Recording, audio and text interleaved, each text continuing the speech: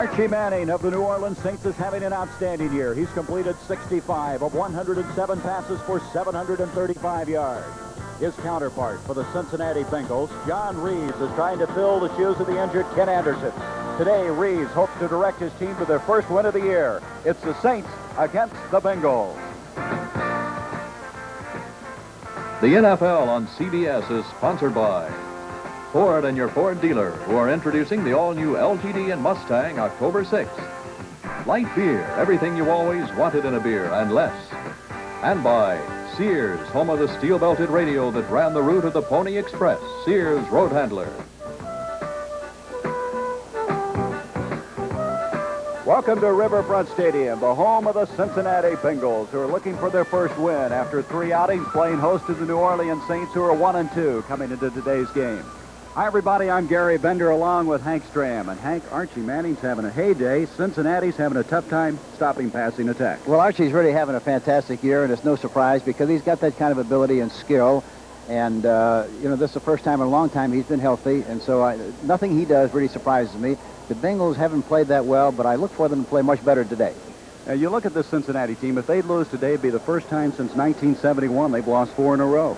Yes, it's a very unusual start for this team and this franchise, but the great thing about it is they've got a good, solid foundation. They got a great organization with Paul Brown at the helm, and they're not going to panic. They're going to make something happen, I'm sure. All right, Hank, we're ready to go now. As both these ball clubs meeting for the 3rd time, Cincinnati has won the first 2. And the Houston Oilers, who have had 2 come-from-behind victories, will be at the other end of Corral's kick as we go to start it off. Billy Johnson, and that's White Shoes is deep. However, it'll be Johnny Durden from the 10 to the 15 to the 20, and he is brought down by Phillips immediately. And there's a flag on the play. So Johnny Durden, who reported to Houston in June driving a concrete truck, he asked for a tryout, and he's made it. Here's the offensive line for Houston. Sampson, Reiner, Moore, Fisher, and Towns. The fellows who handle the football, Burrow, Castor, and Barber. The backfield, Dan Pastorini with Earl Campbell and Tim Wilson. So Pastorini trying to knock off the Rams. And here's a call. Personal foul, clipping 51. So the first penalty of the day, a clip against Houston. And the Oilers put it in play, 1st and 10 on their own 10-yard line.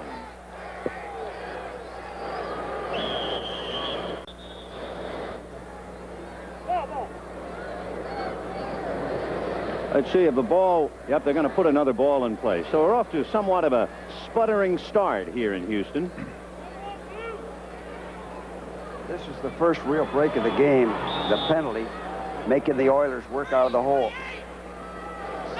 Kenny Burrows wide left, and it is Tim Wilson, and he is stacked up by Larry Brooks, among others, and he gets out to shy of the 15. Let's take a look at this Ram defense, and what a defense it is. Jack Youngblood, Cody Jones, Larry Brooks, Fred Dreyer. The linebackers, Jim Youngblood, Jack Reynolds, and Isaiah Robertson. At the corners, Pat Temmis and Rod Perry, Dave Elmendorf and Bill Simpson at the safety. 2nd and 6 from the 14-yard line. Burrows wide right. Campbell is the deep back out of the eye. Earl Campbell busted the tackle of Isaiah Robertson. He ran right through the tackle.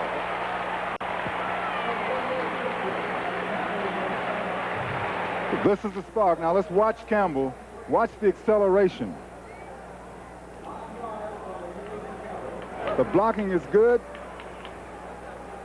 Body position is good, and he falls forward. That's a good sign of a great back. If they can do that, they'll stay in the ball game. So Earl Campbell just ran right out of the grasp of Isaiah Robertson. 1st and 10 on the Oiler 23. Burrows is left, Renfro is right. And here goes Campbell, only this time he is upended right at the 20-yard line by Larry Brooks.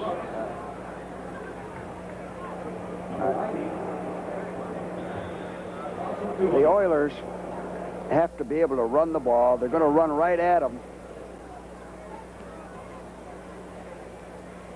If they can't do that, then they're in trouble. If Pastorini has to throw too much, he'll get sacked. 2nd and 12 from the Oiler 21-yard line. Burrow right, Renfro in a slot. And it's still Wilson and Campbell.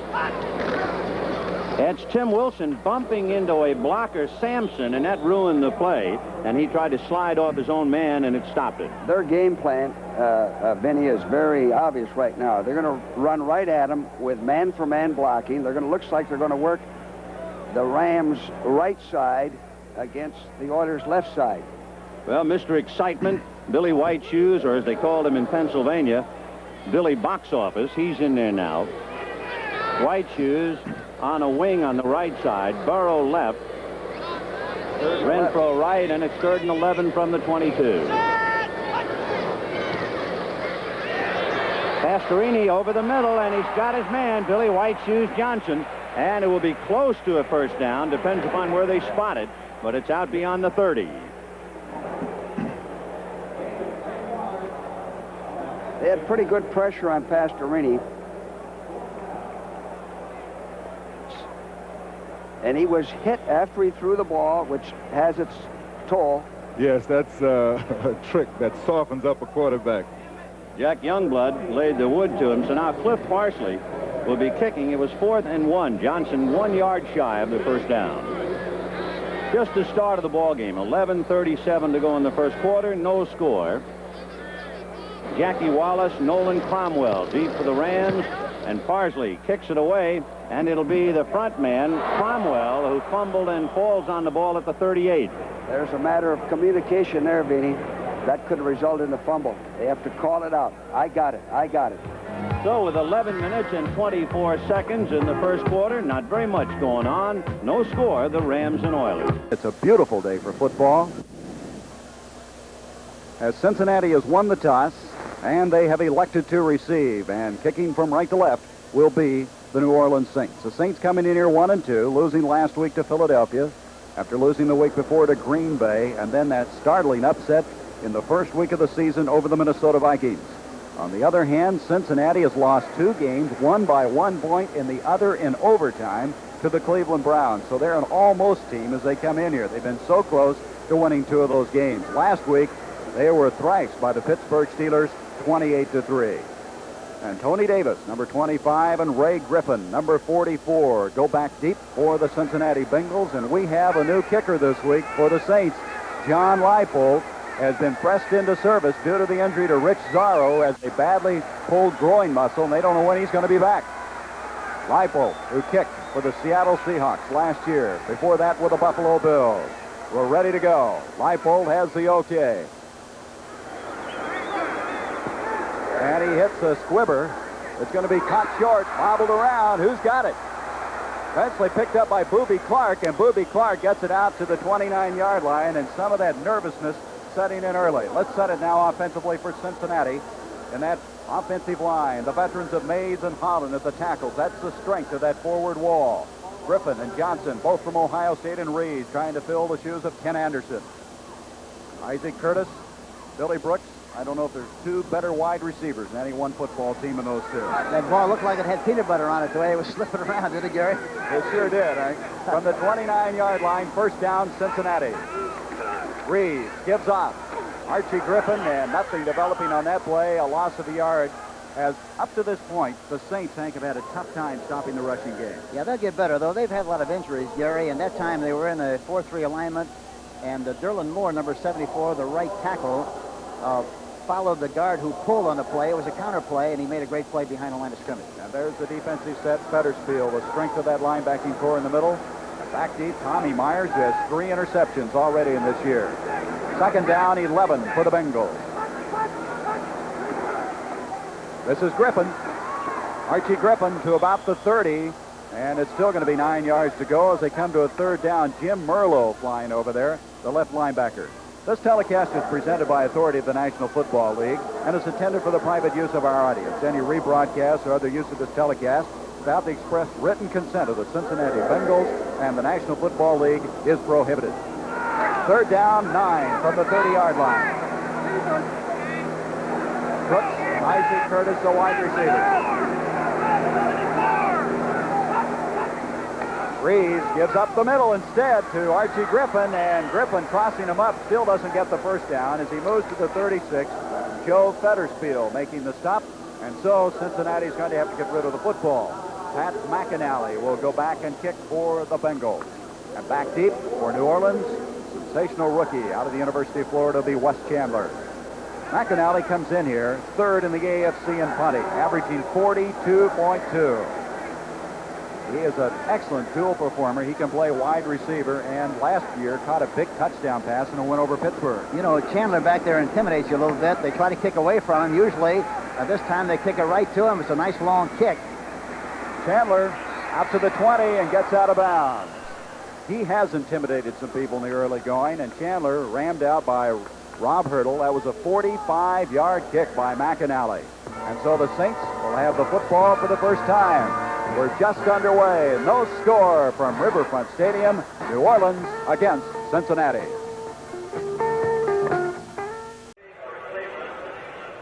Sam Ratigliano, first-year coach for the Browns. Only the fourth coach in Cleveland Browns history. Make that fifth behind Brown, Collier, Skorich, and Gregg. His team is 3-0 against the Steelers head man Chuck Noll.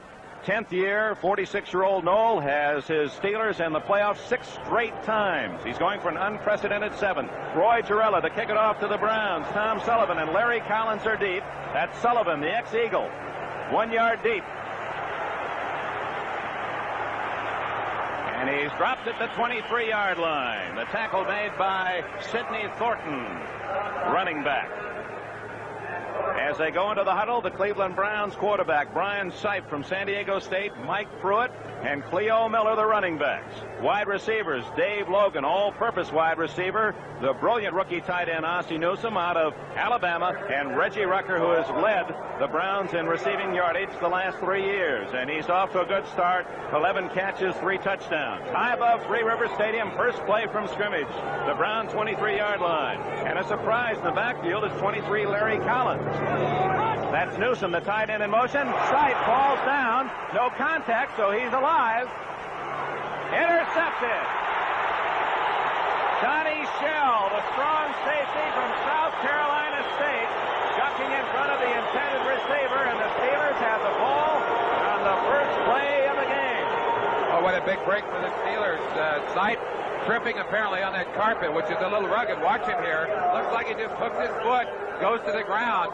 It's amazing that somebody didn't tag him while he was there. Everybody just kind of stood around, breaks to the outside, and then makes the mistake of throwing into the area where Donnie Shell was waiting. That's a shame. Logan unable to get his hands on the ball. Big turnover. First down for the Steelers at the Cleveland 37-yard line. Bradshaw going to throw on first down. Plenty of time. Can't find Lynn Swann crossing at the 15. Bradshaw, number 1 in the NFL in passing, and there's no one even close to him in the first 3 games of the season. He's hitting 63.4%. He has Rocky Blyer, Franco Harris, a double-pronged running attack with John Stallworth off to a fine start. The big tight end, Benny Cunningham, maturing in his 3rd year in the league, and the scintillating Lynn Swann on the outside. Donnie Shell with the interception for the Steelers, his first of the year and his 7th in the career with Pittsburgh. 2nd and 10 play from the 37. That's Harris. And the Steelers have been doing that, Merlin, running when the opposition looks for the pass. Certainly have, and Harris is as good as anyone when it comes to going up the middle. They said they were going to trade. Here's the Pittsburgh offensive line. We'll talk to you later about that. But John Cove, Sam Dingamus, fine center Mike Webster, Moon Mullins, and Larry Brown. Good offensive line. Interesting that the Steeler offensive line has been outstanding, opening the holes for Harris and Blyer and protecting Bradshaw, yet they've not had a Pro Bowl offensive lineman in 10 years. Bradshaw, lots of time. Wide open is Lynn Swann, first and goal at the 5-yard line. Great protection for Bradshaw. Tony Peters made the tackle, and Swann has the Steelers down at the 6. Let's watch it again as you see Bradshaw going back. I don't think Bradshaw really wanted Swann on this one. He's looking away at Stallworth's side all the way. Can't get Stallworth, looks inside, and Swann has just walked away from Tony Peters, number 20, and is wide open on the 5. They They spot the ball at the 6-yard line, 1st and goal. Franco Harris outside. And pinned for a loss at the 9-yard line. Fine play by Charlie Hall, number 59. 235-pounder out of the University of Houston, where he was recruited as a basketball player. Let's take a quick look at the defensive line for the Cleveland Browns. 64, Turkey Jones, Earl Edwards, Jerry Shirk, the fine pro, rounding back into shape, and Mac Mitchell, number 70. And they're skyscrapers. We'll have more on that later. They're the linebackers, Charlie Hall, Dick Ambrose, Bam Bam Ambrose, and Gerald Irons on the outside. 2nd and goal, 9-yard line for Bradshaw. Just underway, first period. Steelers trying to capitalize on the interception. Bradshaw. Blyer out of bounds at the 2-yard line. Hall made the hit, but Blyer again just curling back, was wide open along the near sidelines, and you could see Bradshaw looking for Blyer all the way. One of the things the Cleveland Browns did not want to let Terry Bradshaw do is get out of the pocket. They feel that he's most dangerous when he gets out of the pocket and starts to run. They were trying to keep him contained, but as you can see, it's hard to keep a guy who can run a 4.7 40 in that pocket. Drifted to the outside and zipped a powerful pass right into Rocky Blyer's hands. Number 84, Randy Grossman, has entered the Pittsburgh Steeler huddle, so they'll go with the 3 tight ends. Larry Brown was a tight end last year, now playing right tackle, then Cunningham and Grossman bookending the line. Grossman is the little wingback on the right side. 2-yard line. Bradshaw and pressure, and he had to throw it away, and we have a flag down in the end zone. We may have had an illegal chuck, as Bradshaw had to dump it under the pressure of Bob Babbage, number 60. You get a feeling for how much confidence Terry Bradshaw has in his passing ability and in the passing game of the Steelers. He's not afraid to go to it anywhere. Here's the announcement. No penalty. Number 79 is eligible. All right, 79. Larry Brown was an eligible receiver, although lined up as the tight end on the left side. And, of course, Brown, a former tight end, caught 47 passes when he played that spot, was the target that quarterback Bradshaw was searching out, and the official saw that 79 said, you shouldn't be in the pattern. Bradshaw leaves the field as Roy Girella will try for a short field goal, apparently, out of Craig Colquitt's hole. Girella sure had his problems this year. He was hoping to get a short chip shot. He said, when I get that first one in there, I'm going to be all right. And I said, maybe you get a short one, and here it is. That's right. He's 0 for 4 thus far, as you can see. 19-yard attempt. And the Steelers turn the interception into 3, and he barely got it inside that upright as it was hooking left. Just underway in Three River Stadium, the Steelers take the 3-point lead. With Hank Stram, I'm Gary Bender. We pick up the action from the 32-yard line. Cincinnati with the football for the second time. You just saw a score, Pittsburgh leading Cleveland 3-0. Roy Girella with a 19-yard field goal. Up the middle comes the big fullback, Pete Johnson. And Johnson across the 35 to the 36-yard line. And Alec Bryce, who leads the NFC in tackles with 26, made that stop for New Orleans. He's playing very well, off to a good start, and probably the best start he's undergone so far as a professional football player. But he's doing extremely well. He's a 6-year pro. 2nd down and 5 now for Cincinnati.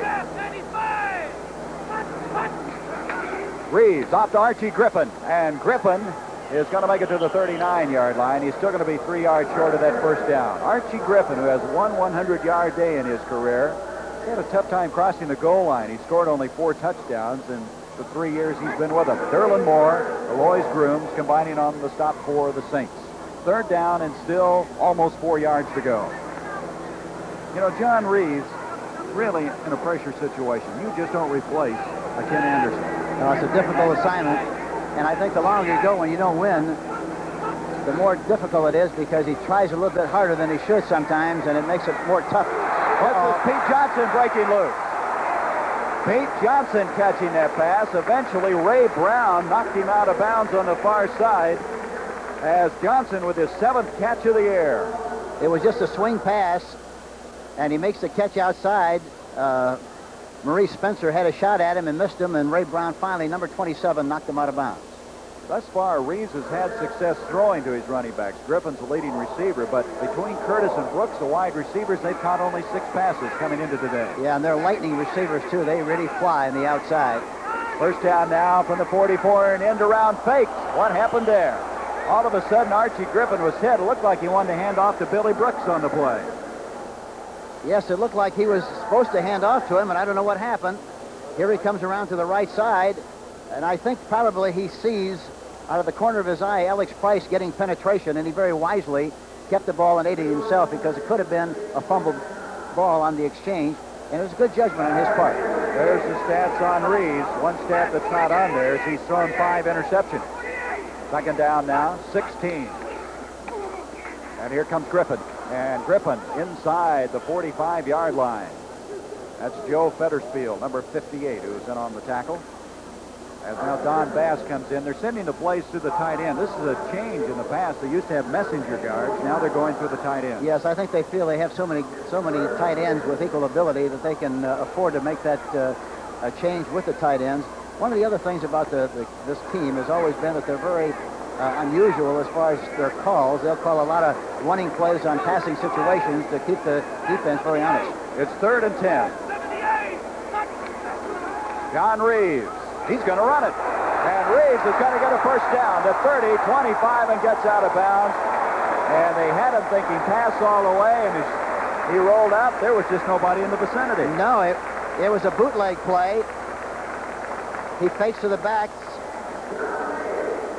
The right guard, Dave Lappin, pulled on the play.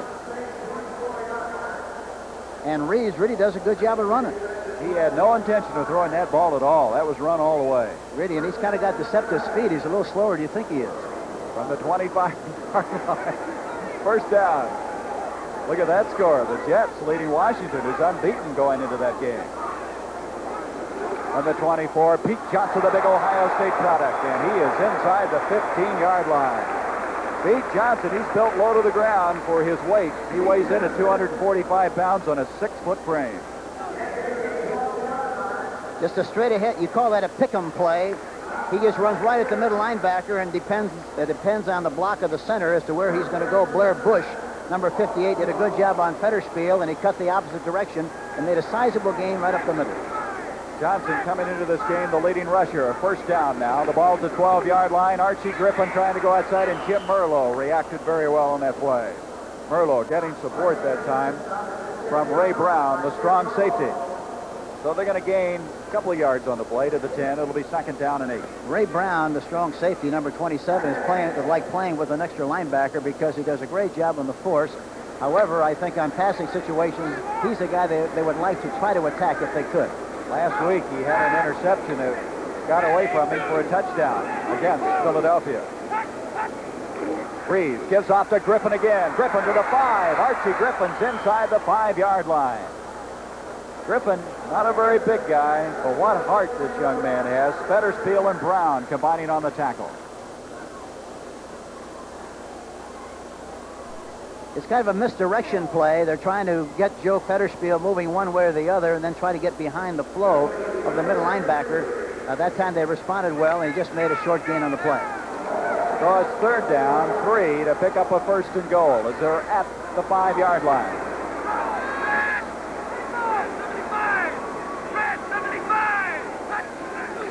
Reeves to Johnson. And quite a collision that time.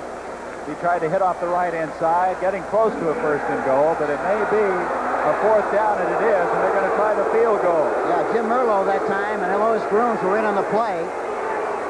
There's Elois Grooms and Jim Merlo, number 57, Elois Grooms, number 78, both of whom made a fine play on that forward thrust by the fullback Johnson. Well, they're going to settle for a field goal. They're going to see for sure. They did not, in fact, get the 1st and goal. They need to make it to about the 2-yard line. It doesn't look like they did that, just inside the 2. So it is a 4th down. Now, Chris Barr, their field goal kicker, came on the field. He's still out there. The crowd does not like it, Hank, but this early, you've got to go for 3, right? Listen, as hard as this team has worked to get points, I think any time that you get close, especially if it's a yard or more, you have to kick the field goal and go for the percentage. Chris Barr's hit 3 of 6 thus far. He's had a very controversial season, to say the least. This will be a 20-yard field goal attempt. Marvin Cobb will be holding. Barr missed one that sent the game into overtime. They eventually lost to the Browns, and he missed a point after against Kansas City that cost him that 24-23 loss. Chris Barr out of Penn State, and he hit that one down the middle. Yeah, and he pumped that one right through there. And Cincinnati has taken a 3-0 lead at the 6:47 mark of this first quarter of play. An impressive drive by the Bengals. And Oilers. The Rams put it in play. 1st and 10 from their own 38. Ron Jesse is wide right. Miller is left, and the running backs are Cappelletti and Cullen Bryant. And it'll be Cullen Bryant, Cappelletti, and France trying to put a block, and they got the block on Elvin Bethea, and that meant a couple of yards. Those 4 linebackers are quick and they're physical. It's going to be difficult for the Rams to sweep the 34 defense like that. Bethea's pretty big, number 65. He's 255 pounds, and he was fighting off both Cappelletti and France and did a pretty good job. The play went for a yard. 2nd and 8. Miller left. Here comes Jesse Wright, and they split Cappelletti and Bryant. Cullen Bryant, but he ran into people, and in this instance, the people is Curly Culp. The Oilers are fired up. They're fired up. They're coming in with a nickel defense. Curly Culp. Okay, watch Curly Culp. Penetration is fantastic. The back does not have a chance in a situation like that. A back must be able to get started. The key to the 34 defense is the nose man, a man like Curly Culp who can rush the passer and play the run. The colorful Bum Phillips. He's won 25 of 45 since he took over in 75. 3rd and 8 for the Rams on the 40-yard line. Hayden has Miller left, Jesse Wright, the tight end on the right side. Jumping around was Elvin Bethea. We'll see whether he was off or drawn off. Vinny and Jim, one thing that Hayden does exceedingly well is vary his cadence on 3rd down. That's when he draws them off on 3rd down. He's off. He's offside. In fact, there were a couple of them. That was Culp. You mean Hayden does that intentionally, right, George? Defense. Yes. Down. And Jim, he does it exceedingly well on 3rd down and George, long. let me hear it again. How does it go? Well, he goes hut, hut, hut, hut. The Oilers have a problem with that anyway. They've been doing it a lot this year, jumping off sides. Let's hear Hayden now. 3rd and 3.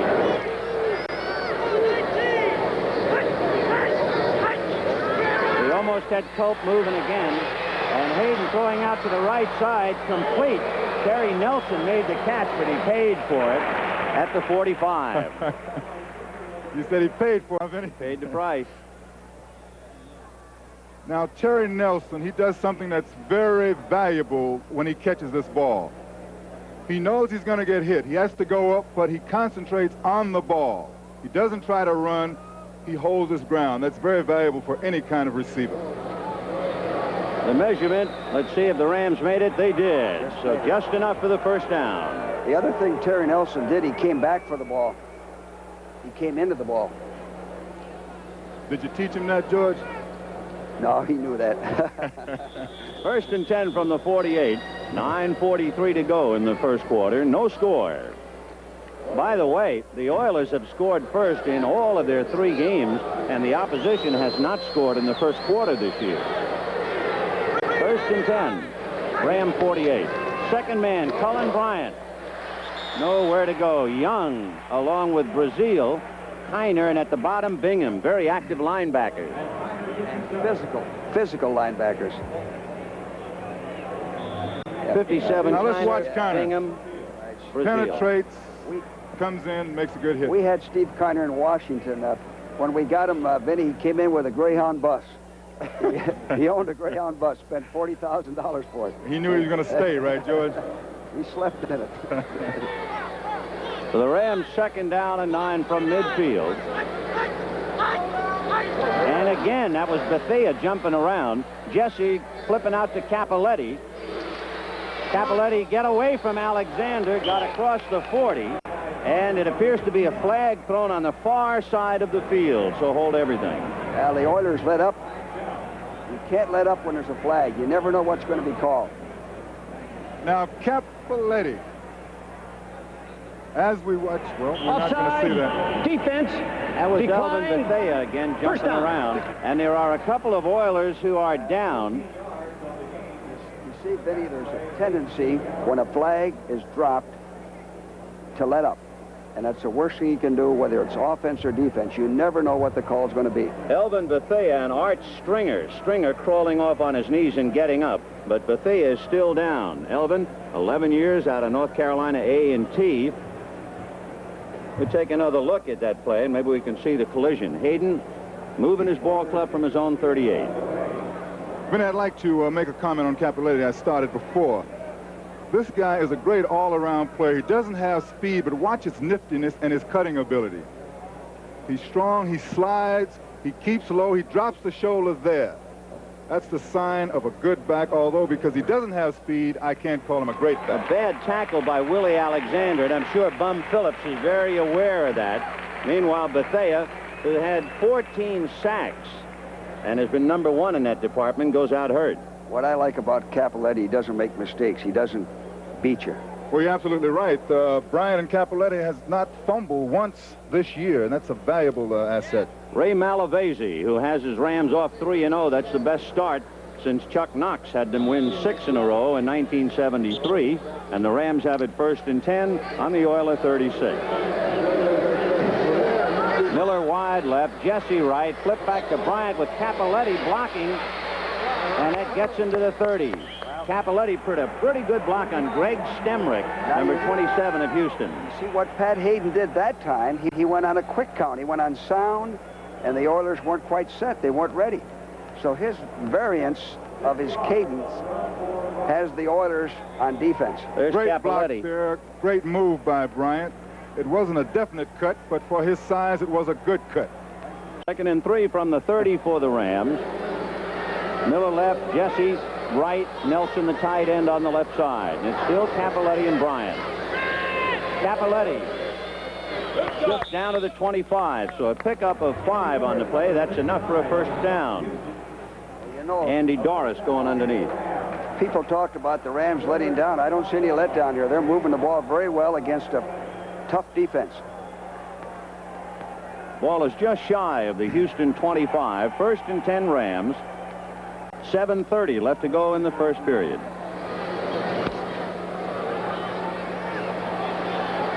Same formation again. Jesse right, Miller left. And they split Cappelletti and Bryant. Nelson on the right side and Hayden passing. And big man Terry Nelson took it away from Steve Kiner and then Kiner wrapped him up. Good call on 1st down, throwing the ball. You watch Pat Hayden. Watch the definite release that he makes. Very sure of himself now. He's had a lot of success this year, and I think that he will finally be the great quarterback that he promised to be a couple of years ago. It's difficult to throw those underneath patterns against a 34 defense with 4 linebackers. 2nd and 5 from the Oiler 20-yard line. Out of the eye with Bryant the deep man. And it's Bryant carrying and almost on his own burrowing to about the 15-yard line, which makes it very close to another 1st down. Robert Brazil making the tackle. They're blowing him out of there. This drive started on the Ram 38, so they are moving well against the Oiler defense. I think the fact that the Rams are throwing on 1st down, George, has a lot to do with their ability to run the ball. That's good football. Now we got 2 tight ends in here. Charlie Young came in. They spot the ball on the 16, so it's 3rd and 1. You think there's going to be a run? Charlie Young on a wing outside the other tight end, Terry Nelson. Up the middle goes Cullen Bryant, and it would appear as if he got over the 15-yard line before Curly Culp could bring him down. Now notice how Bryant is carrying the ball. He is making sure that he does not fumble. He is definitely cradling the ball. He's pretty low, and he is driving forward. That's excellent. 1st and 10 Rams on the Oiler 14. Miller left, Jesse right, and Nelson on the left side now. And it is Cappelletti inside the 5-yard line. A quick handoff. It looked like Hayden was going to roll out. Quick count. Looks like Cappelletti is really ready today. I mean, he's got that positive attitude about running. This is a great hole.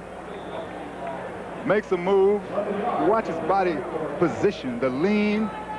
He's really going for it today. We go 2 tight ends. Miller and Jesse out. First and goal from the 3-yard line. Charlie Young in there. Capoletti and Bryant going all the way, and Young on the wing just off the right hip of Terry Nelson. And it's Cullen Bryant, and Bryant just crashing through for a touchdown.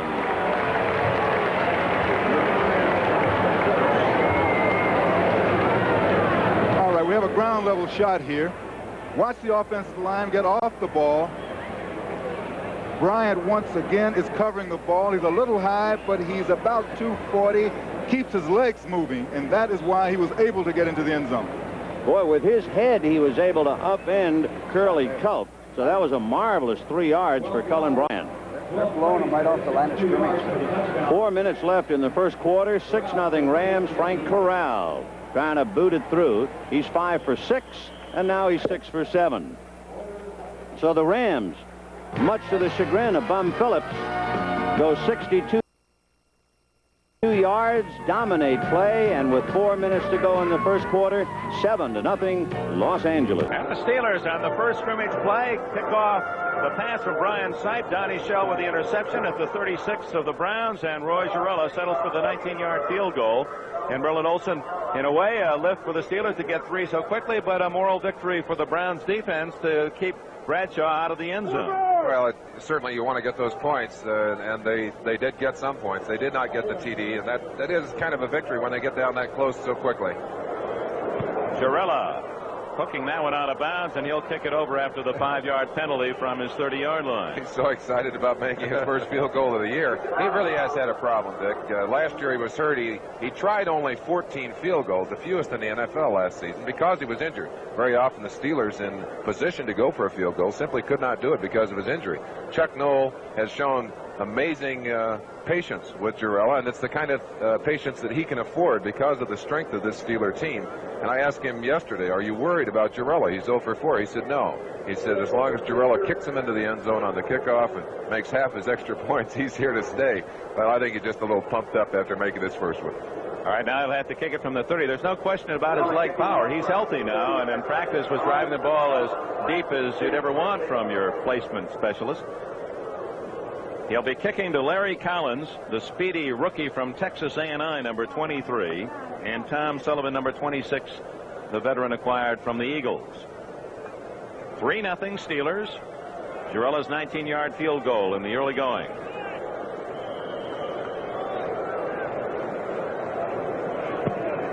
Oh, he hit that one. Boy, did he ever. At 70 yards in the air to Collins. He's a flyer, but can't get through that first wave of Steelers down at the 27-yard line. In the hold, rookie Nat Terry, number 41. Let's give you a quick look at the offensive line for Cleveland. Doug Deacon and Henry Shepard on the left side. Tom DeLeon, a small but effective center in the middle.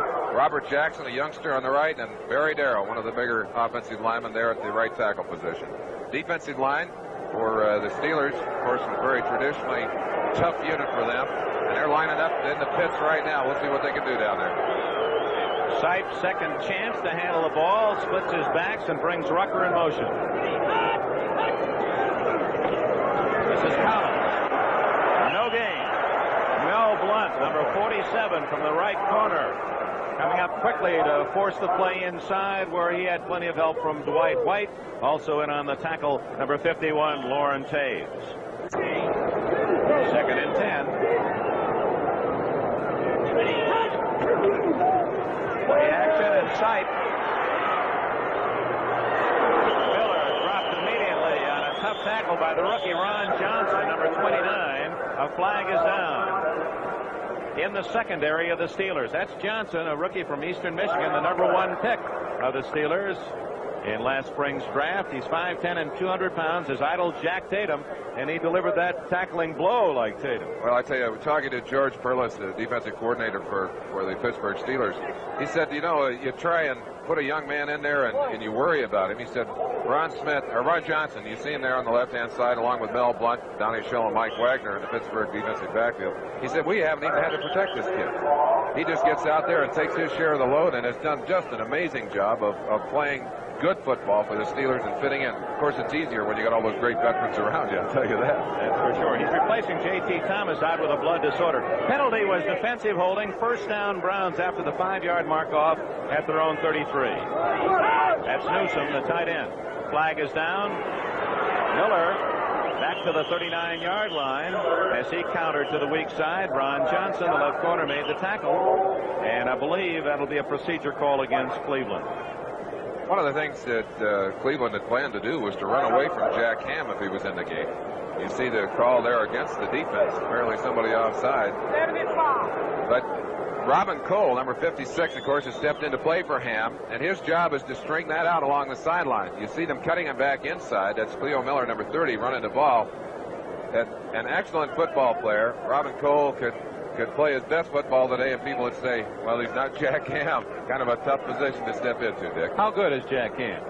Well, is he as unique as everyone says? Sam Bertigliano said it. He said, when Ham is in there, we run away from it. Just that simple. I mean, I don't think there's another linebacker in the league who combines the playing ability against the run and the great agility and speed to stay with the receivers in the secondary. Ham out today, probably okay next week. He has a groin injury. 1st and 5 after the Steelers caught offside. Burrowing forward across the 40 goes Cleo Miller from Arkansas A&M. Jack Lambert and company greeting him after short yardage, but it was 1st and 5. That'll bring up 2nd down and a short 2. We saw Green line up, Merlin Olsen. It's burned in everyone's memory. Joe Green, the way he used that angle position between the center and the guard. I want to talk about that and pursue that as this game develops and how it has worked for Green and maybe some of the penalties he's had to pay for that spot. We'll keep our eye on Mean Joe. He's in there again. In fact, both the tackles are lined up in that stunt position. They may have a stunt going between the two of them. Rucker in motion and Miller up the middle. Struggling forward, I believe he has the 1st down out to the 44-yard line. Green and Lambert in on the tackle. Let's take you down and take a closer look at that play. Green and Banaszak both lined up very tight in there, and they did have a stunt on. Green coming first, Banaszak going behind. Now watch Green. He kind of gets hooked on the double team, but still manages to get off. Reaches in there, grabs Cleo Miller around the waist, and says, "Whoa, hold up, man." That's enough. Green is lighter. He's taken off weight as you did as you aged in the NFL. He's at 260. That's Rucker out of the backfield in motion.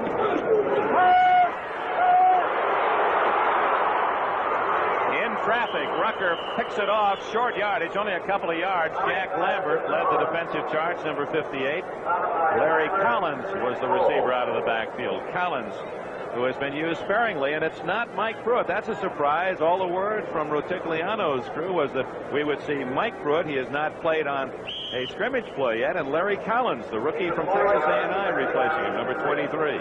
Collins, of course, with that great speed, and I'm sure that that's what they have in mind, trying to get around the corner, perhaps. Perhaps Ham being out of there has something to do with that choice. Yeah. 2nd down, call it 7.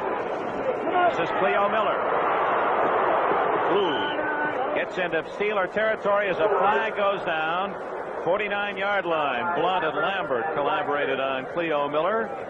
He was drafted, or actually a free agent picked by Kansas City back in '74. I think we got a call against Jackson for clipping on Green on that play. One of the complaints that these Pittsburgh linemen make after every game with Cleveland is that the defensive linemen are clipped by the Cleveland offensive line. And speaking as a former defensive tackle, there's nothing that makes you more angry than that. And Joe, I believe, is going to be pleased that they finally picked one up and called it. Cleveland's Rotigliano, one of his concerns, the Browns are the most penalized team in the National Football League after 3 games.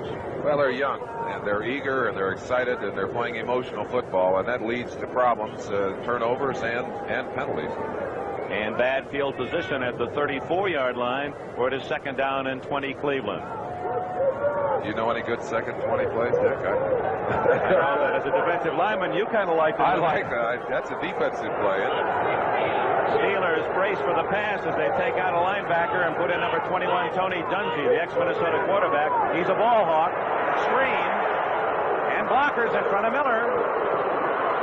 And And he drives it out for an 11-yard gain, and we may have a late hit on Lambert at the 45. Joe Green also in on the stop. We talked to you about the emotions of this game, and you're going to see some of it right there. Lambert just a little pumped up, but there. Let's get a look inside. You see L.C. Greenwood, 68, looping all the way around in a stunt.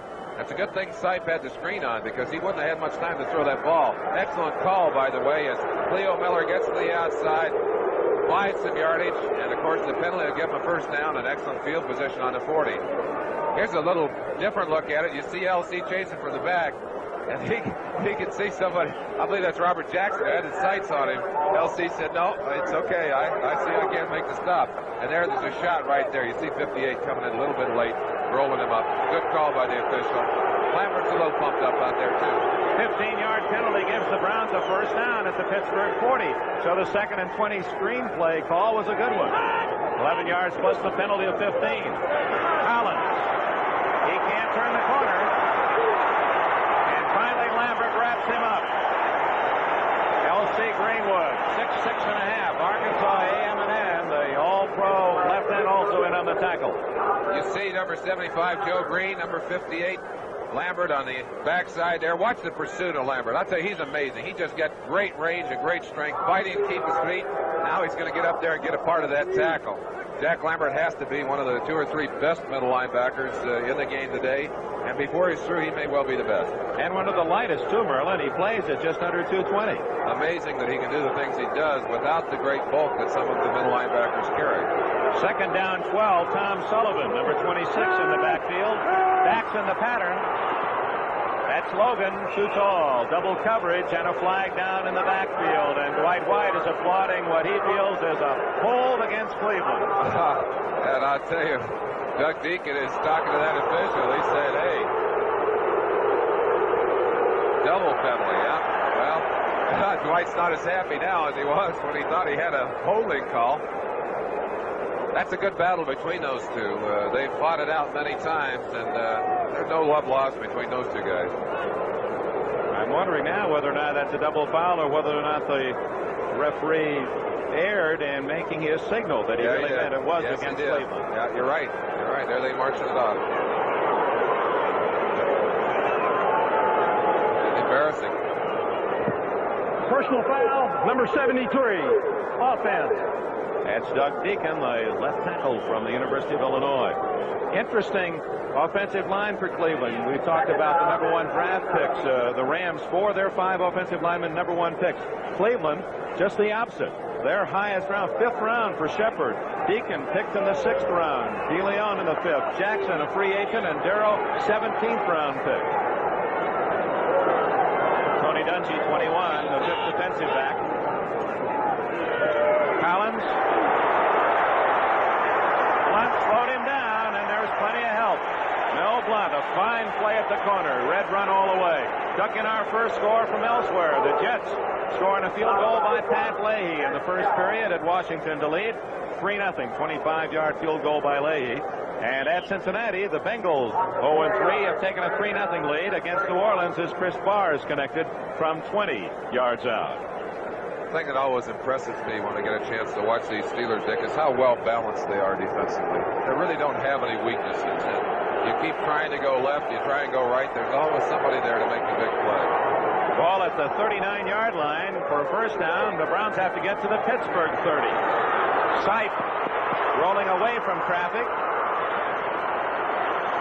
He may have crossed the scrimmage line, and that will not be a touchdown.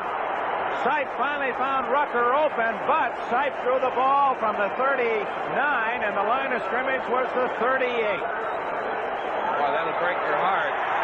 There it is. Let's get a look at it. You see Sipe, he's getting pressure from Mean Joe Green there, or take it back, it's Banaszak pressuring him, rolls to the outside, has plenty of time, and just loses track of that line of scrimmage. You see him stepping down right on the 39-yard line, and they're going to call it back and mark it off. Boy, what a shame. Reggie Rucker having a great year all alone down there, had beaten Donnie Shell, was wide open, walked it in for the touchdown. Sam saying, let's do it again. No penalties this time, please. He's a product of the positive thinking school as Ritigliano, effervescent former assistant at Denver, New England, the Jets, and the Saints. Well, he felt his biggest job was to help the players on his Browns team to kind of get settled a little bit, to enjoy the game more. Felt that was one of the big weaknesses that they had under former coach Forrest Gregg. And they seem to be enjoying their football more, Dick. This is the rookie, Johnny Evans. Both teams with rookie punters. He's kicking to Nat Terry and Randy Rudershan. He'll get a good roll on that one. To Rudershan at the 27. And he drives it 10 yards back to the 37-yard line. The Steelers back in possession after the 39-yard kick. Timeout in Pittsburgh. 6 minutes, 13 seconds left. First quarter with the Steelers in front, 3-0. That's Billy White Shoes Johnson, a 15-round draft choice back in '74 out of Little Widener College outside of Philadelphia. 5 years of pro, and what an exciting returner. With him is Johnny Durden, who is leading the conference, averaging over 33 yards a return. And it's Billy Johnson from the 1 to the 10 to the 20. And decked by Jim Jodat, who turned it in. Say, friends, the CBS Sports Spectacular next Saturday, 4:30 p.m. Eastern Time, 3:30 Central and Pacific, will feature the Woodward, the 25th running of the Woodward, live coverage from Belmont Park, second leg of the fall Triple Crown for 3-year-olds and up. Of course, you know Seattle Slew defeated Affirmed in the Cup. Also, the World 3-Day Equestrian Championships, all coming up on the CBS Sports Spectacular next Saturday. 1st and 10 on the Oilers' 23-yard line. 7-0 Rams. Wilson and Campbell. Pastorini, a little flip to Tim Wilson, and he got it out across the 30, fumbled after the whistle. He put a pretty good fake on number 53, Jim Youngblood. It's a good call. It cuts down on the rush. It's a check through. He has time to throw. Wilson weighs 220, and he's a good hard runner. But, George, the defense should never let two guys curl around like that. Both of the backs were open on that particular play. Well, they're defending deeper, Jim. 2nd and 2, and that's Tim Wilson butting his way out to the 35-yard line. And in getting to the 35, he has picked up a first down as the Oilers now trying to come back. This telecast presented by authority of the National Football League, intended for the private use of our audience. Any rebroadcast or the use of the telecast without the express written consent of the Houston Oilers and the National Football League is prohibited. 1st and 10 for the Oilers on their 35. Renfro wide right, Ken Burrow wide left. Earl Campbell, a deep man out of the eye behind Tim Wilson. A play-action fake to Campbell. Youngblood was coming, so he still released to Campbell, and he's knocked down by Jack Reynolds. Yeah. Now here, on this play, Youngblood dogs or gets fooled by the play action, and watch him hit Pastorini. Put the wood to him. Did a good job of getting rid of the ball and not being sacked. This is why the Oilers have to run the football first to cut down the rush. 2nd 11 from the Houston 34-yard line. Slot left, Renfro inside Burrow, and they split in the backfield. Now you have Carpenter going with Campbell. Carpenter staying in the block, and then he gets a little release. Coming up is Jim Youngblood. Coming from the side to get him was Jack Youngblood. And he just about got back to the line of scrimmage. That's what we call, Benny, a check flare. The back goes out in a flat and stops, and the quarterback can look downfield or dump it off to him. Sort of a safety valve pass.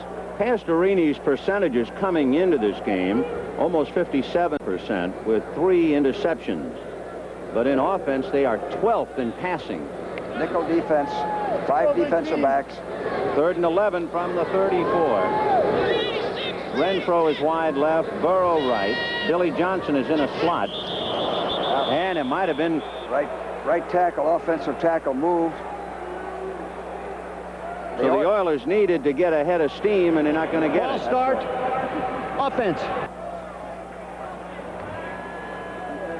So the Rams got the ball for the first time on their own 38 and march for the touchdown, and the Oilers are sputtering.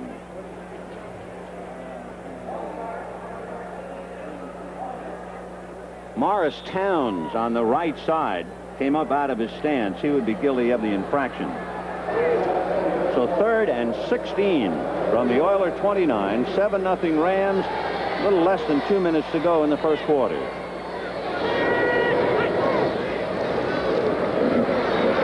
Pastorini having it go off the hands of Rod Perry. It was intended for Billy Johnson. And George Rod Perry has been playing great defensive ball for the Rams. He has, Vinny, and one of the things that I think Rod Perry did in the off-season, he made every mini camp. He never missed a meeting, never missed a practice. He had the right attitude when the season started. Now Cliff Parsley will be kicking. Jackie Wallace is all alone on the Ram 30-yard line. Parsley's been averaging 39 yards a kick. The second-year man out of Oklahoma State.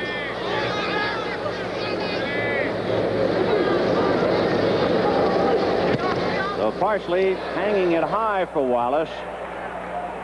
Jack takes it on his 26. Leaps over Durden, but the leap slowed him up. A great effort by Johnny Durden, and then the rest of the Oilers got him. The Oilers have good team speed on their special teams. So the Rams are leading and feeling good about things in Houston. 7-0 Los Angeles. Well, Cincinnati, there's the statistics on that last drive. Now with a 3-0 lead, and there's the foot that provided it. A 20-yard field goal. Chris Barr. Boy, he gets into this one. Well, he massaged that one, didn't he? Here's Wes Chandler. Chandler out to the 20. A flag on the play. He's still running, and he's going to break this for a big run. He's down to the 45, the 50, to the 45 of Cincinnati, but there's a flag way back inside the 15. It's clipping as a preliminary signal against the Saints. Let's go back. There's Wes Chandler. What an exciting young rookie he is. Yes, he is. He really makes the sparks fly, and I think Ron Crosby, number 51, is the guilty one. There it is on the top of the screen.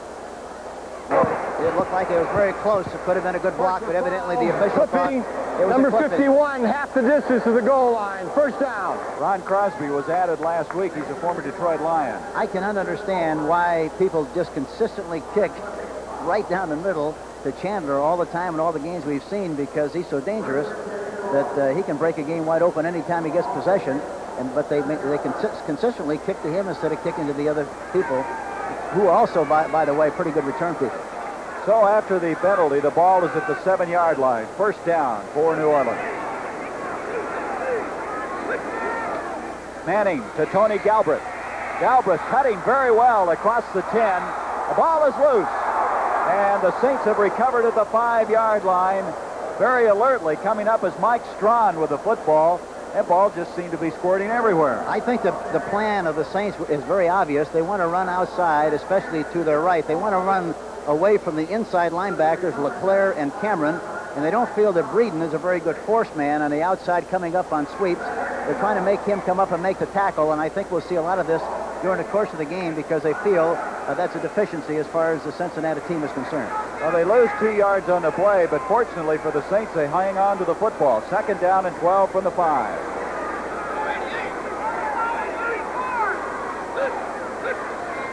Archie Manning on to delay to Galbraith, and Galbraith gets it out to the 10-yard line. So it's going to come to a third down, and still 7 yards to go. Tony Galbraith. The thing about Galbraith, Hank, is he always answers a bell. He's always ready to play. Yeah, he's always sawing wood, and all you see is sawdust when he gets through, because he's giving the best he can all the time, and he's so deceptive for a big guy, and he's got such quick feet that he's very hard to tackle in the open field. Chuck Muncie will not play today. In fact, he'll be out for probably 3 weeks because of a ligament tear in his knee. So his running mate is out today. It's Mike Strawn instead. 3rd and 7. Manning to Tinker Owens. And Owens is all the way across the 40 to the 43-yard line for the first down. And Tinker Owens already has 16 catches this year. Boy, when that ball went up in the air, it looked like it was going to be an interception. Archie threw it perfectly right over the top. There was a blitz by a linebacker. Look at that play by Tinkle. Dinkle should have looked like he should have had the interception. Dinkle. Well, maybe he got hit. Yeah. You never know. Yeah. But anyway, to the 43-yard line, Archie Manning continues to impress. Every pass he seems to throw has eyes on it. From the 43, first down, so they get that field position. Manning going to throw on the first down. To Galbraith. Galbraith the 45, and he's to the 48-yard line. Tony Galbraith running that ball out before Jim LeClaire, who's an outstanding middle linebacker for Cincinnati. He's one of the best. Coming over to make the stop. It's going to bring up 2nd and 5. Tony has already caught 23 passes going into this game. That's the 24th one. But they like to throw the ball to him in the open field because they make a linebacker or a defensive back make an open field tackle in an area of about 14 to 15 yards. And it's tough to tackle the big guy in that situation. Rams leading, as you can see. Cullen Bryant scoring a touchdown from 3 yards out. 2nd down and 5. In motion comes Ike Harris. Manning to Galbraith. Tough sledding that time to the 50-yard line. It'll be 3rd down, still 3 yards to go. Cincinnati, Hank, you look at them on paper and you can't figure out what's wrong with them defensively. They come in here 13th in the AFC overall. Yeah, but it's a long season and that can be very deceptive. I think there's an overemphasis on statistics early in the season because there's not too many other things to hang your hat on, but sometimes that's overexposed, I think, and it isn't a real true indication of the kind of team they are. The one thing about Cincinnati is they got 28 people with 3 years or less of experience, which is really amazing. They have led the league in draft choices for about 4 years, and next year they have 2 number 1 picks. 3rd and 3. Manning again. Looking for Ike Harris. Looks the other way, and he's got Tinker Owens by himself. Look at that move by Owens. Eventually, Dick Duran brings him down. That really showed me something. Manning looked at 3 different receivers before he threw the ball. Yes, he did, and it was a great illustration of the kind of protection he had. He's looking to his right, and then he comes back across the grain. Somebody blew the coverage on the play. Tinker Owen was just wide open. There wasn't anybody around him at all. Duran, number 30, finally makes the tackle, but he looked like he really ran off the bench. There wasn't a soul around him. Boy, he looked at 2 different people before he threw that ball, and that shows poise and confidence. The great thing about Archie Manning is that, you know, with all the athletic skill, as I mentioned earlier, the other thing is he gets the ball to the right people. So it's a first down just outside the 20. That's Ike Harris again in motion. Manning gives off to Mike Strawn, and Strawn, who had 70 yards rushing last week to lead the Saints, is just about to the 18-yard line, and Glenn Cameron combining on the tackle. You know, you look at that Saints offensive line, it's chopped up, but they're protecting well. On the other hand, Cincinnati does not have the pass rush, and that concerns Bill Johnson. No, he should be concerned about that. Eddie Withwards that last time started to come, looked like he had a pretty good shot, and then he slowed down and didn't maintain the pressure that he should have exposed himself to when he had the opportunity. They're just not coming off the ball like they should. Buffalo, as you see, leading Baltimore. Joe Ferguson threw a 19-yard touchdown strike. 2nd down, 7. Manning giving to the short man, Galbraith.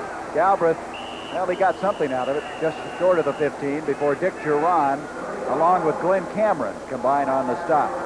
There's another illustration of Tony Galbraith. He really stretched the loss or no gainer into about a 2-yard gain, which is typical of what a great back has to do. Cincinnati traded away Coy Bacon, who had 23 sacks a couple of years ago. They only had, coming into this game, 6 sacks. Bill Johnson said he was going to change some tactics. Let's see what this penalty's all about. Defense, number 67, still 2nd down. Gary Burley, the left defensive end for Cincinnati, was offside, so now it brings up 2nd and 2 after the 5-yard penalty. You can maybe look for a play-action pass in this area. This is something that Archie does very well, and it's a good time to call it because even if it didn't succeed, he still have 2 downs to make the 2 yards. Harris, Tinker Owens, a wide receiver.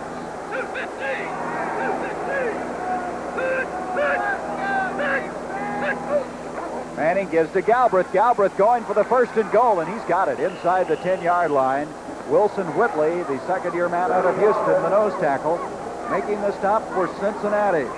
So after the Bengals throw 59 yards for 3 points, New Orleans is coming right back on the arm of Archie Manning. Good blocking there, too, by Dave LaFare, the young guard from Purdue University, who was a 2nd-year man, who was 6'7", and weighs about 280, and of course John Watson, the right tackle, number 67. LaFare, by the way, played here in Cincinnati in his high school days, and I guess he had to get a few tickets for the fans here. Yeah, he was very excited about this initial start today.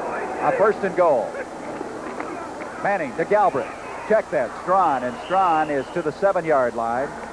And it'll bring up a second and goal from there. Clayton Cameron again in on the tackle, the middle linebacker. You know, Cincinnati moved to the 3-4 this year, Hank. Do you have some transition problems when you change the defense? Is that one of their difficulties? Well, you do, but the most important thing about a 3-4 is that you have to have a good guy on the nose of the center, and they have one of the very best in Wilson Whitley, number 75. He reminds me an awful lot of Curly Culp at that position.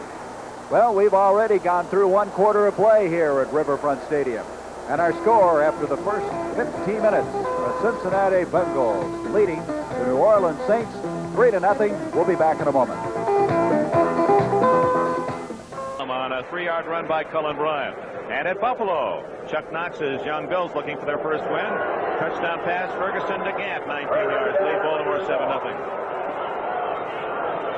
Browns trailing 3-0. Their third possession at their own 27.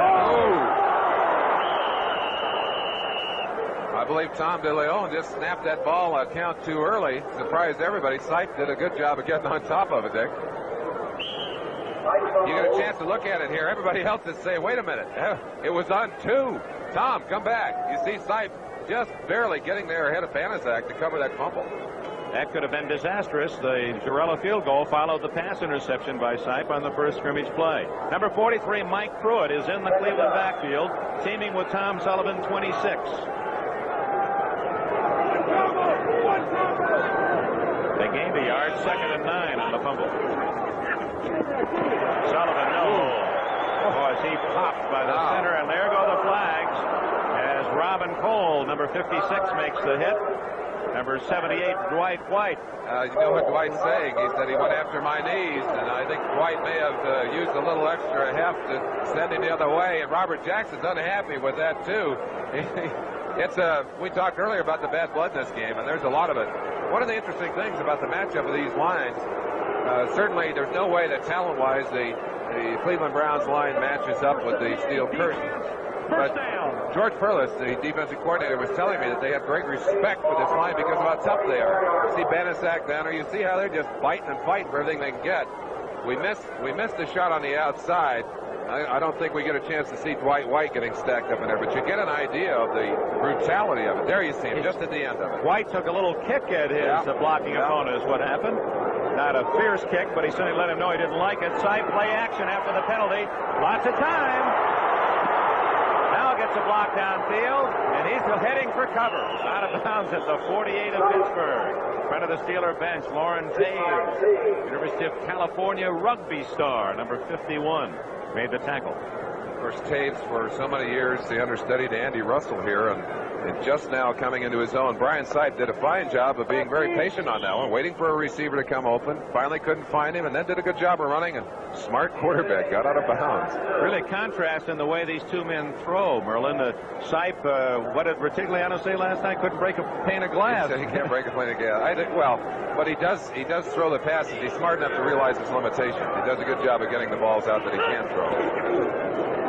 Pruitt, good acceleration and a first down at the 44 of Pittsburgh. He shows good power and speed. Well, at 225, and he's about 5'9", and he gets that excellent shot. Very quick speed, and he looks like he's going full speed after his first step almost, Dick. 4.4 speed, Pruitt, and he was one time in the 60 at 6'2". Wow. He hasn't had a chance to run 60 too many times this year. I'm sure that Coach Retigliano is hoping he'll get a chance today. And he's carrying his average per carry on his uniform, 4.3 yards per try. First down, Collins. Good blocking in front. And he's inside the Pittsburgh 40-yard line. Larry Collins. He has 4.5 speed. Rookie from Texas A&I, where he gained 1,000 yards rushing 4 straight years. Only Tony Dorsett can make that claim along with Larry Collins. Robin Cole and Taves, the other linebacker with Greenwood, made the stop. One of the things you'll see today on the part of both defensive teams is great pursuit. You saw it right there. Looked like a big hole opened up, and all of a sudden it was closed. Cleveland also does a fine job of pursuing the ball carriers, and that's one of the marks, of course, of a great defense. Sipe has Logan right, Rucker flanks left, tight end Newsom on the right side.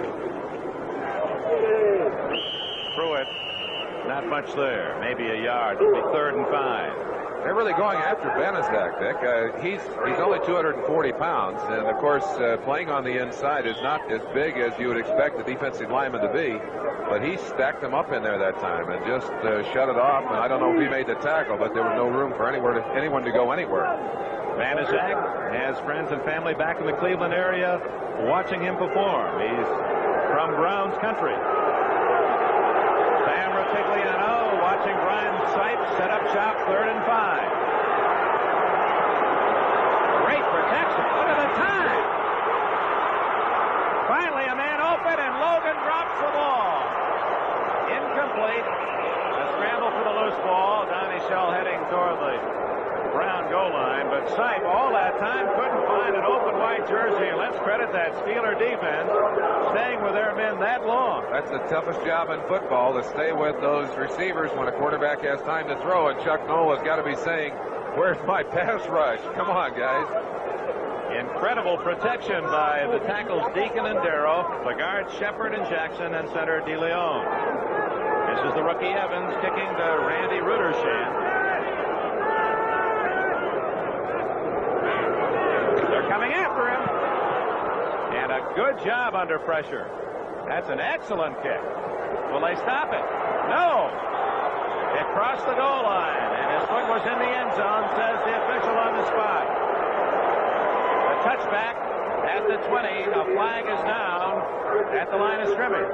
Looked like a perfect kick, and Evans was just thrilled to have one do that. Of course, he may have a chance to try it again, as it looks like the penalty is going to go against Pittsburgh. And that may be a first down for the Browns if it is against Pittsburgh. The official is down there saying, "No, guys, somebody did put a foot down in that end zone." He's giving them the word down there. They're sure they took it down on the 1. We saw a play similar to that where Atlanta, in the first game of the season against Houston, was able to knock the ball out of the end zone in midair and get the ball down on the 1. Defense. Boy, that's costly. That's a costly mistake for Pittsburgh, as it gives Cleveland a chance to sustain that drive. Gives them a first down on the 34-yard line. Chuck Noll, of course, you know, a veteran coach, a veteran team, he's got to be saying, how can we be that dumb? We don't make that kind of mistakes here. That's a first down. It was 4th and a short 5. 50 yards in penalties against the Steelers, and we haven't played a quarter yet. That's incredible yardage. Mike Pruitt banging up the middle for 5. Steelers were second in the NFL last year in the number of penalties against them, and also in the number of turnovers, and they have been correcting that problem. They haven't had that problem this year, but today they're off to a bad start. There's our first report from Philadelphia, where Garo Yepremian is in on a 47-yard field goal for the Dolphins. A note, Steelers have not allowed a single point in the first quarter this year. Sight. Oh! Intercepted by Jack Lambert. Not very well thrown.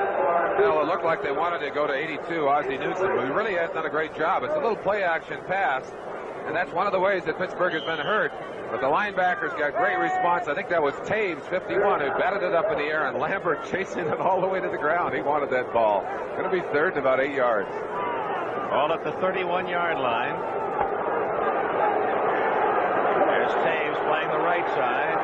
Cole on the left side, Lambert in the middle, and now Dennis Winston, 53 in the ball game.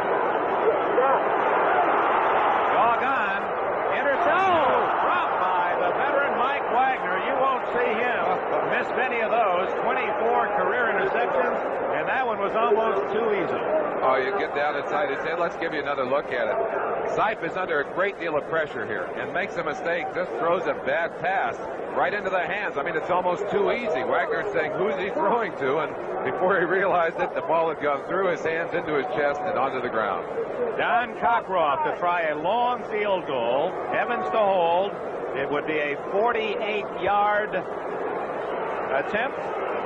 His longest ever, 57. To tie. No good. Wide to the left. Now the Steelers remain unscathed in the first quarter in 1978. Pittsburgh ball at the 20 with a timeout, and the Steelers in front, 3-0. We start the second quarter play. Cincinnati with a 3-0 lead, but right now the Saints are in scoring position at the 7-yard line. There's the stats. Second and goal there. Thus far, Archie Manning 3 of 4 for 69 yards, and Tinker Owens has 2 of those catches, totaling 63 yards. He's really having an incredible year, and he's a terrific young fella. He was lost the last 2 years because of injuries, but he's got a lot of skill and catches the ball. He doesn't have blazing speed, but he's always open. There's always room for a guy like that. Yep. All right, second and goal. This is Mike Strawn. Strawn to the 5, and Strawn is doubled up. Boy, he was really hit that time. Strawn getting inside the 5, so we come to a 3rd and goal. You know, one thing about Strawn, you watch him running to the left, and they try to run outside, but he goes into the seam. Tony Galbraith blocking inside. But one thing about Mike Strawn, he really gets some very tough hits because he's a straight-up runner. He doesn't run with any kind of a lean at all, and as a result, he gets a lot of shots in the chest and right below the face, and he really takes some severe blows because he runs so high. You saw he got his leg doubled back. You always worry a little bit about that. Yes, and he's had knee trouble anyhow. I thought maybe he might have gotten hurt in that play. So it's 3rd and goal now from the 5. Manning off to Strawn again. Strawn's got some blocks. He's taking it in for the touchdown. What blocking that time by the Saints. They cut them all down on that play. Yes, it was a basic sweep to the right side. Good blocking at the point of attack, and the important thing is that you don't get penetration. Here you see the play running to the right side.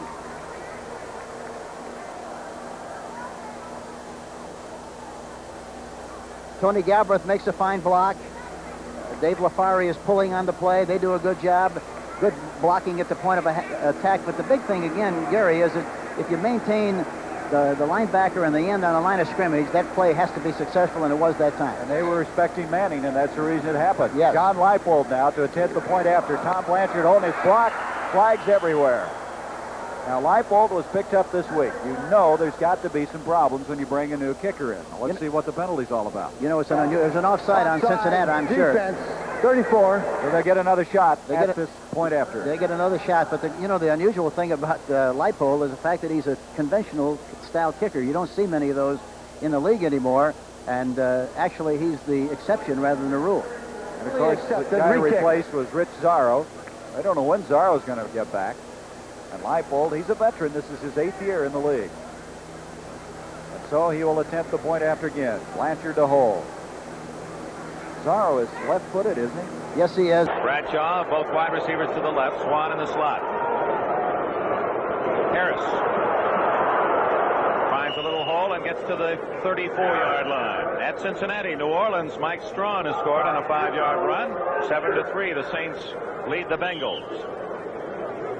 Partigliano talked to us about the importance of stopping Franco Harris, and what they're trying to do with Franco is force him to the outside. They feel that he does his most effective running up inside, and they're stacking their linebackers in a position to try and force him outside, Dick. And you've seen him a couple of times have to go outside and then do what he does so well, which is cutting back against the grain. Very tough to stop him.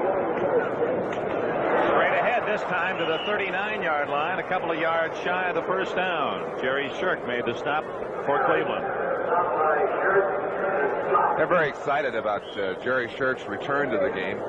Jerry is, of course, one of the premier defensive linemen in football. 2 years voted the Bulldog Award for what the offensive lineman consider to be the meanest son of a gun to handle. And he was, and they're glad to have him back in the lineup. Quite a compliment. He goes out on 3rd and 2, and Jesse Turnbow, 272-pounder, replaces him. And Harris can't make the first down. Coming up from the secondary, Clarence Scott, 22, left corner with a fine stop as the gun sounds ending the first quarter in Pittsburgh. We'll be back. Second quarter of action. The Steelers and the Browns after these messages from your local station. 1st and 10 on the Rams 17. Billy Waddy in street clothes looking on as the Rams put it in play. 12:34 to go in the second quarter. Play action fake to Jodat. Jesse throwing to Terry Nelson, who makes the catch at the Ram 30. They pick up 13, and it's a first down. Bill Courier making the tackle. Good call. Good play action fake. You know, but speaking of Billy Waddy, it's unfortunate that he got hurt, but he gave Miller a chance, and this is a great receiver for the Rams. Oh, Miller can do it all. The backs for the Rams, as you see, Willie Miller in a slot inside Jesse Wright, Jodat and Phillips, and here's Phillips with Jodat blocking, and he hurdles out to about the 33-yard line. He had Hara and Nelson blocking for him, and Ted Washington made the tackle. You know, the fans here have been very quiet. One year we played here, Vinny, and they were quiet like this, and then there was an incident where Brazil hit Kilmer late. It excited the fans, and you can't hear yourself think. And what happened in the game, George? Did you win it or lose it? They eventually beat us 13-10. Uh-oh. But the fans set them off. 2nd and 7 for the Rams on their own 33. Miller inside Jesse. They shake Terry Nelson loose to the left side on a draw to Phillips. He gets out across the 35. So Rod Phillips, 4-year man out of Jackson State, spelling Capoletti. We have both Jodat and Phillips. And if you'll notice the Ram ball carriers, the reason that they don't fumble much is because they keep 2 hands on the ball. Now, when you have 2 hands on the ball, you lose a lot of maneuverability. So it's you do or you don't. The Oilers bring in 2 linebackers that are a little more mobile and better on the drop in this situation. 53 and 51, Stringer and Thompson. 3rd and 4 for the Rams on their own 36. Hayden getting a good block from Dennis Hara, throws to Miller. He took it away from Courier, and he's at the 40 and down to the Houston 38. Willie Alexander finally making the tackle, but Miller just stole the ball on Bill Courier, the 2nd-year man out of South Carolina, number 20. Courier made a bad move on this. I think he went for the interception.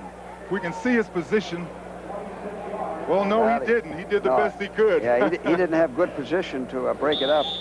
And Willie followed the ball all the way in, which he usually does. It was a well-executed pass. As we said, Willie Miller is an outstanding receiver, even though he's 31 years old, George.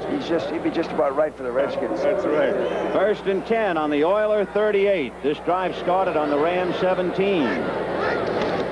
Jim Jodat trying to follow Phillips, and he ran into Curly Culp. End of run. Well, Curly Culp has been the key to this defense. He's been their pass rusher, their leading tackler, and when he's playing good ball, like he usually is, that's when their defense is tough. Well, he hasn't really been rushing the passer this year, George. I think this might be his best game so far. No, he hasn't, Jim. That's true. 2nd and 11 on the Oiler 39. 7-0 Rams. 9.5 left to the half. Pitch back to Jodat. Good block. Springs him across the 30 and down to the 20-yard line. Rod Phillips put a good block to open the door for him. Quick count. Pat is mixing his cadence beautifully. He's going long count, intermediate, and quick. That time he caught him waiting. Well, the good thing about the Rams' backs are that all of them will block. Now they're all tough. Early score, the New York Jets leading Washington 3-0. New Orleans 7, Cincinnati 3 in the 2nd quarter. And Buffalo 14, Baltimore nothing in the 1st. 1st and 10 for the Rams, and there goes Phillips running into Kiner, and down he goes. Steve Kiner, an 8-year man out of Tennessee. I don't think Houston or anyone thought the Rams offense could move like this against this good Oiler defense. You know, this Oiler defense, which is unheralded, we're talking about great backs. 6 times O.J. Simpson has run against them, and he has never gained more than 60 yards in a game. And in his last 2 against Houston, he totaled only 10 yards. That was a bad D, Vinny. Needless to say. 2nd and 6 from the 17. And Hayden deep into the end zone to Nelson, broken up. Reinfeldt, Mike Reinfeldt, 3-year man out of Wisconsin. Now, Nelson is an outstanding end. But on this play, I feel that he should have come back to the ball and make a jumping contest out of it. Hayden had good protection there. Reinfeldt is 6'2", and he's battling the tight end Nelson, same, so Ray Malavasi thought he had a touchdown get away on that play. 3rd and 6 now. Still on the 17. The drive started on the Rams 17. 8 minutes to go to the half. 7-0 Los Angeles. Miller inside Jesse Wright. Hayden's going to put it up again. And he completes it on a great catch by Miller. And going down with him is Stemrick. Yeah, the Oilers had a safety blitz there. Now let's watch Miller's position on this catch. In my opinion, it's perfect. Goes up, stretches, catches the ball, and comes down. Beautiful. First and goal on the Oiler 9. Miller is wide left this time, and the first man is Rod Phillips. And he got down to about the 7-yard line. Whittington came up in a safety blitz, but bounced off him. Again, on this first play, Hayden went on a quick count, went on sound. The Rams have done very well against the AFC. They've won 8 of their last 9. In fact, they've only played Houston once, beat them in a wild 31-26 game back in 1973. But the Rams have the 3rd best NFC record against the AFC, 16-7. Their 2nd and goal from the 7. Jodat staying in to block, and Hayden throwing high and out of sight. And the reason was he had to try and throw it over that left side, and they were just too tall. Brazil was there, and watch him. He was covered. He had him covered. He did the smart thing, throw it away. Don't risk an interception. There it is. Real high. Good. That made him reload and overthrow. Brazil is 6'4". He was the man you saw with his arms fully extended.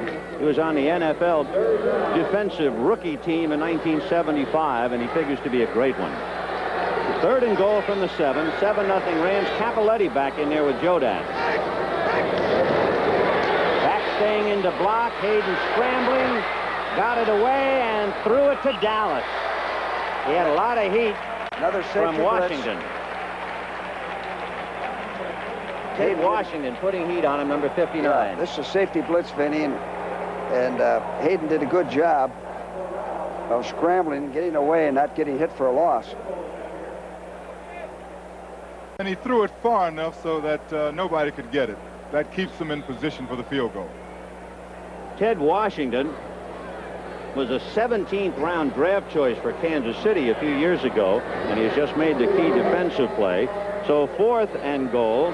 The ball will be spotted by Nolan Cromwell on the 15 for Frank Corral. His 25-yard field goal is good, and so Corral now is 5 out of 7 for field goals.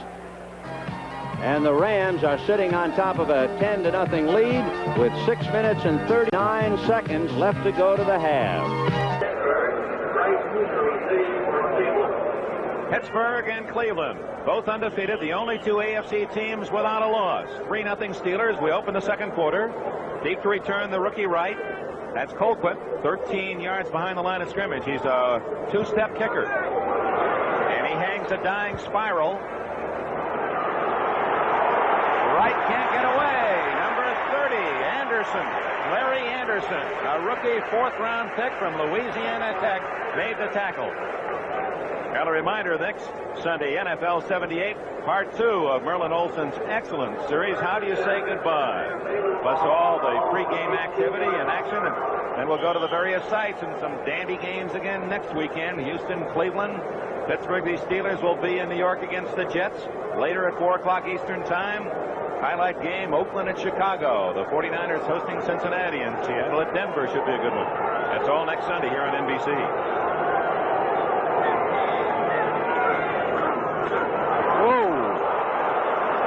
Leo Miller staying on his feet after it appeared he would gain not a thing. Picks up about 5 before Robin Cole can make the stop. The Steelers are doing some changing in their defense, and they're running what they call an overstack, which moves Joe Green to the outside. And you see Joe, he's unfamiliar out there, breaks clean, actually bumps into Miller in the backfield, and just wasn't quite ready for it. Couldn't tackle him. Fortunately, there was good pursuit. 56 Cole, 58 Lambert over there to make the stop. 2nd down, call it 4.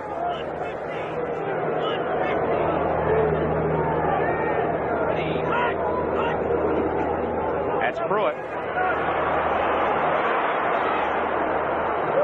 Driving out to the 30-yard line, and a Cleveland first down. Taves and Wagner bumped him out of bounds. Report from Buffalo. The Bills have scored again in the first quarter. Pass from Ferguson to Frank Lewis, the ex-Steeler wide receiver. And Buffalo jumps in front of Baltimore 14-0. It has to be interesting to watch the Steeler line, since they have made some changes. They were running what they call the stunt 4-3 with Joe in that gap between the center and the guard and angled in. And when they asked him to move out in this new defense, he said, I didn't know what to do. I've been in there so long, I didn't know how to play it out there. First down at the Cleveland 30. Oh, what a hit on Miller, and he struggles forward for a yard and a half after being popped by Jack Lambert. Was there a blitz on? Lambert certainly got in there in a hurry. One of his jobs, of course, to fill up in there very quickly, and Lambert did it. Get you a quick look at it on the inside. They're double teaming Banaszak on the center, and somebody's got to get Lambert, or they're not going to be able to stop him. Great job by Lambert. There's Joe Green, number 75. You saw him get tangled up in the crowd. He found his way inside. He feels more comfortable. He got in there where he knew he was going. Ooh. And Lambert filled the hole again. This time it was Pruitt who absorbed the wrath of that middle linebacker from Kent State. Second-round pick. Both Ham and Lambert were second-round picks. Robin Cole was the first-round selection last year out of New Mexico. Of course, that's the way the Steelers have built their team. They built it with draft picks, and they have gone into the draft market and picked what they consider to be the best athlete. Didn't matter whether it was a linebacker or a defensive back, whatever. They sure got some great ones as a result. Jarrella and running back Alvin Maxson, the only men on the Steelers squad to play with someone else. Blunt almost intercepted it. There was Blunt's ball all the way. Rucker really didn't have a chance. Mel Blunt. Mel certainly has to be one of the premier defensive backs in the league. Last year, of course, not a great season for him. He held out, late getting in, never got it going. Here you see Sipe firing the ball. Probably should have fired it out of bounds, because the guy who had his best shot at it, right there, number 47, Mel Blunt. Reggie Rucker done a great job of receiving for Cleveland this year. Been a great threat deep, but he hasn't been able to get to him today. Evans. It's Ruttershan, 30, and he gets 10 yards back to the 35-yard line. So he has had 2 10-yard returns on punts from Evans. 44-yard kick. We have a break. 12.5 minutes remaining first half. Steelers lead by 3.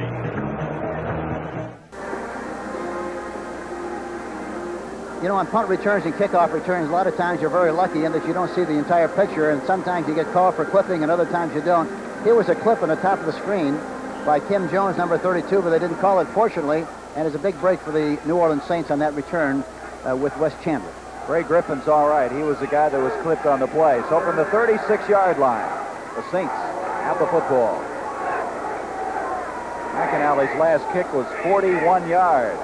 In motion comes Ike Harris. Archie Manning, play action, look out.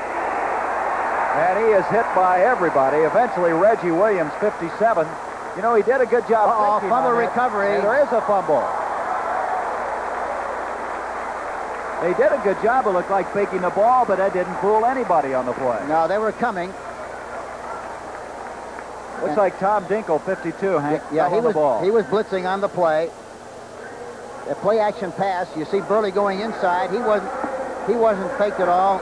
Dinkle, 52, is on the outside. Along with Reggie Williams, number 57, was also in on the play. So a big break now for Cincinnati. The ball at the 26 of New Orleans on the fumble recovery. Dinkle, it was Williams making the tackle. Dinkle with a fumble recovery. John Reeves. Over the middle, Brooks. And he had it, but only for a moment, because that, again, was a fine play by Chapman. They're picking on Chapman, and he's staying with them. Yes, and it was a good play-action pass. Joe Campbell. There you see Joe Campbell smothers Reeves, but he gets the ball off in good shape. It should have been a catch. Billy Brooks, number 82, just dropped the football. Saints last week had 5 sacks against Philadelphia, so their pass rush has picked up. Yes, it has, and Joe Campbell really came off the ball good that time and provided a strong rush. 2nd and 10 from the 26-yard line. Chapman with 2. Sterling, defensive play.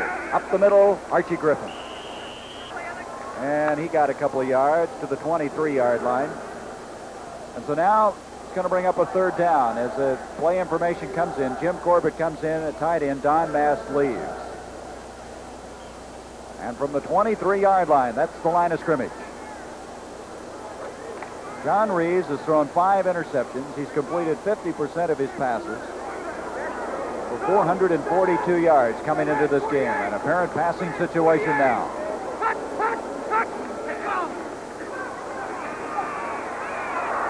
He gets it off to Isaac Curtis, and that's going to be very close to the 1st down. I think he made the 1st down, Gary. It looks like he might have from here. We'll see. We'll see how good the eyes are. Isaac Curtis coming back to that football.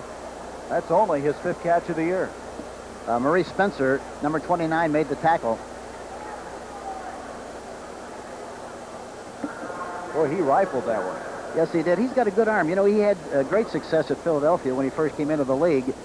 And I think really the pressure of being number 1 here has really been a burden on him. And I think once he, kind of shakes the cobwebs loose, he's going to be very effective because he's got good range and he delivers the ball nicely and he put it on target that time. Well, you see, they have the 1st down. There was a lot of talk about that. The difference between Reeves and Anderson has messed up the timing with the receivers, the wide receivers. Those are excuses rather than reasons, I think, Gary. You got to catch the ball. I don't care who throws it. A 1st down for Cincinnati. Pete Johnson, and Johnson to the 12-yard line. Alois Grooms, left side defensive end, making the stop for New Orleans. And so it's going to move to a 2nd down and still 6 yards to go. They can get a 1st and goal just outside the 5-yard line. Mark Donahue now has come in, number 66. He's a rookie from Michigan who is a consensus All-American. He's in at guard. Glenn Bujnak has gone out.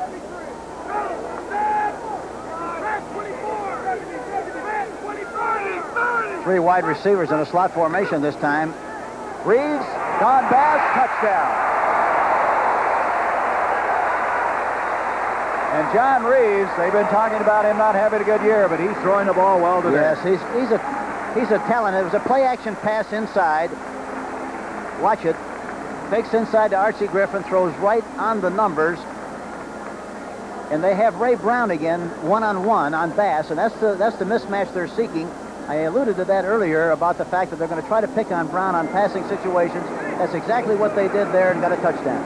And so the point after is added by Chris Barr. And the Cincinnati Bengals have taken a 10-7 lead with 10:47 to go before halftime on the touchdown pass to Don Bass. And we hope you'll pull up your favorite beverage and join NBC next Sunday for another full slate of pro football action. Check your local listings. The Steelers have the football at their own 35-yard line. 12.5 minutes remaining in the 2nd quarter. 3-0 Pittsburgh. Straight ahead goes Franco to the 39-yard line. Charlie Hall, number 59, the tackler for Cleveland. Down in the offensive line, Jerry Mullins, Moon Mullins, one of the fine offensive guards, going to give you a little look at him as he tries to duck in behind Shirk there. He wants to pick up Ambrose, 52. Does an excellent job of getting to Ambrose's legs, forcing him away from the tackle. Short gain, but some excellent blocking by the offensive guard. Mullins from Southern California. John McKay called him the best blocking tight end he ever coached. 2nd and 6. Oh, what a hit on Lynn Swan by number 28, Ron Bolton, and Swan gets up. Oh, my. He didn't want to get up, but he knew he couldn't stay on the ground. Bolton just unloaded on him. And as is typical of these two teams, a lot of emotion on that field. Here's a look right into Terry Bradshaw's eyes. He spots Swan, and he kind of leaves Swan hanging on a limb. Watch the shot now, coming up on the bottom down here. Bolton just levels him right dead on. Oh, that'll give you a headache all the way up here, Dick. Swan, incredible. At 6 feet 180, the shock he absorbed to bounce on his feet and go back into the huddle. 3rd down, 6. Franco in a screen. Trapped and wrestled down by number 66, Earl Edwards. 6 seventh tackle from Wichita, who replaced Walter Johnson, who starred for so many years at left tackle for the Browns. Earl did a great job of reading that play and getting to the outside on it. That's super defense. Here's an interesting score for you. The Jets behind Washington 3-7 as Joe Theismann passes to John McDaniel, 33 yards for a touchdown. And what a great start for the Washington Redskins. Eagles lead Miami 7-3. And that's a Ron Jaworski pass to Mike Hogan at 4 yards. Jaworski having a good season. And you saw Cincinnati leading New Orleans 10-7 on a Reeves pass to Bass. Fair catch for the youngster right at the 18-yard line. And the Browns will put it in play there. Great kick by Colquitt. And we'll have more of this kind of action from Pittsburgh when we return. 3-0 Steelers. Be sure and join us next weekend, Saturday at 3:30 Eastern, 4 o'clock Eastern, for the World Series of Golf. Live coverage from the Firestone Country Club in Akron, Ohio. What an event that's going to be. Jack Nicklaus will be there. Gary Player, to name a few. Chris Barr kicking off. The Bengals have taken the lead. 10-7. Kick to the near side. Richard Monty. They got a hole there. And Monty to the 35-yard line. Monty may be the best special teams player that the Saints have. He has 7 tackles this year on punts. You talk about playing with reckless abandon and playing with enthusiasm and total involvement. That's the way he plays. He's a real asset to a football team, and he's a fine flanker, could be a running back, and excellent on the specialty team. So now New Orleans has the football at the 35-yard line. They trail 10-7. We still have 10.5 minutes to go in this first half of play.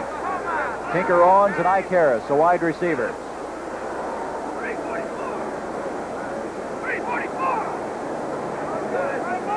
Harris comes in motion. This is Mike Strawn. And he can't get the corner turn. Ken Riley came up very well from that right cornerback spot. He forced the play, and then help arrived as Cincinnati wasn't fooled on that play at all. You know, Mark Meserol is playing the right tackle position for John Watson, and we don't know what's wrong with John, but number 70, the young free agent, is playing right tackle. So they're playing actually with 3 new linemen, Dave LaFari, Robert Brooks, and Mark Meserol. Meserol, by the way, they found him. He was a bartender in Panama City, Florida. They thought they'd take a look at him, and he's been a surprise. Second down now, 13 yards to go.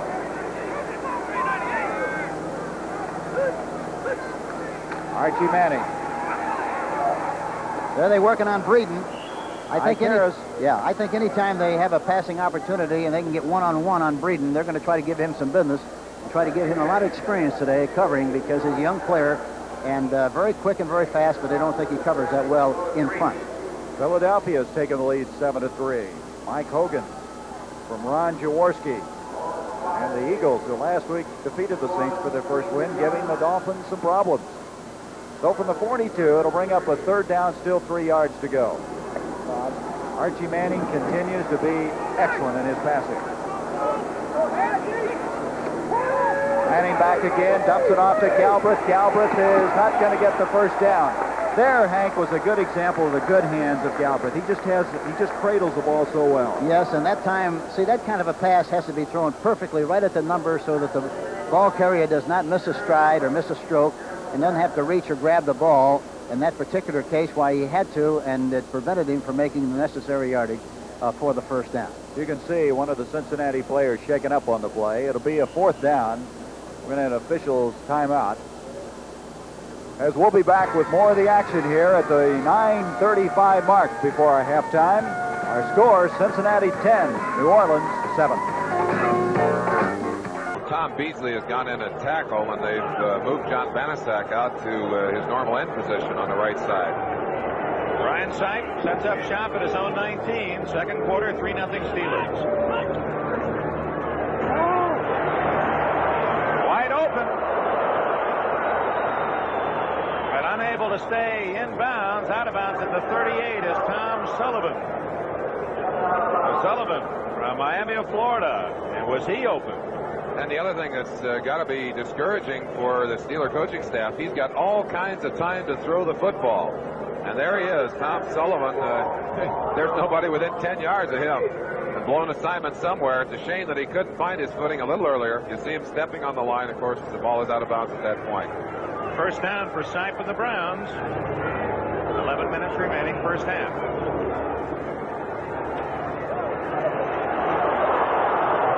Boy, that Cleo Miller is tough to bring down. He did a lot of work to gain 2 yards.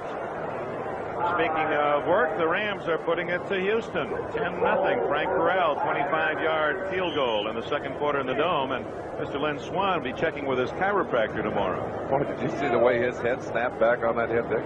You know, the human body is an incredible machine. The kinds of, well, this game proves it, play after play, the kind of punishment one can absorb, but if in good condition, still survive. He's a proud athlete, but he wouldn't let him know he was hurt. He kicked it back. 2nd and 8. Right to Logan, and that'll be a first down at the Pittsburgh 47. Tackle made by Mike Wagner, the veteran from Western Illinois. And Sipe has his Browns going as he has invaded Pittsburgh territory, trailing 3-0. Sipe did an excellent job of getting that ball to Logan, and Logan really has come on this last year. Seeing that the addition of Ozzie Newsome at the tight end spot and the great play of Reggie Rucker on the other side have opened up some territory for Mr. Dave Logan, and he's taken advantage of it. Logan, 85 to the near side. He replaced Paul Warfield, now one of our NBC commentators. Rucker left on first down. Miller ducking through a small hole to the 45-yard line for John Banaszak and Jack Lambert stay low. Miller trying to cut that back against the grain as L.C. Greenwood and 75 Joe Green doing a great job of stringing it out. There was no room outside. Cleo did what he has to do, which is cut back against the grain, and pursuit got him on the inside. 2nd down, 8. Logan right, Rucker left. The rookie Newsome lined up on the left side. Miller and Pruitt split wide behind Sipe, and they're in the pattern. Flag down. Newsome, the target, incomplete. 25-yard line. Pressure by Banaszak on Sipe. Taves, 51, was covering Newsome. And we have a penalty flag thrown on the inside. You get a look at Newsome here. Newsome, of course, the #1 draft pick this last season by the Browns out of Alabama. And the Bear called him the best receiver they'd ever had at Alabama. You see the kind of speed he has. He's incredible for a big man, but he's really he's a wide receiver playing tight end. Big penalty against Pittsburgh all the way to the 30. Let's listen.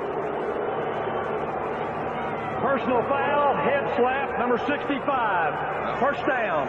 Tom Beasley, the first-year defensive tackle from Virginia Tech, drafted 3rd round last year. He's known for his good use of his hands, but you can't slap the helmet of that offensive blocker anymore. And I know a lot of people have cried about that. Fred Dreyer leaves that vocal expression. He feels that took a tremendous weapon away from the defensive lineman. I could vote for that myself, Dick. Reverse to Newsome, and he has some running room and a blocker out there. Look who chased him down, Wagner from behind. But Newsome, nevertheless, picks up about 9. One of the things the Browns have done effectively over the last few years is to use a few gimmicks. And the end around is one of the most effective when they can get it going. Newsome gives them great enough speed that they can loop him out of there, hand him the ball, and let him go. Let's see if we can go back and pick up that head slap penalty against Beasley. Well, we won't see the head slap, but you'll see Deacon say, no, we don't slap heads around here, young man. He's giving Beasley a little pop with an elbow there. Elbow on the side of the helmet. Oh, there's no love lost in that line. This is Pruitt, and a first down at the Pittsburgh 17-yard line, and the Browns are driving deep, trailing 3-0, and we have an injured Cleveland player down at the 13-yard line. And it was one of the men out in the secondary trying to block. 65 Henry Shepard, the left guard from SMU. Oh, he was way downfield. So with that injury, a timeout at Three River Stadium. 8 minutes remaining in the first half. Pittsburgh 3, the Browns driving, have nothing. We'll take another shot of this reception by Tony Davis. He bobbles it momentarily. Tommy Myers comes in and gives him a shot right at the ball. He jars it loose, and as a result, it falls incomplete. A great play by Tommy Myers, number 37. As an end result, Cincinnati's got to kick the football. McAnally to kick to the deep man, Wes Chandler. Fine kick. He got all of that one. Did he ever? Yes, he did. Inside the 20. Chandler giving a lot of ground. He's in trouble. He's in trouble. You better call the posse. Better call the what? The posse, because they needed some help. They're after him. Well, that's one of those things, I suppose, Hank, a little inexperienced, giving that much ground, trying to go wide. As a coach, do you tell him to avoid that? Well, you have to let him be as natural as he possibly can, because sometimes, you know, if you restrict his ability to do what he has to do instinctively, sometimes he doesn't express his ability like he should. You just have to let a guy like that freelance, because he's going to make a lot of big plays. Coming up at halftime, James Radiner with the NFL Today in New York. We'll have the highlights, all the activity throughout the National Football League.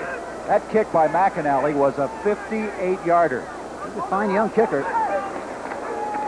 Mike Strawn carrying the ball. Strawn out to the 20-yard line, and that's about all. McAnally, they feel, doesn't get the ink that he should. That Ray Guy of Oakland has gotten most of the publicity, even though McAnally finished second in the total average. He did a better job placement-wise, kicking inside the 20-yard line than Guy did a year ago. Yeah, this is the first time I've seen this young kicker, but he's got good extension, good follow-through, good range, and he really gets the ball up in the air high. Second down, 8 yards to go. The Saints trailing by 3, 7 minutes remaining in this first half. In motion comes Icarus. Mike Strawn. Ooh. Boy, I tell you, Cincinnati has closed up that running game now. They're not letting him get that yardage they did earlier. Jim LeClaire and Eddie Edwards combine on the tackle. Those two linebackers are already murdered. I should say LeClaire and also Cameron. Eddie Edwards was in on that play, too. But the inside linebackers are really tough, and you have to cut them off if you're going to do any business running the ball against these people, especially sideways. Well, we've got a couple of field goals in that game since we last reported it. The Rams leading Houston 10-3. Rams unbeaten. See if they go to Breeden here. Work on Breeden. On a 3rd and 6. Manning getting a lot of time. Now he's going to have to run. And he gets back with about a yard loss on the play. He's had time, but just nobody open. No, and Mark Meserole that time gave him a shot from the blind side, number 70. Watch him, goes back in the pocket. Watches a pickup. Wilson Whitley goes around the outside. Watch Meserole now. He's trying to help out, number 70. And he gets a good shot on Archie from the blind side and tilts him.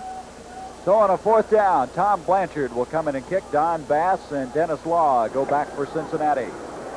So the Saints, after that one very impressive 93-yard drive, not able to get their offense rolling. Well, I think in all fairness to the Saints, you have to realize they have 3 new linemen in there, and you can't play without Dobler and Emmanuel Sanders. And of course, Emmanuel Sanders, I think, is probably one of the most underrated players in the league. There's a little mix-up, but Dennis Law comes away with the football. And for the second time in this game, they're having some problems back there communicating on punts. They're giving it to Eeny, Meeny, Miny, Mo back there. They don't seem to know who's going to catch that ball. If they're not careful, they're going to get in serious trouble. There's timeout at 5:42 left in the first half. There's our score from Riverfront Stadium. Billy Johnson can change the field position faster than anyone else except the officials. Who said it? His coach, Bum Phillips. Well, it hasn't happened today. Not yet. He's back there with Johnny Durden, number 81. And here's Corral kicking off. And it will be Billy from the 5 to the 20 to the 25. And again, as he hit the pitcher's mound, he began to stumble and just go forward. Well, the Rams special teams have done a job on him to date. George, I think you should know a little about that. Well, they had a lot of good work in July and in August, and But you've always felt that the special teams are an integral part of this game. Well, Benny, if you don't have good special teams, you're going to get beat. And you've made everybody aware of that, because now most coaches who never talked about it are talking about it. Well, the Rams leading 10-0. See Houston take over, 1st and 10 on their own 25. Play action fake to Campbell. Jack Youngblood pressing, and they have a screen on the left side to Rob Carpenter. He busted away from Jim Youngblood. What a tremendous effort by Rob Carpenter, one-year man out of Miami of Ohio. This is a well-executed play. You let the lineman come in, you set up. Now the blockers got out and they threw, which allowed Carpenter to drop his shoulder and run on his own, and he did a great job of it. Well, instead of tackling, there were 2 blocks thrown at him that allowed him to go on for extra yardage. Rod Perry and Jim Youngblood blocked him, and he got away. Well, so he moved it out to the 46. You don't block good backs. 1st and 10 on the 46, a pickup of 21 yards on the screen to Rod Carpenter. Play action fake to Campbell. Pastorini going deep to Carpenter. And Carpenter is inside the 20-yard line. A great call, well executed. That's the weakness of that particular defense. They're in a double coverage. They double cover both outsides, and down the middle is open. Boy, he made a good catch. He stayed with the ball. The ball was fluttering. So Dante Pastorini, this might very well be Dante's Inferno. About as Recevos, they can outrun any coverage, and I can outthrow any coverage. Well, Mr. P. They completed, but it looked a little shaky. 1st and 10 on the Ram 18, Houston's deepest penetration. Pastorini asking for quiet. Flip to Campbell. And Campbell carrying people to the 15-yard line. Bill Elmendorf riding him down with Isaiah Robertson. You know, Vinny, we think of Campbell as a fullback, but he's always a tailback. He's always a halfback in their offense. However, he can play either position. As I said earlier, George, they should give him more outside stuff to let him use all of his natural ability. It's very difficult to do that up the middle. You need great blocking in the middle. You don't need great blocking on the outside. 2nd and 8 on the Ram 15. Carpenter has made things click. He's in there with Earl Campbell. Pastorini looking over the middle, out of the hands of Billy Johnson. Elmendorf defending. The ball was thrown a little bit behind him. You have to drill that right in. Here it is.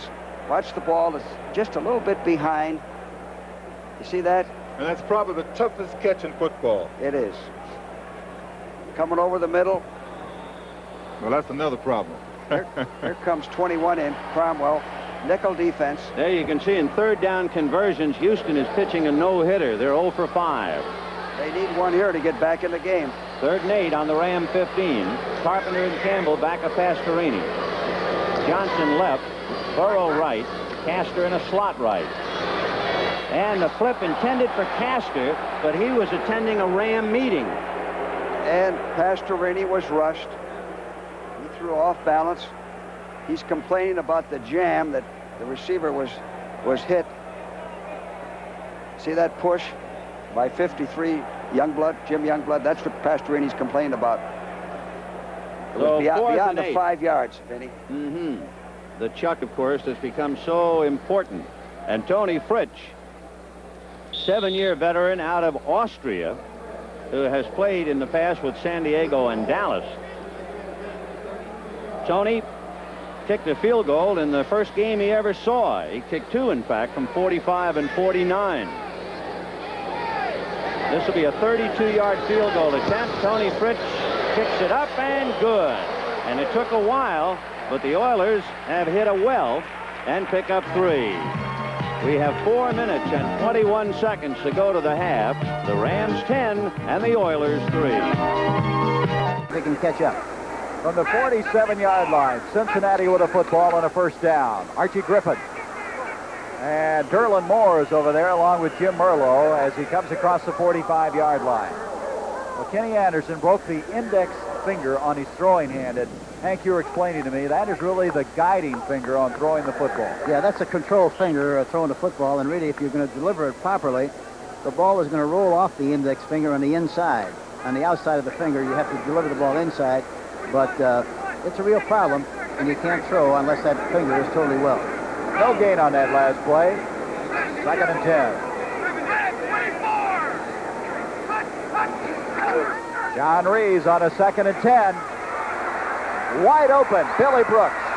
And he's got a 1st down, but there's a flag on the play. Looks like there might be a holding penalty at the line of scrimmage. It looks like that. We'll see what happens.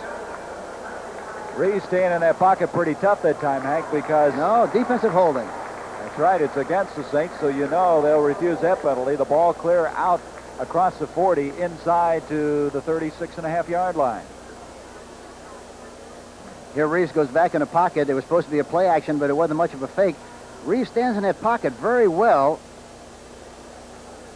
and hits Billy Brooks, number 82, right in the hole on his own defense. Let's see what the official calls. That's going to be tacked onto the game. All the way to the 21. Let's listen now to Jim. See what happens. Defensive holding, which was declined, number 74, defense, and a personal foul, 74, defense, unsportsmanlike conduct. First down. Gave him a verbal massage, I guess. And that's Derlin Moore. Derlin Moore, so that tacks on 15 yards to the pass completion. Yes, here he is. Good protection here. Look at him step up into the pocket and really provide some direction to the receivers. So the line of scrimmage is now the 21-yard line. Pete Johnson inside the 20 to the 18, and Cincinnati has enjoyed very good field position in the second quarter play. That's Derlin Moore making the tackle again. Derlin Moore and Alex Price, and they keep running that high diddle-diddle right up the middle with the trap, Gary, and they really haven't had a lot of success with it, but they've run it a lot, evidently trying to control Joe Fetterstiefel's field, number 58. Second down, 8, a gain of 2. 72.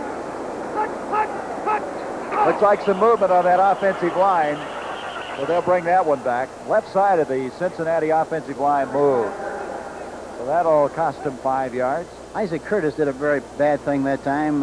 You know, he didn't really know what the penalty was all about, and he gave up on the pattern. It could have been intercepted and would have been a problem for the Cincinnati Bengals.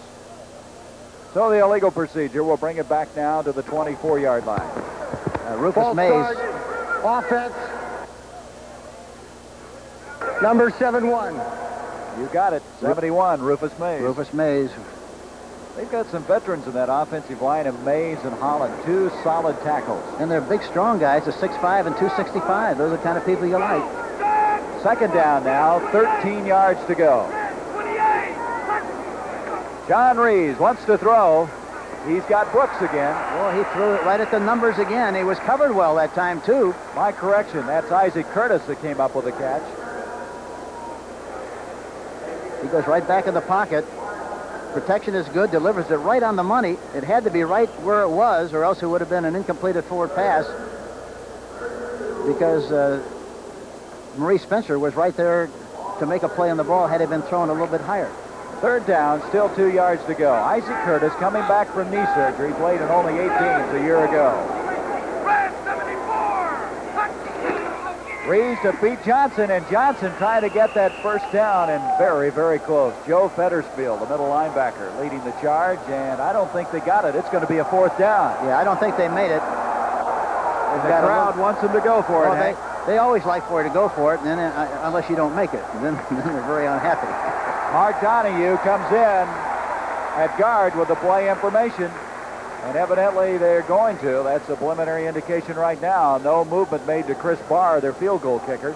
Let's see the measurement now. Give them a little more time to think about the play. You can see they're a good half yard off. Yeah, the rule of thumb normally, Gary, as I mentioned many times, is normally that if it's a yard or less than a yard, you usually go for it. If it's a yard or more, then you're going to kick the field goal. This looks like it's a less than a yard, and so evidently maybe they have the same basic formula. Billy Brooks comes out of the ball game. Isaac Curtis checks in for him. So here we go. 4th down. See if they give it to Johnson, the big fullback.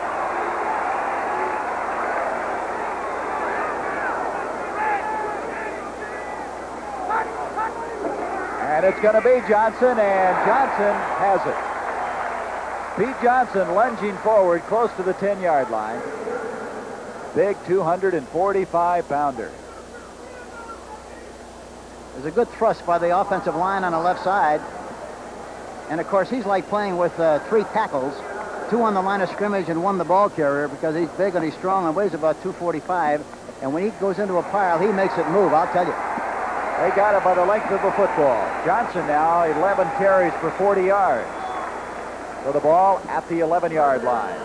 Billy Brooks comes back in to the offensive picture, and there's Cincinnati. Check that Cleveland and Pittsburgh. You know, Cleveland hasn't won in Pittsburgh, I think, in 8 years, and they're trying to do that today. I mentioned several times that we're happy for Sam Rutigliano, who's undefeated, his Cleveland team. They're doing very well again today. First down from the 11-yard line. Archie Griffin, and Archie's inside the 10 to the 9, and it's tough sledding now as Alex Price led the charge defensively for New Orleans. That time again, it was a trap play again, but that time instead of having Johnson run the trap, Archie Griffin ran it, and they're not getting much yardage inside. They got about 2 that time, but Alex Price and Gerlin Moore and Joe Fetterspiel, all of whom did a very good job on that play. So with 2.5 minutes left now in this first half, second down coming up. They got 84 again on Ray Brown. See if they try to do business on him again. 84 is Don Bass, and they're looking to Bass. They're looking. And now it's Pete Johnson, but he wanted to go to Bass. It wasn't open, and he dumped it to Johnson. Yes, he tried to hit him, but he was covered well that time, and he got some good underneath support by Pat Hughes, the linebacker, who kind of anticipated that play and didn't permit Reeves to throw the ball underneath like he did the last time they were in this same position. But they're definitely trying to get Ray Brown on one of the outside receivers, and that's a mismatch. Reeves now is 4 for 11 in this game for 45 yards. They take Ray Brown out, you see now, and they got number 20. That is Eric Felton. Eric Felton in there to help on the coverage, you see. Third down, 9 to go. They can get a 1st and goal at the 1. Probably a draw play. Nope. Reeves back. A blitz is on by Joe Campbell along with Grooms. And to the 5, that will be still a 4th down coming up as Reeves again showing pretty good speed on the far side, but you saw Joe Campbell coming after him. Yes, he was really after him tough, and he reached for him, and it looked like had he not cut his fingernails the other day, he maybe would have made the play. It was Elois Grooms instead. I'm sorry. I thought it was Joe Campbell, but it was 78 Elois Grooms instead. Well, it was Campbell first and Grooms who tried to follow up what it amounted to, and now we've got a field goal attempt of 22 yards by Chris Barr. Barr's already kicked a 20-yarder in this game. Barr for the air has now hit 4 of 7. Boy, he hit a line drive, and that kick is good. Didn't have much orange on it, but he got it through. Oh, man, that was like a frozen rope going through there that time, wasn't it? And so Chris Barr has given Cincinnati a 13-7 lead as we have 2 minutes and 10 seconds left to be played in this first half. Well, Derek Dahl starting to cheer the Oilers a little bit. It's 10-3 in favor of the Rams. Tony Fritz kicking off, and deep from the Rams, Jerry Lattin standing on the goal line. Lattin comes up to his 5, to the 15, to the 20, fumbled, and let's see, the Rams recovered, and it would appear to be Dan Rysick who dropped on it and saved the bacon for Los Angeles. Dan Rysick. Sometimes when you accelerate, you can fumble, but that tackle was right on the arm. He was actually stripped. Lattin has had a little problem with fumbling when he was with St. Louis. Well, I would have had a problem with that particular tackle. So the Rams putting it in play, 1st and 10 on their own 26-yard line. Jesse on a wing, and they split Cullen Bryant and Cappelletti. Miller is left, and there goes Bryant, and he is upended by Whittington. C.L. Whittington, a 5-year man out of Prairie View, number 38, and he hit him with both numbers. Now, that's usually the way the Oilers play defense. Very physical, penetration, getting across, 2nd and 11. And break somebody's ankles. That C.L. Whittington, who just made that tackle, was signed while he was a high school coach.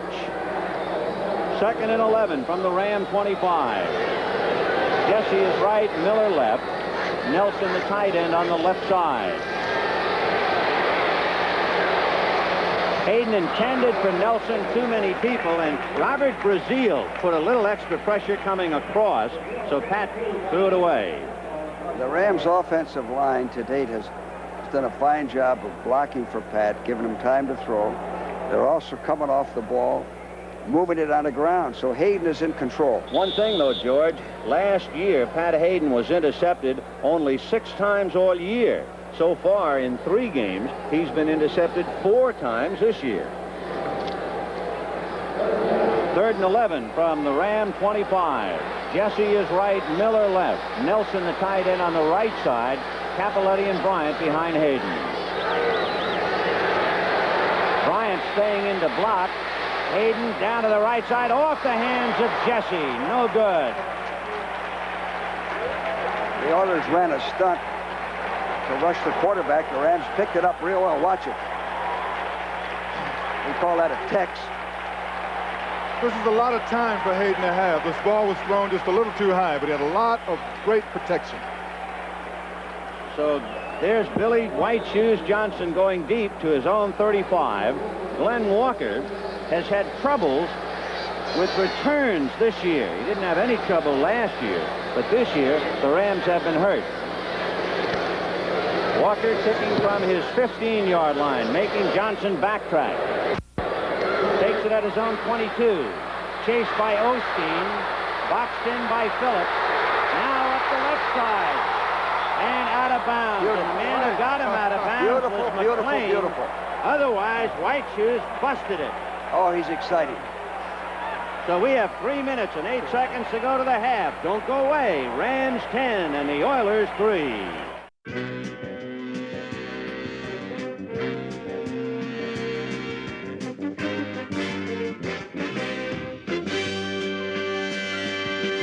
Retigliano's Brown 6 points. You'll see it on the inside. There's number 68 drifting across to the outside. It looks like he had a hold of Dwight White. Joe Green getting great pressure on Sipe, and Sipe putting it right on the money. What a great pass. Threw it right into Tom Sullivan. We pause briefly for station identification. This is the NBC Television Network. This is 11 Alive, WIC TV Pittsburgh. Sipe again going to Sullivan, who had worked his way open.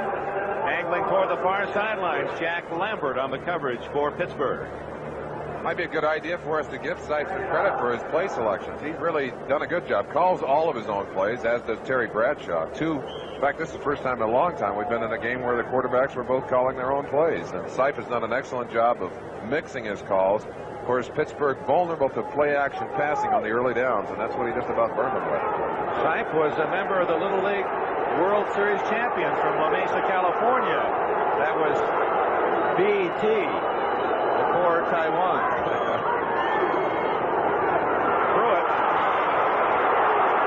Tough to get outside. That Lambert reversing from middle linebacker to make the hit.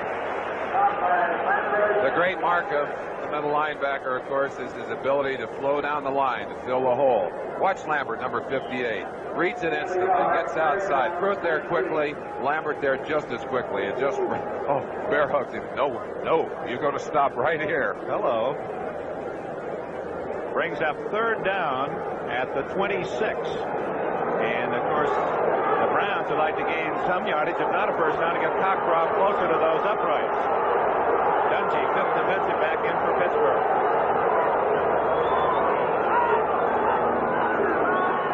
Backs are in the pattern. Sipe looking for Paris. Hit him in the shoulder pad. 84, Gary Paris had turned and was ad-libbing along the back line of the end zone and may have picked up the ball too late in its flight to him as he seemed to misjudge where that ball might be. We'll give you another look at it. Sipe back there. This is a three-man rush, and they're unable to get the pressure on Sipe. He has time to throw. No one to throw to. Scrambles up toward the line of scrimmage and finally unloads to an open area, knowing he has a receiver there. But it looked like Paris had to turn around and just couldn't get his eye on the ball quick enough to take a hold of it. Well, Cockcroft will try to tie it up. This is a 44-yard attempt. Logan to hold. And we have a new game.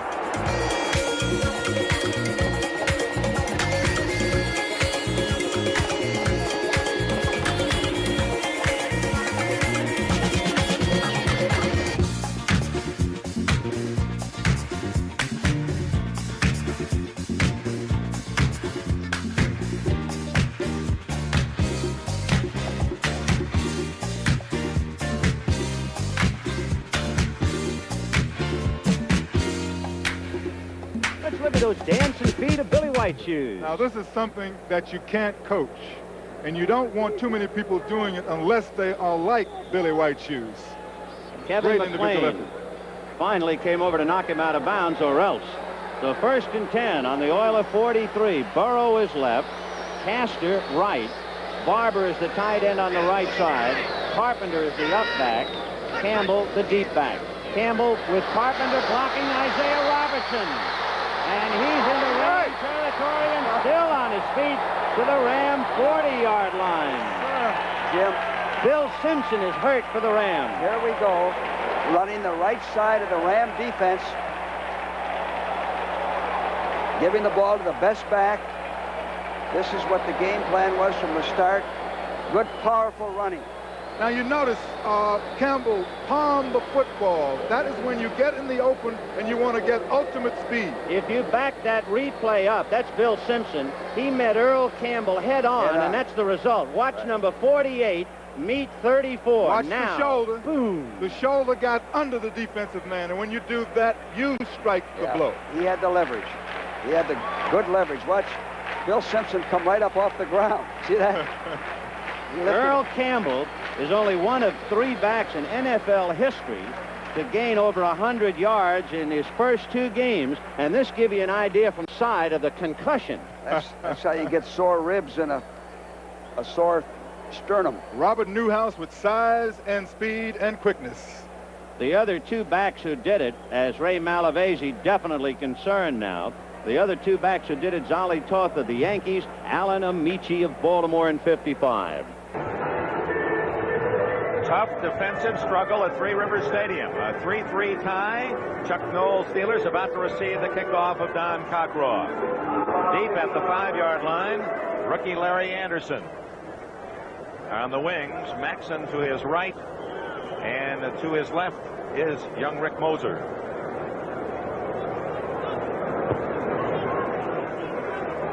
Short, 5-yard line. Anderson. Bubble!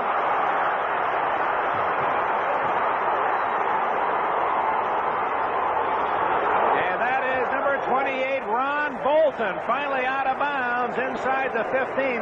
I don't think Bolton knew initially that he could run with it. Might have had a touchdown. He hesitated. Maybe someone shouted to him saying, "Go, Ron." And then after that slight delay, got the ball to the 13-yard line. What a hit, Merlin. Larry Anderson does what a good returner must do. Gets quickly up into the wedge, but he just got popped so hard. I can't see who did it, but one of those Cleveland players just shook him loose. Bolton is on his feet. He's got a lot of company, and he's not going to give up that ball. He had a lock on it. Still wandering. Hits the sideline. What a great break for the Browns. Chance to get into this game and get a hit on Steelers to get on top of them right now. 3-3 tie. First down at the 14-yard line. Pruitt and Sullivan behind Sipe.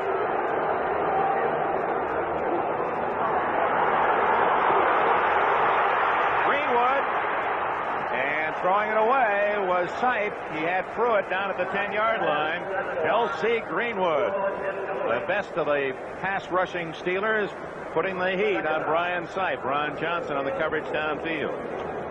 Sipe trying to take advantage of that turnover very quickly. Play action pass, thought he could get someone open, unable to shake anyone loose. I think Pittsburgh may well have anticipated that play there. Now the steel curtain trying to lock the door on the Browns after Cleveland, a big fumble recovery and return to the 14. Logan right, Rucker left. Newsom to the left. Logan. Ron Johnson broke it up. Although he was not looking at the ball, he timed his move, watched the hands of Logan, and when the ball arrived, he was able to rip it free from Logan's grasp.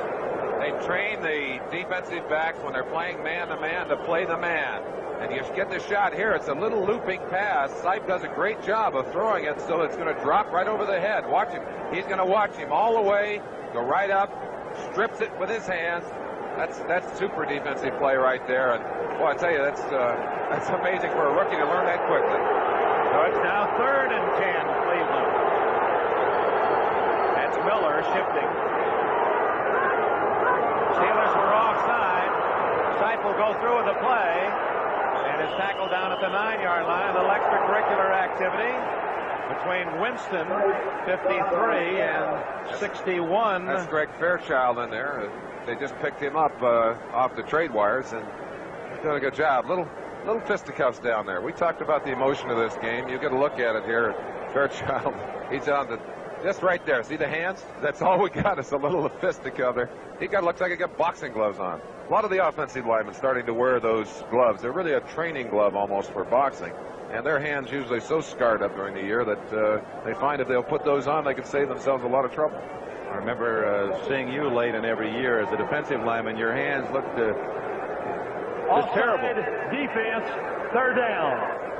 You see the offsides there. I think Sipe just doing what a number of quarterbacks have been able to do to Pittsburgh is to take advantage of a non-rhythmic cadence and get them to jump. Of course, a good defensive line anticipates the snap and has to be right on it. Well, the ball at the 9-yard line, 3rd and 5. Double wing. Lauren Taves shooting in from that right side linebacking position with Lambert to make the stop and force Cockcroft in the field goal unit to come in. Pittsburgh's not a blitzing team by nature, but they put it on him right there, put Sipe on the ground. Here's a look at it again, down on the field. Fakes a little handoff there, but didn't fool anybody. You see both linebackers, Taves and Lambert, coming hard. Winston from the other side, no chance. They got him on the ground. 30 yards away from giving Cleveland the lead. Don Cockcroft. And the Browns convert the turnover into 3 in a battle of field goals. 5:44 remaining in the first half. The Cleveland Browns leading the Pittsburgh Steelers 6-3.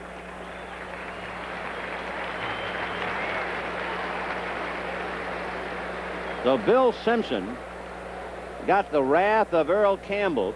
Of course, they told a story of Campbell in college running out of bounds and crashing into the mascot, which happened to be a pretty good heavy size of beef, and Campbell knocked that steer backwards a few feet, so it figured he would shake up a mere human being, Bill Simpson. Bill Simpson's a real competitor. He comes to play. He's tough. He's also only 180 pounds, and Campbell at 224 and running downhill really decked him. And he's going to have to get lower. Well, that's the whole thing. He was too high, and he took the blow. 1st and 10 Oilers on the move at the Ram 41, 3 minutes to the half. Burrow right, Castor in a slot. Here comes Campbell, and there goes Campbell across the 35 to the 34. Same area, same play. Pickup of 6. It should be 2nd and 4. Quick counts, too. Did you notice that? All on quick counts before the Rams can get set on defense. You watch the positive attitude of Earl Campbell's body when he runs the ball. You know he is trying to gain yardage. A lot of backs do not have that positive attitude. 2nd and 4 from the 35 with 2.5 to go to the half. And whoop, Youngblood was moving, and let's see if he was drawn off. Well, they're going to call it on the Oilers. The left side of the Oilers line is a little stronger. Offense. That's what comes from going on quick counts. You do that too much, your line moves on the first sound they hear. You know, the Oilers have a very young offensive line, and you need a lot of finesse and experience. They have a couple of 2-year men up there in Reiner and Towns, along with the tight end Mike Barber, and that's not much experience to go against such an experienced defensive team. 2:27 as you see in the upper right-hand corner. 2nd and 9 on the Ram 40. Campbell behind Carpenter. And it'll be Campbell. Campbell got a block from Reiner. That's George Reiner, but it wasn't enough. He did the best he could with it.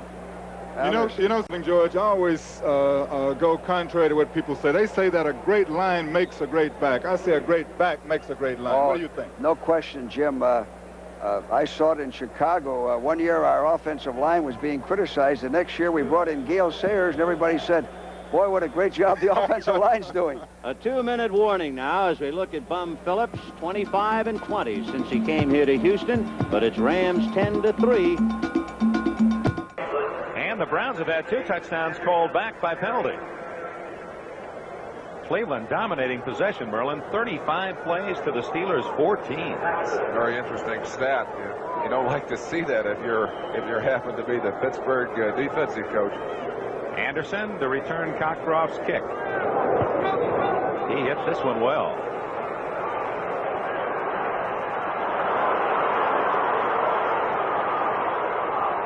And out to the 25 comes Larry Anderson. Some of the fans across way felt there was a little extracurricular activity. Tom London, 40, made the stop. You get a little look on the side there as Maxson is trying to get himself in there to throw a block. he just comes back a little bit extra on the end of it. And that's Ricky Jones, number 47, who was drafted because of his special team prowess. He's not going to have any part of that. And Cleveland won't back down. And you got to give him credit for that. Pittsburgh tries to intimidate you. That's one of their favorite ploys. As we look at one of the Tom Sullivan, number 26. On the ground. That's not good news. They're not deep in that offensive back department at all. They can't afford to lose another with Pruitt out for a period of time. I started to say, Dick, one of the things that Pittsburgh has done so well over the years is just to physically intimidate people. And they're strong enough physically that they can get you on the line and hammer on you. One of the few teams, according to them, that will stand head-to-head with them, toe-to-toe with them, is Cleveland. Even though they haven't had as much strength, perhaps, in material, they're not afraid to stand up there and say, hey, you hit me, I'm going to hit you back. Baltimore has scored in the second quarter. We get a late report. Baltimore has just scored 2 second quarter touchdowns to tie the Bills at 14.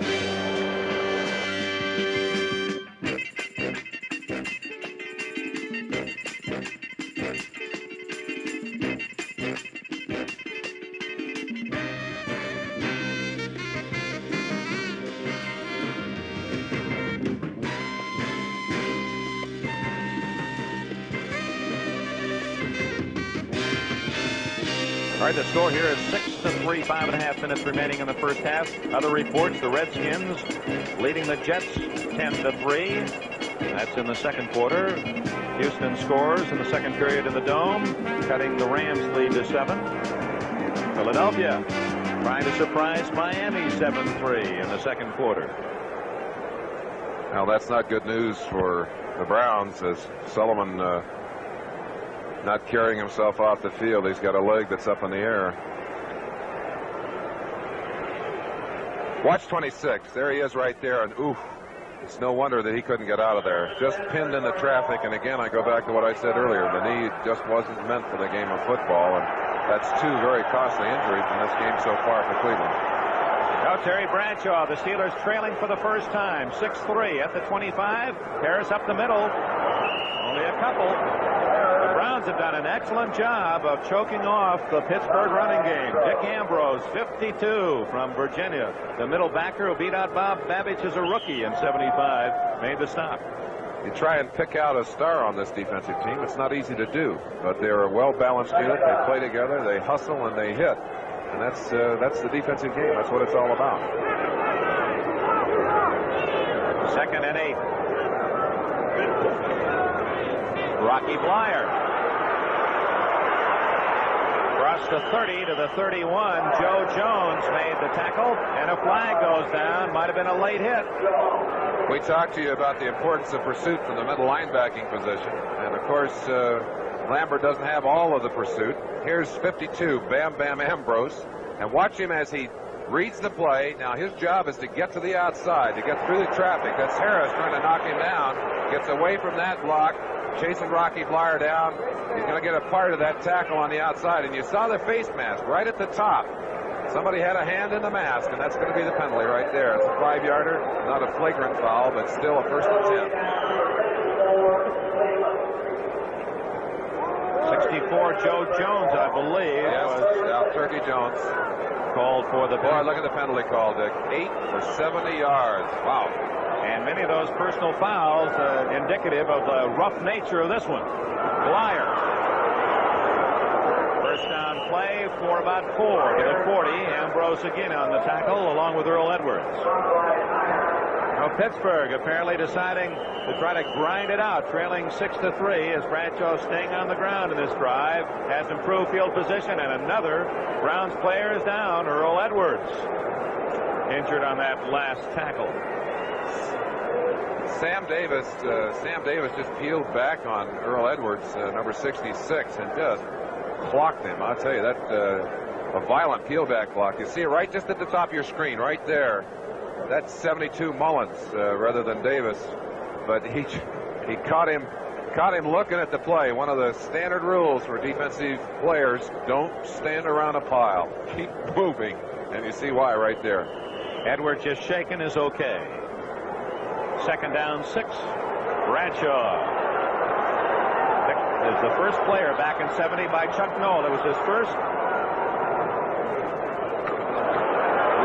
chance to get that number 1 man, and that is Mr. Franco Harris, another #1 pick, slamming forward for a first down at the 46 of the Steelers. You understand why the Cleveland Browns put that high priority on stopping Franco Harris, especially on the inside. A great mix of speed and strength and size. Has to rank as one of the greatest backs of all time in my book. Earl Edwards, 66, is back in at left tackle for the Browns. First down at the 46 of the Steelers. Harris right into the arms of Dick Ambrose, who's able to pull him back into the Steeler backfield. Ambrose having a big game at middlebacker. That was number 74. Mike St. Clair made just a fine play on that last. That was a trap by Mullins coming from the inside. We've got a Steeler on the ground right now. That's 55, John Cole. Yeah, it's John Cole, but Cole has had a neck problem. He's had a pinched nerve in his neck. He's been playing hurt, Dick, and you can see he's in pain right now. He's got a collar around his neck, which he was trying to protect that pinched nerve in his neck with the collar. Apparently got his head pushed off to one side, and I'm sure we'll see John back in the game, but boy, that's a painful injury. I went through that a few times myself. Kolb is the strongest of the Steeler linemen. He's replaced by 66 Ted Peterson. 2nd and 9. Darden bluffing that safety blitz. No, he's coming on the blitz. And he's picked off, but someone else gets in. Down at the 38-yard line as the Browns have their 9th sack of this young season, Charlie Hall. So they have the safety man and the linebacker coming. They have an interesting way of playing that. If the back goes in to pick up the safety, the linebacker is free to come automatically. And smart defensive football by the Browns, and it pays off in a very big sack and very long yardage for Bradshaw. Mike Adamle, Brian Gumbel standing by at halftime with all the scores and highlights of the early action in the NFL today. So stay with us at halftime. Chris Barr has kicked the field goal for Cincinnati, and the Bengals now lead New Orleans 13-7. 3rd and 17. Bradshaw getting away. And out of bounds at the 49-yard line. Right on his heels, Mike St. Clair, 245-pound defensive end, and he was staying with Bradshaw step for step. And very glad to have his heels intact as he skipped out of bounds at the Cleveland bench, and the Steelers will have to punt it away. Browns in a 3-4 alignment, getting excellent pressure, beating Mike Webster on the nose, which hasn't been an easy task. He certainly plays that position as well as anyone around, able to force Bradshaw out of the pocket and run him off to the sideline. Greg Colquitt will get rid of the ball about as quickly as any punter in the NFL. And you heard the call, short and out of bounds. We'll see where they mark it. It'll be around the 30. I'll make that the 27-yard line, Cleveland possession. As we approach the 2-minute warning, Colquitt not too happy about the direction on that last one. And the reason for the short call, Dick, sometimes a very short kick, your coverage will overrun it, and a smart defensive back can slip up through there and catch it, and there's nobody there to tackle him. So that call, I'm sure, came from the sideline. Very alertly, some of the players, perhaps some of the coaches, warning the coverage team that it was going to be short. Well, the Browns with a 6-3 lead and 2.5 minutes remaining in this first half had the possession. Undoubtedly, they'd like to run out the clock. That's Logan in motion, and Pruitt running the other way, where Taves has him. No gain. Del Blount assisting on the tackle. Banaszak got excellent pressure, forced Pruitt deep, and then, of course, the pursuit from the inside. Taves, 51, and Blunt coming out. Blunt forces so well from the corner. One of the things that Pittsburgh has been blessed with is very physical defensive backs. They'll give you a lot of trouble. Sipe with 2 minutes left in the first half to visit with Chris Barr, who has 2 field goals in this game. Boy, he got that one high. Yes, he Wes did. Chandler at the 5. But the coverage was not very good. As high as that kick was, boy, he is tough. You cannot kick off any more effectively than that. As the ball to the 32, as Jim Corbett coming over to make the stop. And we're going to have a timeout as we have the 2-minute warning being executed here at Riverfront Stadium. Our score with 2 minutes left in this first half. The Cincinnati Bengals 13, the New Orleans Saints 7. The Oilers in possession, 3rd and 6 on the Ram 37. The Rams leading 10-3 with 2 minutes to the half. Castor wide right, Burrow left. Johnson on a wing back of Barber, and Ronnie Coleman is now in there behind Pastorini. Coleman 47. Pastorini with a lot of time. He's got Barber. He took it away from Jim Youngblood. Fumble. The Rams have recovered the ball at their own 15.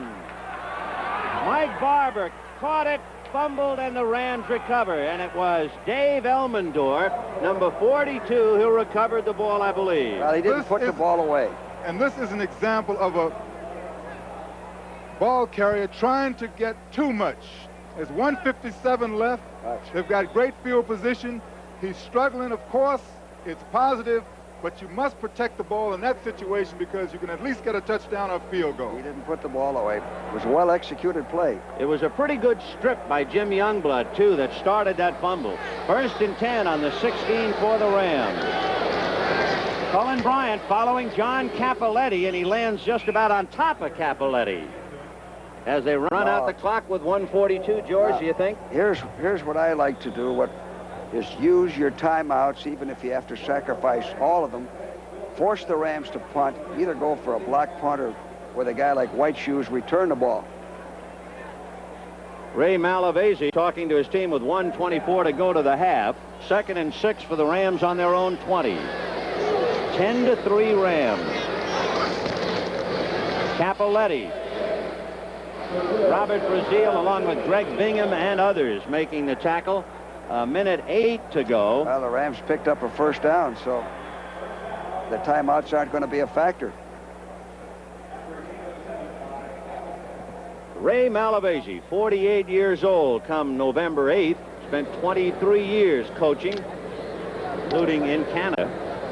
He has the Rams 3-0 and in possession and leading. 1st and 10 from the 27.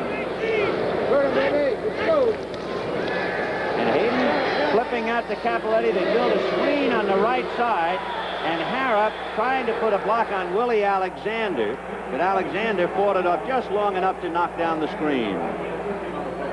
Yes, that play was, that's part of the 2-minute offense. It's a good, safe call here. You have a chance for a long gainer. You can run out of bounds, stop the clock. You're throwing it to a good receiver like Cappelletti, who's a smart runner. And that's probably why Cappelletti did not take the inside route, which had better blocking. That is why he took the outside route, which would look to be the wrong route to most of our viewers. 2nd and 8 from the 29 with 34 seconds to the half. Miller is left, Jesse Wright. Hayden with Cappelletti staying into block, and he's going deep, and it'll be incomplete. Indeed, intended for Miller, Reinfeldt, and Stemrick right there with him in double coverage. What happened on that is Hayden went back to pass. He slipped, lost his balance. And Miller didn't think the ball was coming. This place would be a madhouse if Barber had held on to that pass. Hey, it's a football game. I mean, that was a key situation, but they're still in the ball game. Very much so. These spots where the infield is 1st, 2nd, and 3rd base are very dangerous. One year, we played a game here, and Mike Bass, our defensive back, slipped and fell, and they got a touchdown on us. Another problem about playing indoors. 3rd and 8 from the Ram 29 with 28 seconds to the half. Miller left, Jesse Wright, and they split Bryant and Cappelletti. This time it's Cappelletti. And Stemrick came up, fought the block by Tom Mack, and made the tackle with Brazil right there. That's a marvelous play. There's Bill Simpson, who was shaken up in that collision with Earl Campbell, and evidently a slightly sprained knee, but it would look as if he is assuring the folks that he's okay and able to play. They will be talking about that in the dressing room for weeks, believe me. Yes, the Oilers used their timeout, which was good.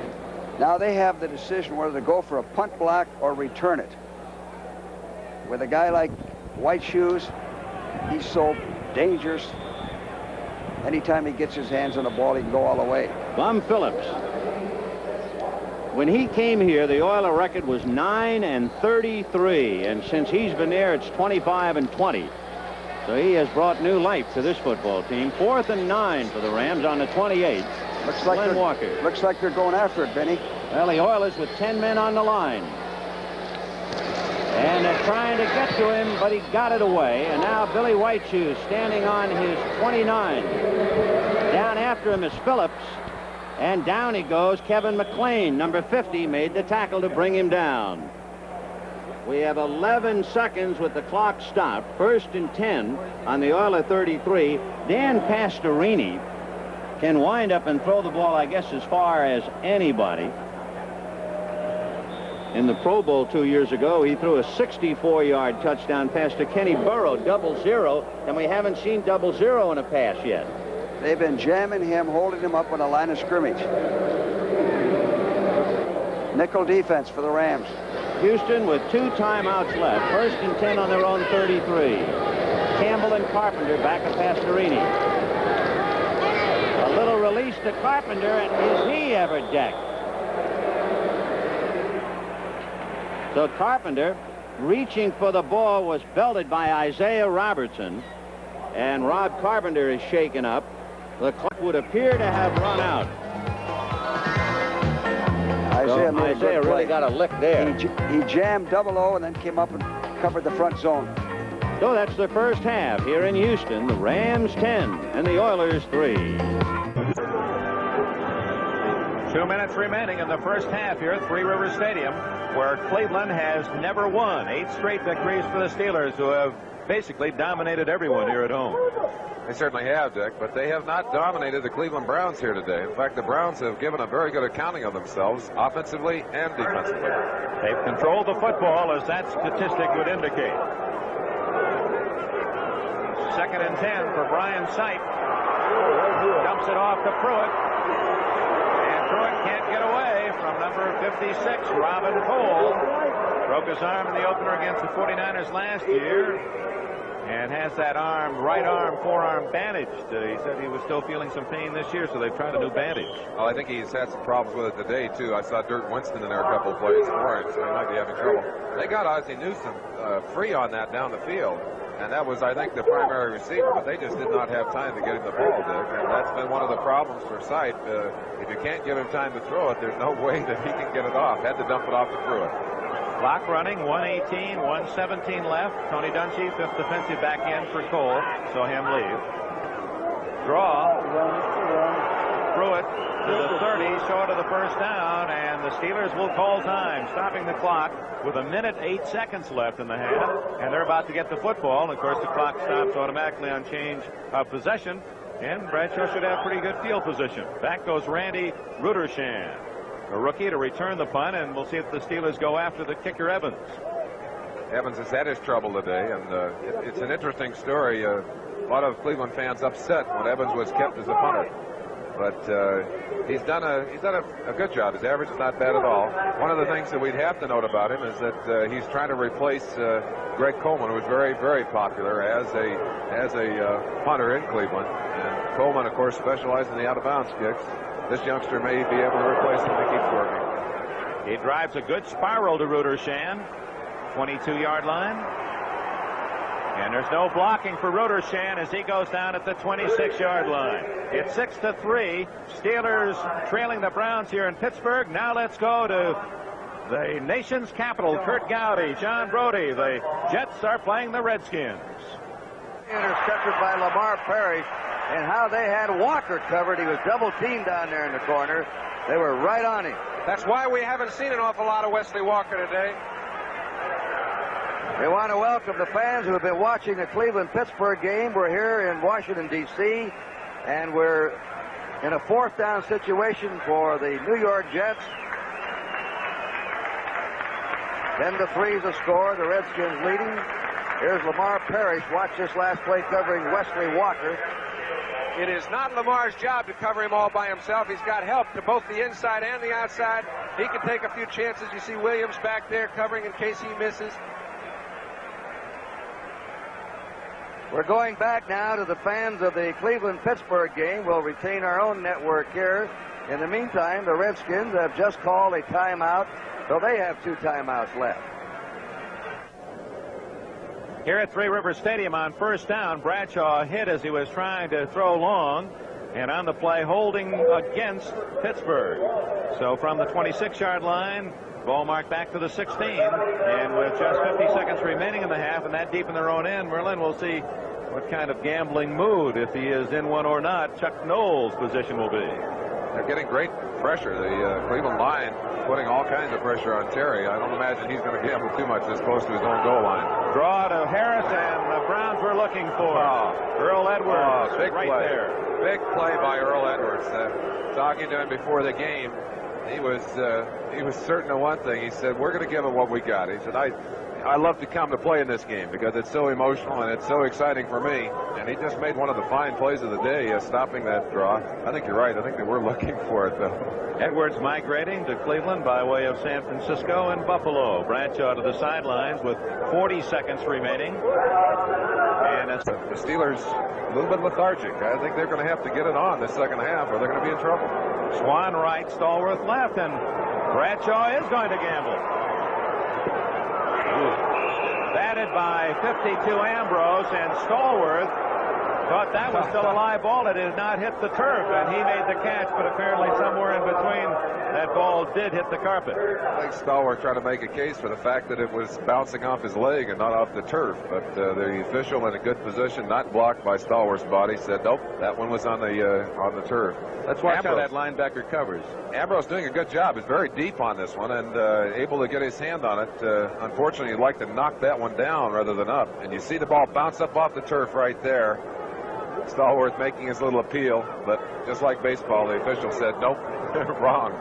Bradshaw again from inside his 5-yard line trying to throw. Now he has time and finds a man open short of the first down, Swan. 29-yard line. Clock stopped as the Browns will get the ball apparently on the punt as in comes the rookie kicker Craig Colquitt for the Steelers. And you have to know that Terry Bradshaw did a great job of ducking under the rush of Turkey Jones. Jones, number 64, one of the fine rushers on this Cleveland team. Got in very quickly. Bradshaw smartly pulled his head down, rolled underneath his arm, and Turkey went away slapping his hands. Duck. How could I do that? How could I miss him? That's the youngster right. Remember, in a fair catch in this situation, if it's a short high kick, then you have a free kick, and so close to the end of the half, then you can just tee it up, and if you drive it through, you get 3 more points. I wouldn't be surprised, Dick, to see them come after the punt here, too. They really don't have that much to lose.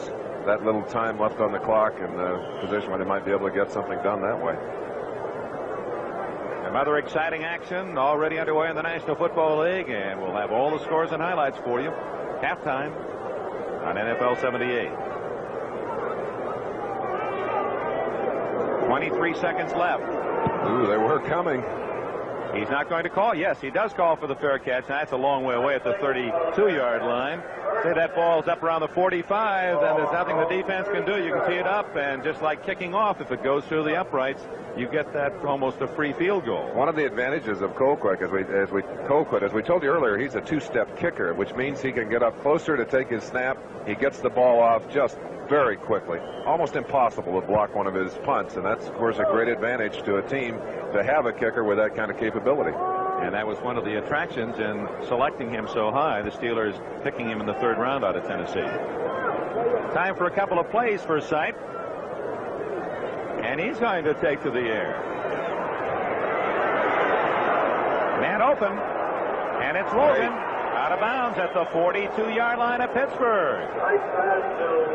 7 seconds left. Time for a possible quick out, and then if it's successful, get Cockcroft in for a field goal attempt. Still not into field goal range. Sipe gets all kinds of time to throw this football, and it's been rather interesting to me. He's had a lot more time to throw today than Bradshaw has. Finds his receiver on the sideline, Logan. Now watch Logan pay for catching this pass. That's Wagner coming in from behind him. Logan steps in right there and steps out. 7 seconds left. And Sipe looking for that one more completion. 4, 3. This is going to be the last play of the first half. So now he has to go all the way with it. And out of bounds, and that'll be it for the first 30 minutes. The Cleveland Browns leading the Pittsburgh Steelers 6-3. It's halftime in the great indoors in Houston, with the Rams leading the Oilers 10-3. But for a fumble after a pass reception by Mike Barber, however, it could very well be knotted up. A reminder, all 3 Oiler games this year have been decided by less than 7 points, so don't go wandering off. Well, we see Gary Burley has come back into the ball game for Cincinnati. He was shaken up earlier, the defensive end. Tony Davis was shaken up earlier. We expect to see him returning to the game. He took quite a shot from Tommy Myers. There's Burley. Yeah, Mark Meserol is still playing right tackle, number 70, along with Dale Farry, number 64, playing the right guard, and Robert Woods playing left guard, number 65. From the 33, Archie Manning with 2 minutes with which to do something. And Ike Harris, nice play by Breeden. Lewis Breeden reached in on Ike Harris. Ike had to wait a little bit for that football. Yeah, it was just a little bit slow. That was a turn-in. The terminology of that play was a turn-in, which means that the receiver, Ike Harris, goes down the field, and instead of going outside, turns inside of the defensive back. And Breeden, that time, number 34, really made a great play. Manning 5 of 8 for 80 yards. Breeden is the guy that's been shackled with the responsibility, I guess that's the expression, to replace Lamar Parrish, who's now playing with Washington. And they'll come at you when they know you're taking over for a heady veteran. Here's Manning on second down to Galbraith. Galbraith, look at this run. Across the 40, fumbles the ball. Who's got it? Breeden unloaded on Galbraith, and it looks like New Orleans has recovered. Boy, there's some hitting going on in this game, and fortunately for the Saints, they've recovered. They're very close to the first down, but I started to say Galbraith that time looked at the field so well and found an opening. Yeah, but the amazing thing is, look at this. He's at the line of scrimmage, and Dinkle, number 52, was right there when he made the catch. He made a little outside-inside move and ran away from Dinkle, number 52. Really should have been stopped at the line of scrimmage, but it's a great illustration of the kind of open field running that Tony Galbraith has. They're going to measure to see if they got the first down. You see the time remaining in the upper right-hand portion of the screen. They're going to be short. About a half yard. And so it comes to a third down. Well, Galbraith can do a lot of things, but I don't think there's any, he's along the lines of a Chuck Foreman when it comes to throwing the ball to your back, and he can ad-lib and do something with it. Yeah, but he's deceptive in that he weighs about 225 or 227, and but he's got very, very quick feet.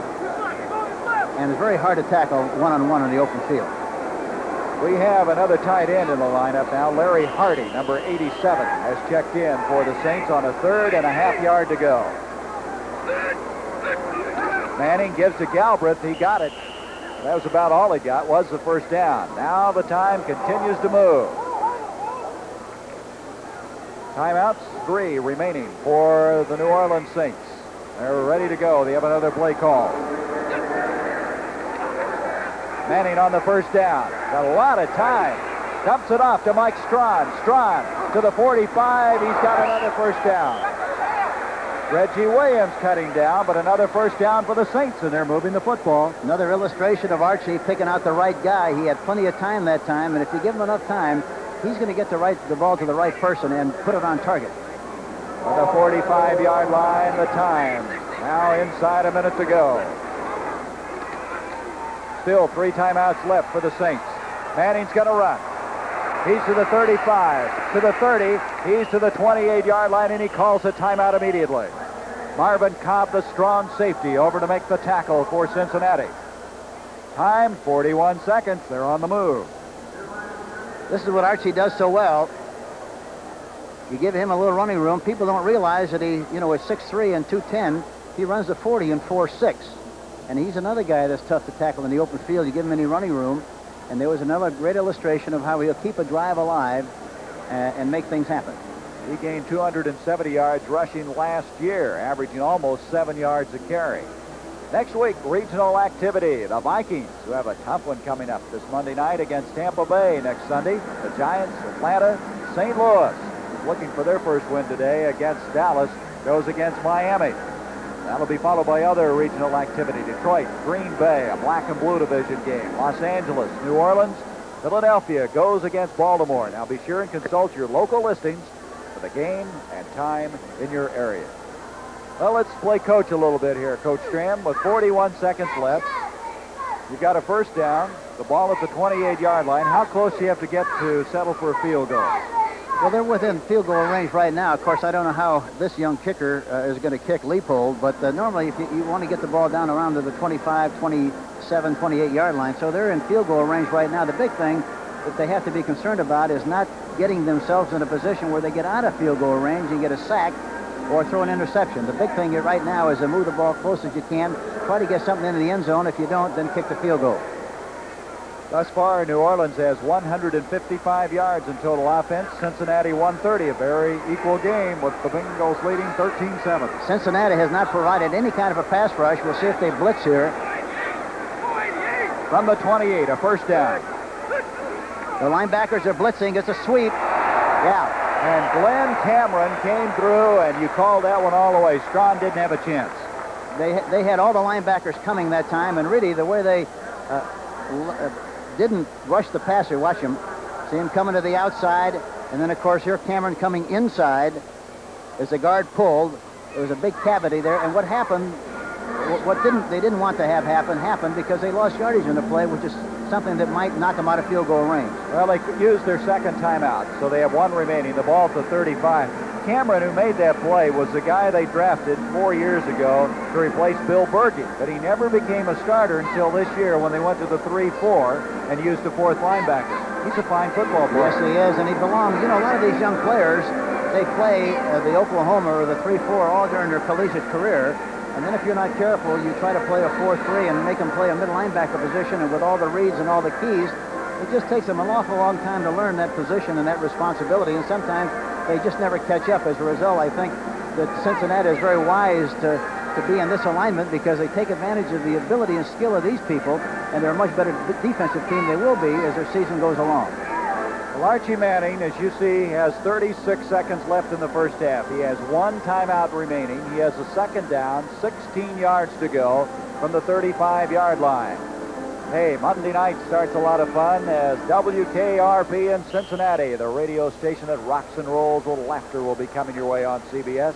Then Carol O'Connor, Christy McNichol, and Beth Midler are in the spotlight on People with Phyllis George. And then MASH, one day at a time, and Lou Grant will wrap up television's top Monday lineup right here on CBS. On a 2nd and 16. Henry Childs to the 20-yard line and driven back. It's not enough for the first down. It's going to bring up a third down. The clock is running. As you see it, we have another play called.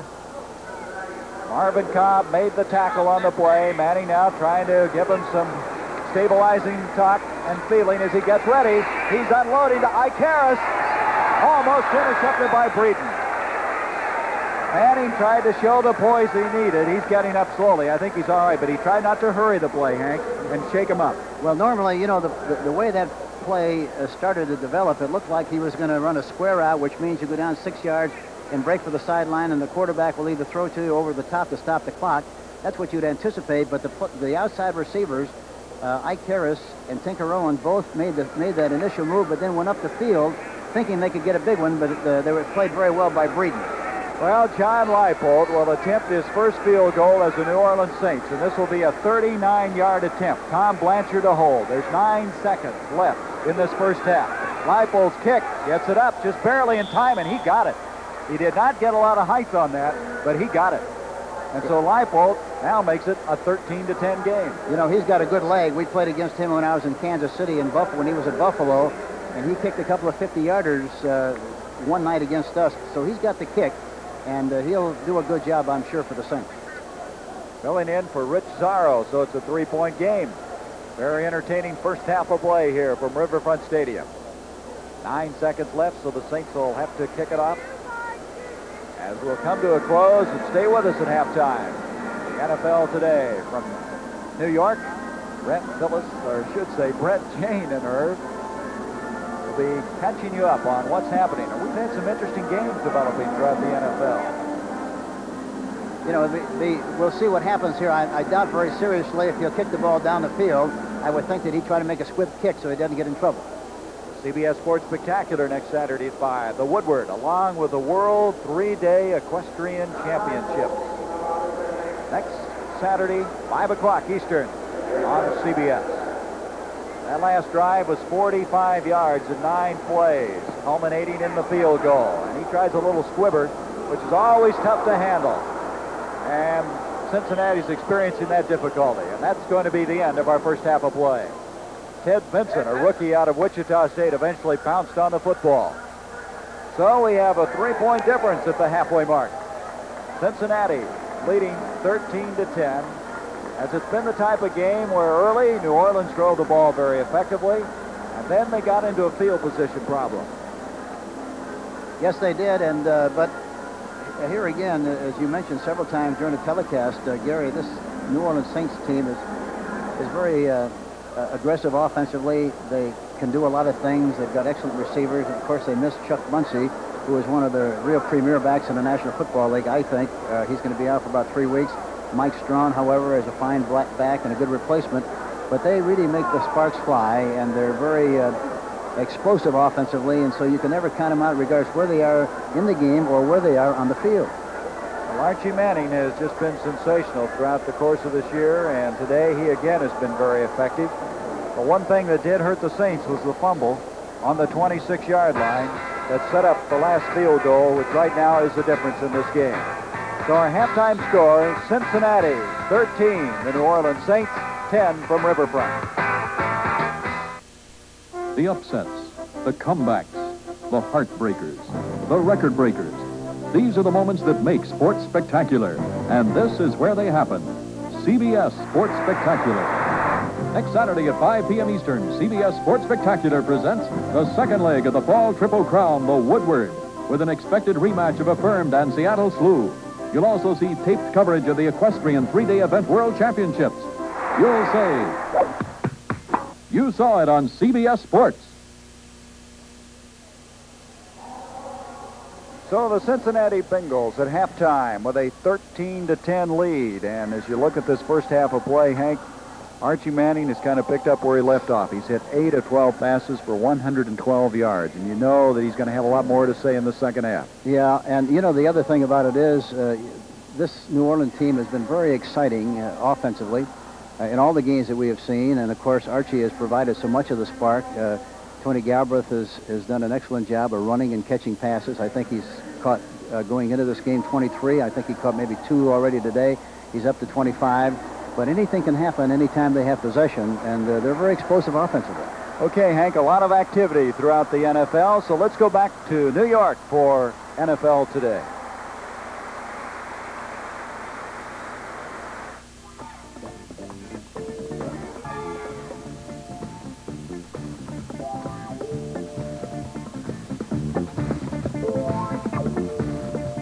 Back in New York, I'm Brent Musburger, and we have some more details on the tragic murder of Lyman Bostock, the young outfielder for the California Angels. In case you did not hear, Lyman was shot and killed last night in Gary, Indiana, while riding in a car. A man came up alongside the car Bostock was in, stuck a shotgun out the window, and Bostock died 3.5 hours later in an Indiana hospital. It now turns out, according to police in Gary, Indiana, that the man was trying to shoot his estranged wife, Mrs. Barbara Smith, who at this hour is in fair condition at the same hospital. The shots went through her face and struck Bostock in the head. He was rushed to a hospital. He did not regain consciousness. Gary, Indiana police say they know of no relationship between Mrs. Smith and Lyman, that the two simply had been guests for dinner at Lyman's uncle's home in Indiana, and that they were driving Lyman back to Chicago, where the Angels had another game scheduled against the Chicago White Sox. Let me now take you around the NFL, get you up to date on the scores. Of course, you're watching this game. You're well aware of what's gone on in this one. 13-10 at the half, Bengals. Los Angeles and Houston. Irv Cross has been tracking this, and he tells me that the Rams' defense has been awesome so far. They are at the half, getting ready to start the third quarter.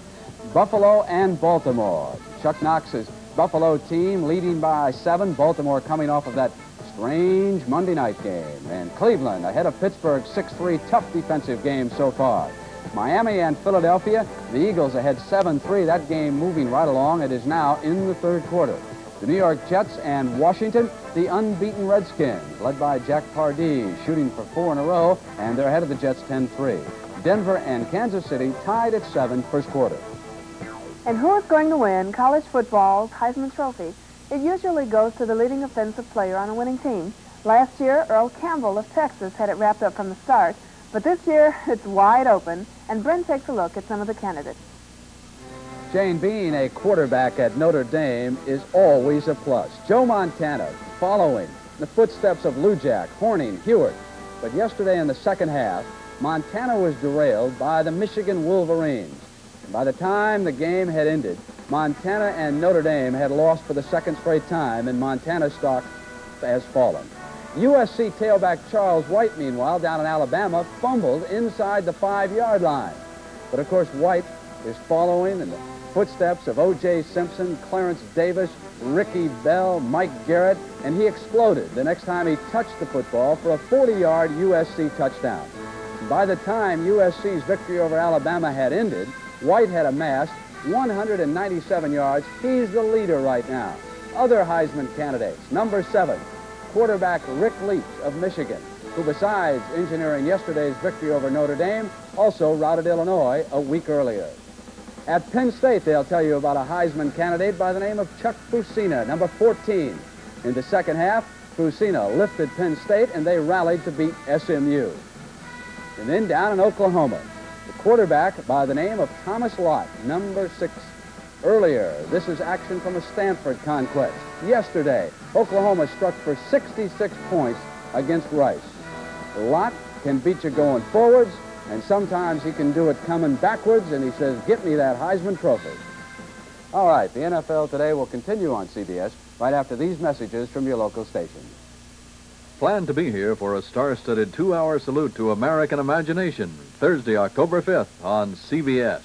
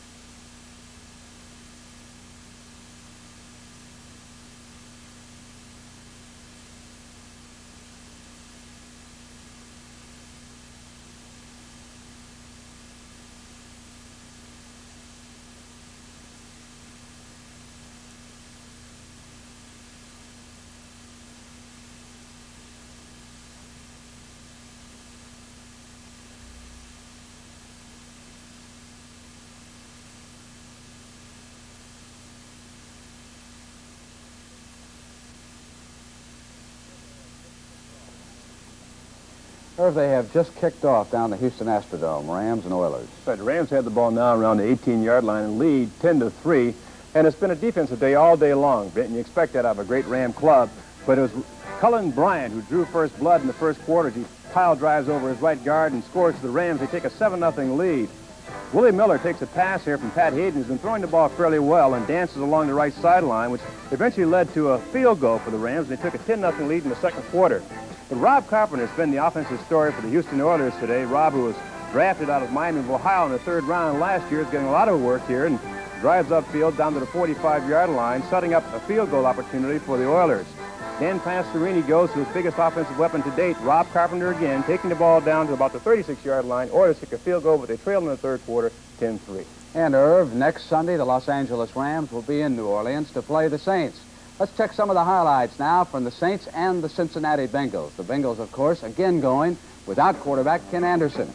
So it's John Reeves at the helm, going to Pete Johnson, who gets to the Saints' 44-yard line. Reeves will keep it on this next play. Got to the 24, and that set up a 20-yard Chris Barr field goal as the Bengals went up by 3. Archie Manning playing well this year. Here he is going to Tinker Owens. Owens breaking one tackle, finally downed at the 43, and the combination worked again. And Owens is slippery after he catches it. Give it to the 20. Mike Strawn in for the touchdown. 7-3, New Orleans. Manning under pressure this time. Now watch after the hit. He's going to get stripped. Man coming in from behind. Got his right hand on the ball, knocked it loose, and it was recovered by the Bengals. 2nd and 6 on the 12. Reeves here going to Tom Bass for the touchdown. 13-10 Cincinnati. And right now let's go back to Cincinnati and Gary Bender. Okay, thank you, Brent. There's our halftime score. Cincinnati leading the New Orleans Saints 13-10. Hank Stram has with him a very special guest. Really is a very special guest, a good friend, colleague, and I want to express congratulations, Weave, for your recent induction to the Pro Football Hall of Fame. It's a great honor, very deserving, and I know that you're enjoying the leisure of kind of civilian life now that you're out of the coaching business. What do you feel? Sure is, Henry. It's nice to be up here and not having to stop some of those great players you had, too. Well, we had a lot of fun back in the days when you were with the Jets. You did a fantastic job with the New York Jets and the first team in the American Football League to win the Super Bowl in 1969. And then, of course, I had such a great career with the Baltimore Colts, the only coach in the history of pro football to win a championship, a world championship with 2 different teams and 2 different leagues. It's a great honor and a great tribute to you, Weave. Well, thank you very much, Henry. You know, I heard recently we were talking at a league meeting in Tampa, and you made I think, a very interesting remark. You said that you didn't particularly think that you'd like coaching today because it wouldn't be any fun. I'd like for you to elaborate on that. Well, there's 2 things. I was a general manager also, and I never did like the business end of it. And first, I wouldn't like to, I got tired of dealing with the agents. That's number 1. But it's tough today with the players today. They're getting so much money that all they want to do is prolong their career, and it seems that they make more money than the coaches, so they last longer than the coaches. And I wouldn't like to be back there under those circumstances. Weave, it's a good observation. Thanks very much for being on with us at halftime. Weave Eubank, the former great coach of the New York Jets, and back to Gary Bender. Few years of coaching experience represented by those 2 men, Hank Stram and Weave Eubank. We'll be back with the start of our second half of play in just a moment.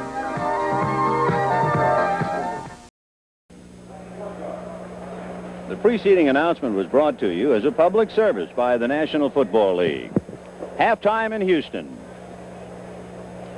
Hi, everybody. Here in the broadcasting booth, I'm Vin Scully along with George Allen and Jim Brown. Gentlemen, while we have a moment, the key to the first half, Mike Barber caught the pass and fumbled. Jim Youngblood apparently stripped him. Tell me about that play. That couldn't have been by accident, Coach. Jim has a drill. We've used a drill over the years at the start of practice where you'll give the football to 3 or 4 different backs. I got a football here. And go for the elbow, and you can still make the tackle and jar the ball loose. Usually good defensive teams will also lead the league in forcing fumbles. And the Rams, of course, got the fumble just when they needed it. Jim, as a carrier who didn't fumble much, you had a key role as far as protecting the ball. Yeah, that's very true. In that particular situation, the back should have realized they had the first down, great field position, and cover the ball. Take a few less yards. If I'm going to tackle you and you have the ball, how do you cover it? Well, I'm going to do this. About 2 hands. This arm is going to do anything to me? Well, this arm covers over. You're not going to hit me with that arm? Not at all. Well, if Mike Barber had held on to the ball, not only would the Oilers have had a first down, this place might be a madhouse. And, George, you mentioned that the crowd here in the Astrodome figures prominently in affecting the ball players. They do. Once this crowd gets on fire, it affects the ball club. Now, they haven't had much chance to yell, and the acoustics here are such that when they start yelling, you can't hear yourself think. Well, there are the Houston Oilers as they are first to come back on the field. And in a few moments, we'll be getting underway to the second half. A couple of numbers as the Rams now come out. First of all, Pastorini, 7 out of 14 for 91 yards. Hayden is 7 for 14 for 72 yards. Earl Campbell, as you look at the overall statistics, Campbell has carried 8 times for 38 yards. For the Rams, Capoletti, 5 for 35. Phillips, 4 for 12. Bryant, 10 for 25. And Jodat, 2 for 17. In looking at all of these numbers, George, what's the one set of stats that really means something? Well, first of all, the third downs. which isn't on there. The Oilers have not had a 3rd and 1 situation in the first half. And secondly, the Oilers haven't picked up the crucial first down on 3rd down. And the Rams have. Interesting to notice the difference. Houston is leading the Rams in passing, and things have changed for the Rams. Last year, they passed 44% of the time. Wow. Going into this game, they passed 65% of the time. It's a totally different offense. This year, Pat Hayden and Charlie Waller's doing a good job working with the offense. They're mixing their calls more. They're throwing on first down. They're going play action, waggles, rollouts, sprint outs. The Rams offense is not stereotyped. And Pat Hayden has gotten better every week. Well, we will see now if the Oilers can shake the effects of that big play and the resultant fumble and Ram recovery, and whether they can rise to the heights. As we had mentioned earlier, they've come from behind for their 2 victories, and all 3 of their games have been decided by less than 7 points. So they keep you busy. The Rams, a great start, 3 victories, no losses. As we look at Earl Campbell. Earl, you've looked at him for a half. Jimmy, what do you think of him? Well, I'll tell you, it doesn't take me long, Vinny. This guy is a great ball carrier. He has everything from the standpoint of a runner. He gets low, he has speed, he has acceleration, and he can carry the ball in the palm of his hands and know exactly what he's doing. It's not dangerous when he does it. It gives him that extra speed. He has everything. I think from a coaching standpoint, what I like about him, Jim, is he has a great attitude. He wants to improve. He'll work hard. Definitely. And All right, Tony Fritz is about ready to kick off on the Oiler 35. The Rams deep Jerry Latin on the goal line. Jodat is short to the right. And it'll be Jerry Latin at the 5, to the 20, across the 25, down to the 28, and there's a flag on the play. Rucker, Thompson, and Durden all brought him down. Well, it could be a late hit or it could be a clip. Personal foul and a clip. It's a clip. And it's against Houston. So immediately, that's against the Rams. Oh, let's check. Yeah, against the Rams on the clip. Excuse me. So for the first time, the Rams do not necessarily have good field position. Benny and Jim, you've heard me say this. The first series on offense of the second half and the first series on defense are vital right here. You come out of the locker room all steamed up, ready to go. If the defense can stop them right here, give the Oiler offense good position. Personal foul, clipping, 59 on the run back. Now they're raring to go. If the Rams move the football down the field and score, kick a field goal, the Rams are still in charge. The clip charge against Bob Brzezinski, and now the Rams 1st and 10 on their own 14. That's the toughest field position they've had today. Bryant behind Cappelletti. And it'll be Cappelletti, and he just about got to the 15. Jim Young coming up to hit him. Actually, the Oilers haven't had the advantage of the home field yet, Vinny. The fans have just been so-so. In looking at Ram position, they started drives on their own 38. They also had it at the 17, which was their poorest. And, of course, for Houston, they had one big drive and then had the fumble. 2nd and 9 from the 15. Hayden looking left and then going over the middle to Terry Nelson, the tight end, and he carries it out to the 40-yard line. Steve Kiner finally helping to bring him down at the 40. A pickup of 26 and a first down. First of all, Pat has good protection. He reads the defense, and he sees the tight end wide open. The Oilers didn't play the defense properly. One of the linebackers should be going to the strong hook, and Terry Nelson gets a big first down. So the Rams pick up the first down on their own 40, getting away from the goalpost. Miller is left and Jesse right. Nelson is on the left side. Cappelletti with a block by Bryant. And Kiner had to throw a block to even slow him down as he fell forward. Reinfeldt finally going on top of him, about 1.5 yards to 2 yards shy of the first down. The Rams have taken charge this first series on offense. So important in winning this ball game. Quick count. They picked up 8, so it's 2nd and 2 from the 48. Miller left. Jesse in close now on the right side. Jodat is in there with Capoletti. And it's Jodat. And he got away from the tackle attempt by Washington. Picked up the first down, and he's down close to the 43. Ted Washington might have had number 59 behind the line of scrimmage. Jodat. Jim Jodat is what we call an all-around football player. He's very fast. He's faster than a lot of people realize. That's the sign of a good back, when you can break a hand tackle, an arm tackle. You're not supposed to get tackled by anyone's arms. Well, he's cutting back against the flow, which is good sometimes, but in that case, not so good. He's a slashing type of runner. He'll break tackles the way he runs. 1st and 10 on the Houston 42. Play action fake to Jodat, and the pass is to the tight end. And Terry Nelson battling to the 16-yard line before Reinfeldt brought him down with Courier on top. Good call, good play action. Split the seam of the defense. George, why is it that Terry Nelson is suddenly figuring? Why is the tight end suddenly being used so much? You take what the defense gives you, Vinny. The defense has given them that. We call that a short corner by Y, by the tight end, by Terry Nelson. And by the way, Hayden is reading his keys real well. They picked up 26 to Terry Nelson. They just picked up another 26 to him. Looking the defense off. 1st and 10 on the Oilers 16. Jodat going wide and upended fumbles.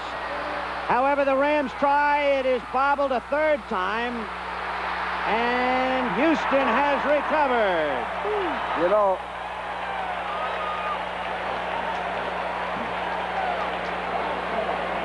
the fellow who made the recovery is Greg Stemrick, 4-year man out of Colorado State. Number 27, and Bum Phillips has dodged a bullet that time. That was a big play for the Oilers. Jodat spins and twists and tries to make the extra yardage. You're going to fumble once in a while.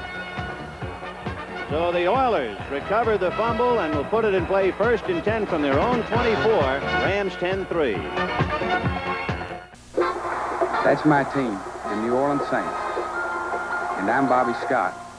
You probably know that New Orleans is famous for Mardi Gras and jazz, but maybe you've forgotten that it was the setting for one of the greatest American plays ever written. It's still here, The Streetcar Named Desire, that gave the name to Tennessee Williams' play. One of the characters in his play was a woman who was abused terribly and had nowhere to go. Today in New Orleans, she would. People here saw a problem, women battered and abused. So they went to the YWCA and the United Way. Now there's a model program that gives counsel and shelter to women who really need help. I'm not proud that we need this program here, but the fact is it's needed almost everywhere. I am proud that New Orleans and our United Way did something about it. The United Way works here, and it works in your town too. Thanks to you, it works for all of us, the United Way. The preceding announcement was brought to you as a public service by the National Football League. Well, Hank Stram, as you check the first half of play, statistically, not a lot of difference. 151 yards for one ball club, 140 for the other. As far as the rushing yardage is concerned, Cincinnati having the better of it. They have 86 as opposed to 41, but the Saints leading 99-65 in the passing yardage. It's a very even game, and I think it'll go right down to the wire the way these two teams are playing here this afternoon. A very exciting football game between the New Orleans Saints and the Cincinnati Bengals. Well, you see the scoring now. First for Cincinnati, Barr with the field goal, and then the pass from John Reeves to Don Bass, and then Barr coming back with a 22-yard field goal. On the other hand, the scoring for the New Orleans Saints was a 5-yard touchdown run by Mike Strawn, and then just with 9 seconds left in the first half, John Leipold added a 39-yard field goal. Cincinnati will kick off as we start the second half. Wes Chandler is the man deep. Leading rusher in this game, Pete Johnson, with 40 yards. Manning having a very good first half, hit 8 of 11 for 111 yards. Let's see if they hit it to Chandler again. It's Chandler coming up on it, and he's got it at the 20-yard line. He's going to go wide. Nope, cuts it up to the 30-yard line. Stop made that time by Dick Juron. former Detroit Lion, and from the 30-yard line, New Orleans has the football. You know, they have 3 deep back there with the express purpose of really covering the field, but I think in all kick situations, they would like for Wes Chandler to return the kick as much as possible, and that's why he went over to the right side and got it that time. Kind of intercepted it for Rich Marty. There, as we mentioned, the scoring. Leipold's done a pretty good job in this game since being pressed into service due to the injury to Rich Zarro. Just short of the 30-yard line. Manning has his running backs Galbraith and Mike Strawn. This is Tony Galbraith. Boy, there's no place to go on that play. They've shut off that inside game. Yes, they have, and they still have Mark Meserol, number 70, playing the right tackle position for John Watson, number 67. We still haven't heard what's wrong with Watson. Wilson Whitley and Eddie Edwards combining on the tackle for the Cincinnati Bengals. You know, Cincinnati coming into this game wasn't stopping anybody, really, as far as rushing was concerned, so they've turned that around coming into this game. They were allowing almost 4.5 yards a carry. 2nd and 11. Manning to Mike Strawn. And he gets hit hard. And Cincinnati in the first 2 plays has just swarmed the ball carriers. Yes, they ran a sweep to the slot side, which means that both receivers are on the same side, Tinker Owens and Ike Harris. It was the first time they had run that play to that side. Look at Gary Burley. Yeah. He's trying to get the crowd fired Yes, up. He is. He's all pumped up, isn't he? He's an emotional guy. Yes, he is. And that's the kind of attitude that you have to play with. You have to play with a lot of animation, a lot of feeling, and he's playing that way right now. He is the graybeard of that team up front. He's playing with 2 second-year men, and he's now trying to provide some leadership. 3rd and 11. See if they blitz on this play, because they really haven't had much luck rushing the passer. Archie's got all kinds of... Whoop! What a pickoff that time. Dick Geron. Geron with a fine interception at the 35. Boy, that was a picturesque catch as Tony Galbraith eventually made the tackle, but the interception for the Bengals. Archie had all the time in the world to throw the ball that time. The protection was good. It was only a 3-man rush. Nobody blitzing. There's Wilson Whitley going on a stunt to the outside. Archie steps and throws, but Geron steps in front of Ike Harris, 82, and makes a great interception. And I think, you know, he's been around a long time. Bob Geron has. Dick Geron, I should say, played with the Detroit Lions, and I think he read the eyes of Archie Manning that time and followed him on the course of the play. And on first down, Reeves is cranking up and throwing. Isaac Curtis, the intended receiver, and they just almost ran out of the ballpark on that one. Double cover there by Tommy Myers, 37, and Maurice Spencer, number 29. Very good coverage on the play. Isaac Curtis, anytime he gets down the field, he draws some attention, and that was a good example of it. There's the statistics passing-wise for Reeves and Manning. Reeves coming in here had suffered 5 interceptions, thrown for 2 touchdowns. So it's 2nd and 10, shaking him up a little bit on that first play. Yep. Dennis Law now has come in, so they're using the 3 wide receivers now again, Hank. Yeah, they're trying to take advantage of number 27, as I mentioned earlier. Here's a draw play. And Big Pete Johnson is close to the first down. He's about a yard short as he advances the ball to the 26.5-yard line. You know, I wouldn't be a bit surprised to see him do more with 3 receivers on early downs, to do one of 2 things. Either make Ray Brown, number 27, cover, which would be a mismatch, or if they put in another defensive back, which they did before, Felton, number 20, then they lack the force man that they should have, and they should be able to run the ball better. Archie Griffin comes back in. Dennis Law leads. 3rd down, a yard to go.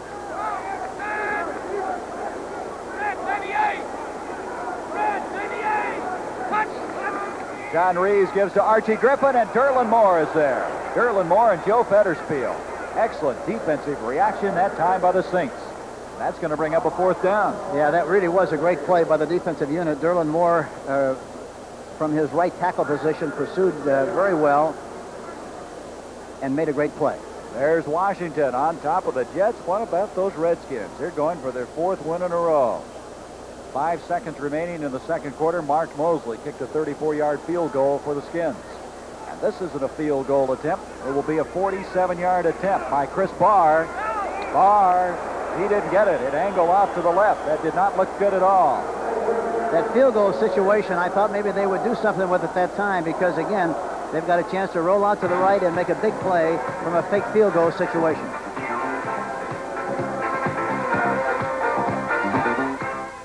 Long stretch of season ahead of them, and 16 games instead of 14, Dick. It's got to be a real concern. And repeating, of course, along with Jack Lambert's 58 familiar figure there on your screen, Jack Ham, 59, not in uniform today. The Steelers hope he'll be ready from that groin injury in their game next Sunday. Well, I think Steve Furness is also in the same situation. He's on the sideline and not playing. If this were a championship game, we'd see both of them, and they probably would play. But the Steelers know it's a long season, and they're not about to take a chance of losing a Jack Ham for the year because they pushed him back in a little early. So we're set for the second half. Don Cockroft to kick off to Larry Anderson. Anderson, the rookie from Louisiana Tech. It was his fumble on a vicious hit off a kickoff that led to the go-ahead field goal by the Browns in the second quarter. Lights are on at Three River Stadium on a gray afternoon. Anderson at the 12. Out to the 32-yard line, and for a moment that ball was precariously away from the body of Anderson, but no one could strip it away. Ron Bolton, 28, made the stop. Chuck Noll indicated that one of the weaknesses he wanted to shore up last year was his special teams. Anderson was one of the acquisitions that was to help that. They have been better in the early going, but they have paid a price today for that costly fumble, put them behind. Harris gained 24 yards rushing, 2.4 average in the first half, and Blyer only 9 yards on the ground. It's Harris, and he's hit right at the line of scrimmage as diving through the hole, that middle linebacker. No, it's Charlie Hall knifing in from the left side to make the stop. And when Harris gets the ball, he draws a crowd. He surely has drawn it today. And again, Cleveland playing smart defense. They realize that that is the favorite play for Pittsburgh. They stacked their linebackers. Charlie Hall making a very quick reaction up inside and putting Franco on the ground. 2nd and 10. Little dump pass to Harris, and he's tripped up at the 36-yard line, a gain of only 4. Here's a startling statistic, Merlin. Jack Brote handing us this note, that in the first half officially, the Steelers had total net yards, offense 79, penalty yards 80. So they were a -1. They had 1 more yard in penalties than they had total offense. One thing, the thing that makes that interesting to me is that previously against the Browns, Franco Harris had been averaging 5.3 yards per carry, just barely over 2 today. 3rd and a short 6. Screen to the tight end Cunningham. He's tough to bring down. One man to beat, Darden. And he's finally down at the 32-yard line. Darden tripped him up. Benny Cunningham, the biggest tight end in the NFL. He's been banging people around all year. Smart call by Bradshaw. Pulls the offense or the defensive line in, and then Cunningham is just going to go into his act here. Turkey Jones gets a piece of him, and that's Bam Bam Ambrose really unloading on him, but he just kept going down and down and down. That's a great play by Cunningham. Now the Steelers trailing 6-3 on that long gainer, 31 yards. Have a first down in Browns territory. It's Blyer. Inside the 30, Earl Edwards wraps him up. Jerry Shirk assisting on the tackle. Let's go back and watch Ambrose all the way. Of course, he's one of the fine hitters on this Cleveland team, dropping first in reaction to what looks like a pass. Now he reads the screen, comes quickly to the outside. His job, of course, is to get the hit, to get the tackle. Now watch how hard he hits Cunningham. He really unloads on him. Cunningham right there. Cunningham just so strong that he's able to keep his balance, pull out of that arm tackle, and head on down the field. That's amazing. Bradshaw, 2nd and 7. Oh, Charlie Hall had read it beautifully, made his move, thought he had the interception, but those heavily wrapped hands sometimes defy your best intent. And again, another look at it. Bradshaw able to not to get the first pass off, rolls outside, and this is something they didn't want to let him do. You see the end staying out there. Boy, he'll dream about that one. He'll see that one 5 or 6 times in the middle of the night tonight, I guarantee you. With that long gainer to Cunningham, Bradshaw over the 14,000-yard mark. Long way from Tarkenton, who's up in the 40s. Big play. 3rd and 7. At the Cleveland 29, make it to 28.5. Backs are in the pattern. That's Cunningham. Oh, what a play by number 28, Ron Bolton. Like a bolt flying out of that secondary to tap it away just when it appeared that Cunningham had a first down. And we've seen some big plays out of Bolton today. Watch it. Looks like Cunningham has it all to himself. Bolton stretching with everything he had to bat that ball away. Interesting, too. Bolton is playing on the right side after being on the left earlier in the year. I guess he feels like he's back at home. He played there in college, and earlier seems to be much more happy on that side. Oliver Davis with a dislocated elbow, the right cornerback, is out for 4 to 6 weeks. Chiarella to try to tie it up. 46 yards away. Colquitt to hold.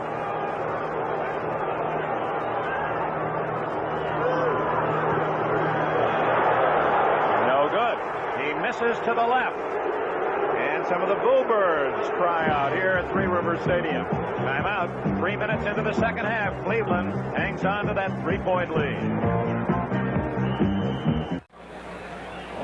Pat Hayden soaking his right hand in an ice bucket. Meanwhile, the Oilers take over 1st and 10 on their own 25-yard line.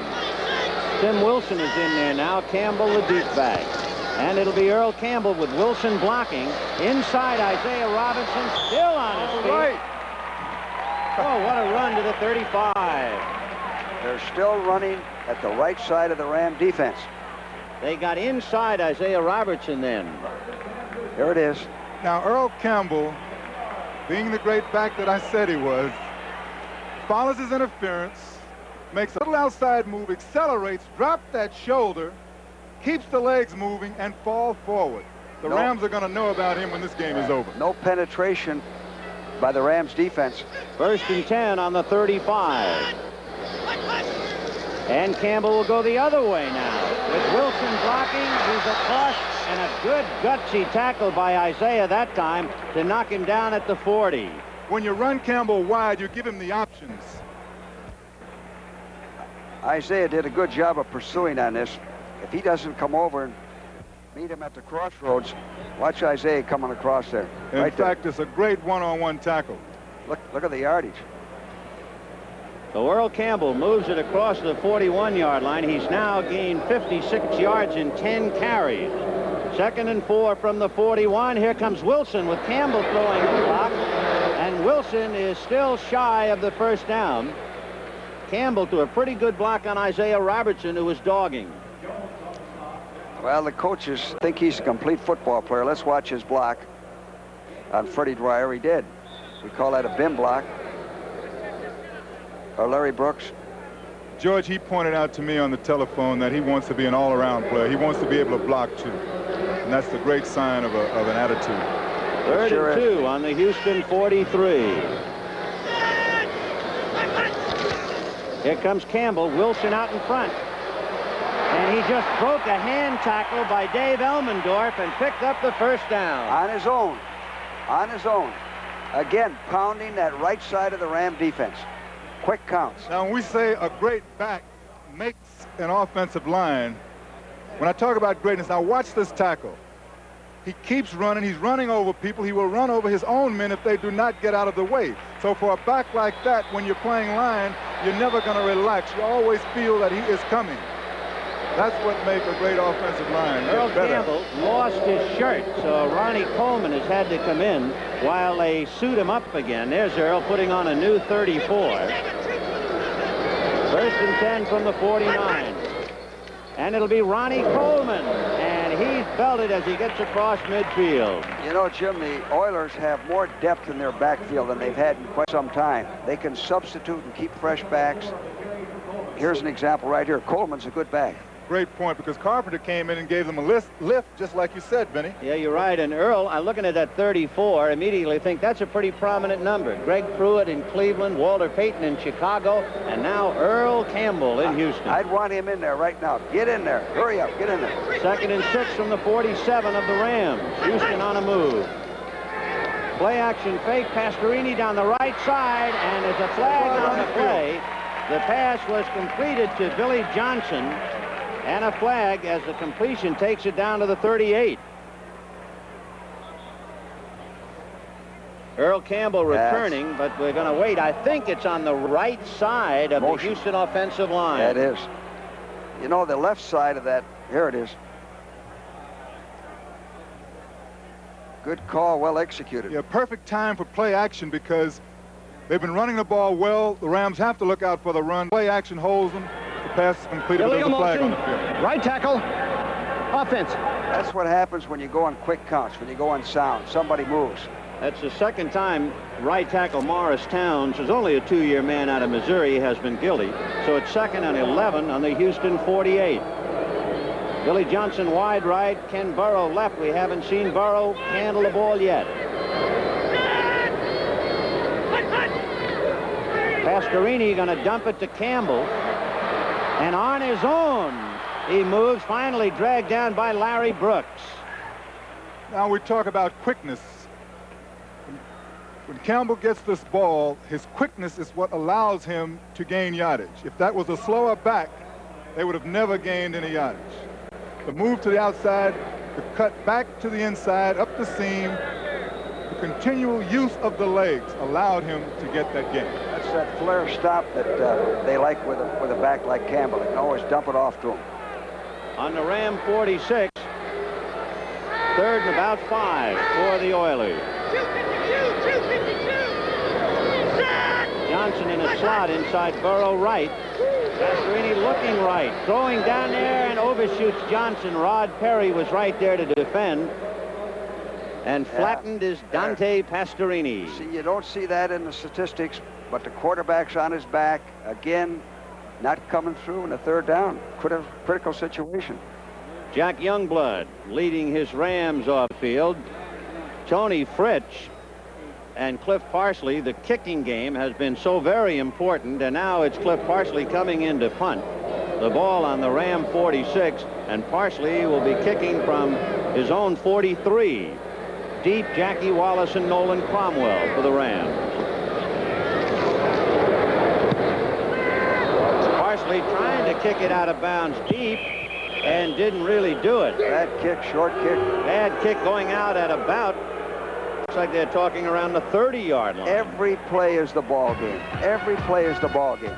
Parsley has kicked only 2 inside the 20 this year. 10-3 Rams. The Pittsburgh Steeler Brain Trust, Nolan Bradshaw, trying to come up with some answers. Baseball, the Angels playing in mourning. Lyman Bostock, their brilliant outfielder, killed last night, leading the White Sox. First down play, no room for Pruitt, who led the Browns in the first half with 24 yards. Yankees in a scoreless tie at Cleveland in the 3rd. And Boston has rallied from a 2-0 early Toronto lead to tie the Blue Jays at 3 in the 4th. Doug Deacon had just driven Dwight White down the field about 6 yards on that last play and dumped him. There's a little emotion still pumping out there. I think it's going to be up to the Steeler defense to make a couple of big plays here to get them back on track. Sipe under pressure. Greenwood gets in from behind. Dwight White assisting the 2nd Steeler sack. Fans love their steel curtain. Well, L.C. Greenwood, when he's healthy, and he had a tough time getting healthy this last year, is one of the fine pass-rushing defensive ends in football. You saw it right there, coming all the way around. Barry Darrow just not physically a match for L.C., as very few offensive tackles are. They've been trying to protect very early. They've done a good job. But on that particular play, L.C. did his thing and put him on the ground. Sipe facing a 3rd and 15. Good protection. And an open man is Reggie Rucker. First down at the 42. 3rd down long, and Sipe finds Rucker open in the slot. Well, they can say what they want about Sipe's lack of strength in his throwing arm. He's certainly given us every reason to believe he can get it to an open receiver. And Reggie Rucker, who's gotten open a lot of times this year for Cleveland, got open there. Sipe had time to throw, and again, I emphasize that because one of the things you got to do as a defense is to put the pressure on that quarterback, and he got it to the open man.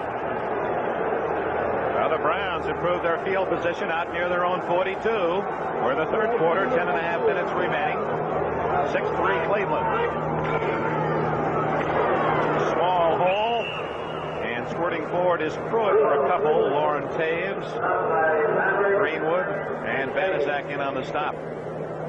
Sam Ratigliano, 46-year-old graduate of Tulsa University, born in Brooklyn, and he has his Browns out of the gate, and they're sprinting 3-0 and lead 6-3 here in the third quarter.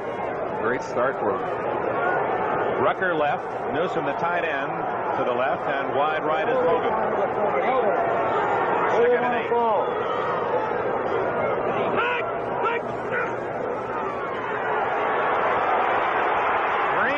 Bulldog sight to the ground and a flag on Dwight White for a late hit. White, number 68, gets a personal foul.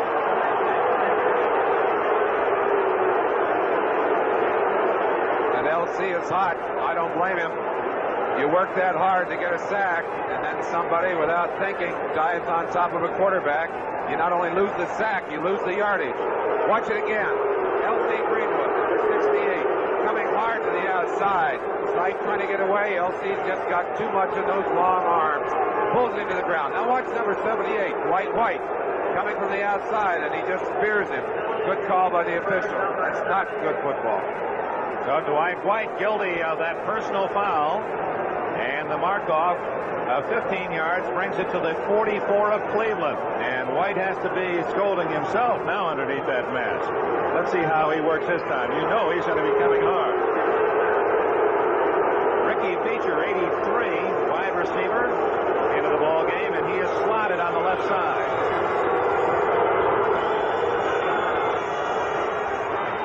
Back to the air, Sight, looking for Feature, and it's broken up by Donnie Shell. Shell, who intercepted Sight's first play pass of the game. Sipe, of course, a little bit upset with himself that he didn't get a little more on that ball, but he was well covered. No chance for Feature to do his thing, pull that pass in as he trots off the field, and Reggie Rucker comes back into the game. It appeared that Logan running the sidelines route was wide open. It'd be great if the quarterback had enough eyes to follow all those receivers, wouldn't it? That's true. Second and 10. Complete to Newsom, and Shaw, look where he was. The strong safety was 5 yards into the backfield of the Browns as he read that screen all the way. Let's pause briefly for station identification. This is the NBC Television Network. This is 11 Alive, WIC TV Pittsburgh. On that last play, Dwight White, of course, coming very emotionally, charged up, and it was interesting. Doug Deacon knew he was all puffed up, just dove down, took his legs out from underneath him. Smart heads-up play by the offensive lineman. Tony Dungy, the fifth defensive back, number 21 in for Pittsburgh. Third and 10 call, and that's Newsom. In trouble. Just got it away as Greenwood buried Sight, and the ball flopped incomplete downfield. And look at Banaszak, 76. He's a cheerleader saying, come on, fans, let's get going.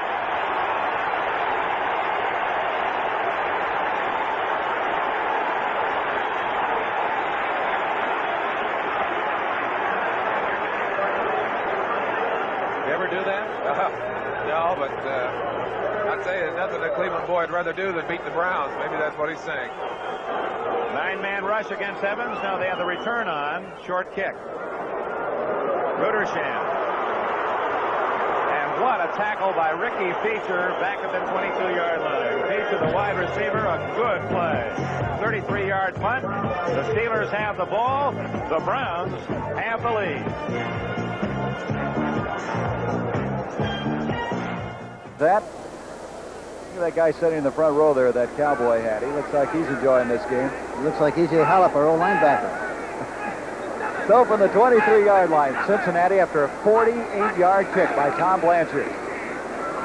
Well, no place to go for Pete Johnson. Both these teams trying to test the middle, and they're not finding any running room. Moore and Price combine on the tackle. They must be mad at Johnson because they keep running that play, and they haven't made much yardage on it. It's like throwing spitballs at a battleship. You know, they haven't really done much good with it, but they're at least keeping that middle linebacker at home, I guess. All right. Don Bass now comes in at tight end. We have Brooks and Curtis at the bottom of the screen. That's a reminder, Cowboys and Cardinals immediately following this one from Irving, Texas. There they go to Archie Griffin. And Griffin trying to get wide on the play. Pretty good reaction that time for the black-shirted New Orleans Saints. And we're going to come to a third down, still long yardage. You know, I wondered when we'd see that play. That was one of the old standard plays of the Cleveland Browns, a quick toss to the outside. Jim Merlo does a great job. The tight end did not do a good job of blocking Merlo. And, of course, he didn't make any yardage on the play. Third down, still 4 yards to go for John Reeves and the Bengals, who are trying to end a 3-game losing streak. If they'd lose today, it'd be the first time since 1971 they lost their first 4.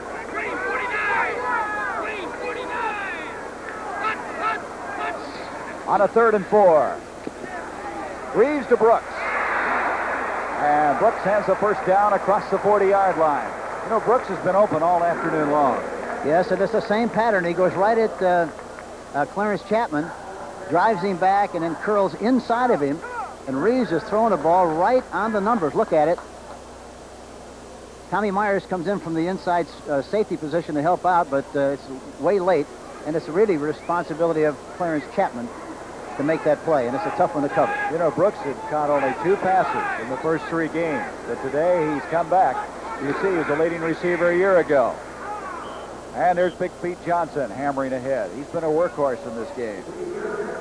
He gets across the 45-yard line to the 47. It's going to bring up 2nd down, still 7 yards to go. Derlin Moore making the tackle.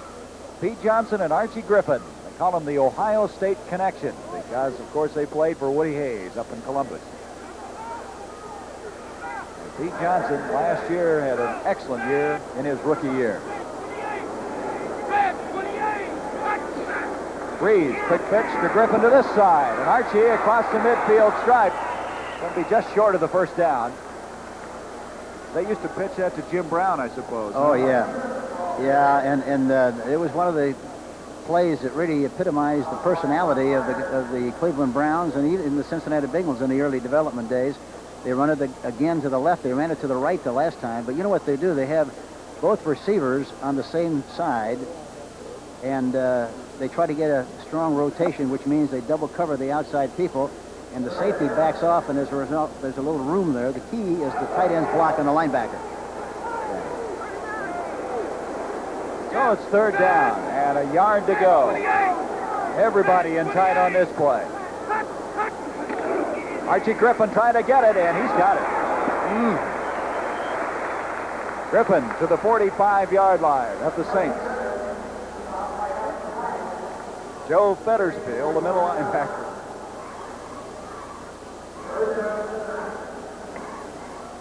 Well, Cincinnati moving the ball very effectively. 7:45. Spilled water all over the sheets, Gary. Your spotting boards, you're going to have to get that indelible ink the next time, Hank. We got a rainbow board here. Quick pitch. Griffin, he's got trouble. Alex Price is back there. He misses him. Derlin Moore misses him, and all of a sudden, down at the 40-yard line. There are a few people taking shots at him. He was lucky that the ball bounced right back up in his lap, or else he could have lost it. You know, one thing that's important on that play for the quarterback to make a good delivery, he has to really get his head around quickly because the head is the heaviest part of his body, and if he's slow coming around, the toss is going to be slow, and you have to get that ball out in front for the ball carrier, because if he loses stride or doesn't get a perfect pitch, he can't make yardage on the play. Don Reese, number 60, checks in the left defensive end as Brooms will get a breather. On a 2nd down now and 26 yards to go. John Reeves trying to cross him up, gives to Griffin, and Archie comes out to the 44-yard line. Fettersfield, crowd thinking that's a very conservative call on 2nd and 26. But it's a high percentage play. You figure that if you throw the ball downfield into coverage, there's a good chance of the ball being intercepted. On that kind of a play, you might break it because they're rushing strongly with the anticipation of being a passing situation, so you might make a big play, and that's the idea of that kind of a call. Number 22 that came into your pictures, a rookie out of San Diego State, their 2nd-round draft pick, Dave Kerner, replacing Archie Griffin. I wouldn't be a bit surprised to see him run a draw play here now. There's the statistics, 3rd and 21. Nope. Reeves dumps it off. Puts to the man who just checked in, Turner. And Turner goes nowhere. Derlin Moore, number 74, was responsible for turning the play in. Had he not pursued properly from the inside out and got a good angle, it could have been a better play, but he did a great job on the play. Number 74, Derlin Moore.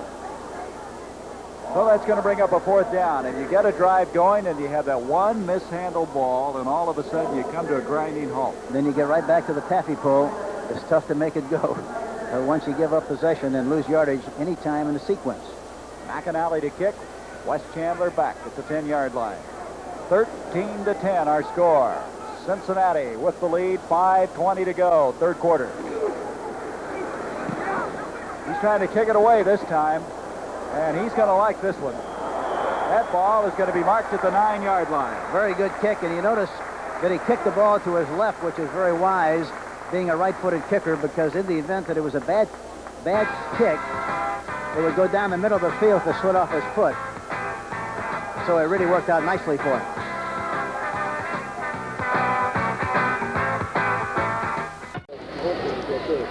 Ray Malavasi talking with the officials. 1st and 10 Rams from their own 31.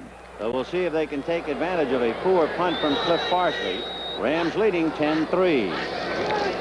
Cullen Bryant with Dennis Harrah leading the way. Capoletti trying to hand block, and he got across the 35. Capoletti had his hands full just pushing. Now, not to be critical of Bryant, but if you watch Cullen make this cut, you will realize the difference between a good back and a great back.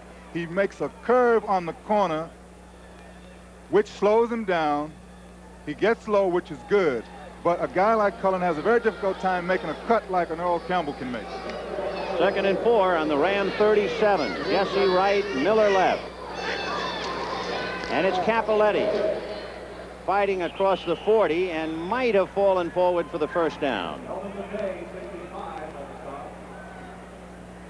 Now, Capoletti, who is a very good all-around football player, has better cutting ability than Bryant. He gets everything out of this particular play. I say that if Capoletti had more speed and Bryant was more nifty, they would both be much better. Well, John Capoletti fought his way for the 1st down on the Ram 42-yard line. Capoletti so far has carried 8 times for 49 yards. Rams leading 10-3, 5:50 to go in the 3rd quarter. Here comes Bryant wide. That's a strange play, Coach. If you watch on the replay, Dennis Harrah was supposed to block number 60, but Harrah couldn't catch up to Bryant. Well, again, it's a quick count. It's designed to go outside. And the back got ahead of the couldn't catch the pulling lineman. That must be very discouraging. Harrah at 257 is trying to keep up with it. Well, if Bryant was smart, he would let him get in front. Use your blockers. 2nd and 10 from the Ram 43. Miller left, Jesse right, Nelson the tight end on the right side. And it's going to be to Capoletti. And it's a pretty good block by Harrah. That was almost a clip, but the block opened it up for the 1st down. This is really great offensive football. It's safe. It's a check-off pass. You set up your blocking. Capoletti is a guy that uses his blockers now. See him cut back underneath. But something I'd like to point out is that 61 and 65, they were going a little too slow. They should have gotten out there fast, and if they had thrown, Capoletti could have made his moves much better. And you're talking about Rick Saul, number 61, and Tom Mack, 65. Yes, Vinny. 1st and 10 on the Houston 46. Here comes Cullen Bryant. He's short of the 40, but the Rams moving. Remember, after the punt, they started on their own 31. Kiner and Curry making the tackle. In another world, the New York Yankees trying to hold on and beat the Red Sox. They're tied 3-3 with Toronto in the 4th inning. 2nd and 6 on the Houston 42. 3:50 to go in the 3rd quarter. Capoletti with Bryant putting a block on Brazil and a couple of hard yards. Boy, that's a collision. Cullen Bryant blocking Robert Brazil. You could hear it all the way in Los Angeles. You know, Capoletti does what we call pick a hole. So he starts up inside, then he slides outside. pick a hole running. Always going forward. 3rd and 1. The Red Sox and Cleveland, no score in the 3rd. The ball on the Houston 37-yard line. Charlie Young is in there now on the wing just outside Terry Nelson on the right side. And Bryant pounding for the first down, and he's gotten it.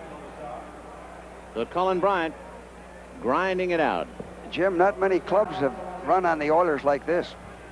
I'll tell you, last week, the Rams' offensive line played a tremendous game. They met those Dallas defensive stars head-to-head and won that battle, and I think this is a carryover from that game. 1st and 10 on the Houston 35. Dwight Scales is in there now, wide right. Miller left. Hayden looking left and going over to Miller, who does an Al Jolson and makes the reception at the 25-yard line. Stemrick over there to defend. He didn't like it. Good call by Pat. Quick count. 1-on-1. 12-yard out.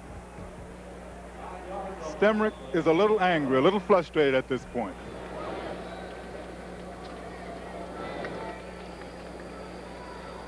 Yeah, he has to touch him, get up and run. Yeah, he caught the ball between his knees. The ball is between the knees. 2nd and 1 from the 26. Rod Phillips battling and crawling to the 20. They'll probably mark it before that, however, and it's a first down. That was a good spin by Phillips. In other words, if he did not spin, he probably would not have gained a yard. But because he did spin, he was able to gain a few yards and get a first down.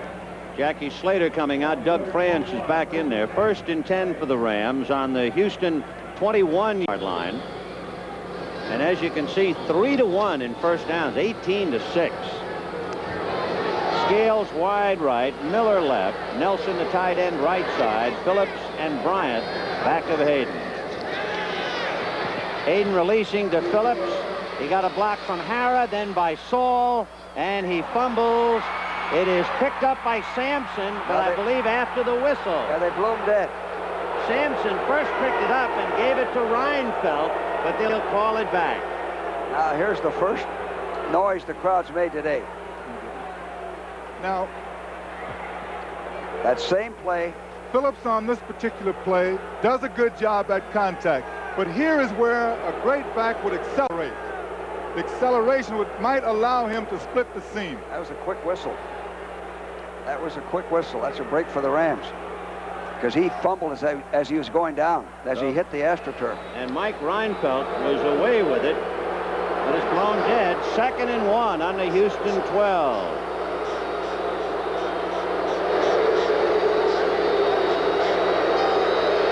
Capoletti upended. He fumbled, but Bryant fell on it, and that might have been after the whistle. Good hit by Ken Kennard, second-year man out of Angelo State, number 71. We watch the defensive line here. They are charging low. We call that a submarine. In other words, it's very difficult to run through it. You can jump over it. When you see a back jump, sometimes the defensive line is submarining. The defensive ends on that last one took an inside charge and have inside responsibility. As you can see, the measurement, they need that much for a first down. The crowd a little sullen and angry over the fumble callback. Two tight ends. Miller and Scales come out. Charlie Young is in there with Terry Nelson.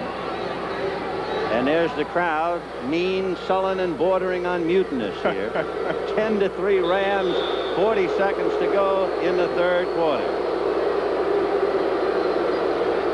3rd and 1, and the Rams have been converting, and the Oilers have not.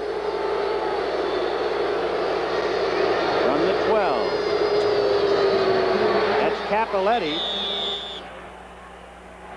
And you tell me how they can ever figure whether you've gained the yard or not. It's a judgment thing, Vinny. Blind judgment.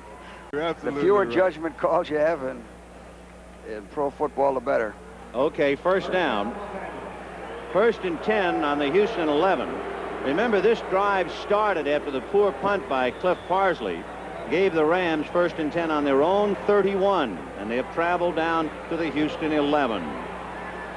The Oilers stubborn, but they're behind with 9 seconds and going down of the third quarter. 10-3 Rams.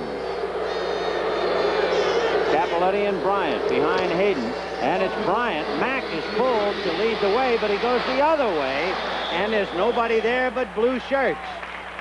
Great pursuit, and the strong side, the onside, got across.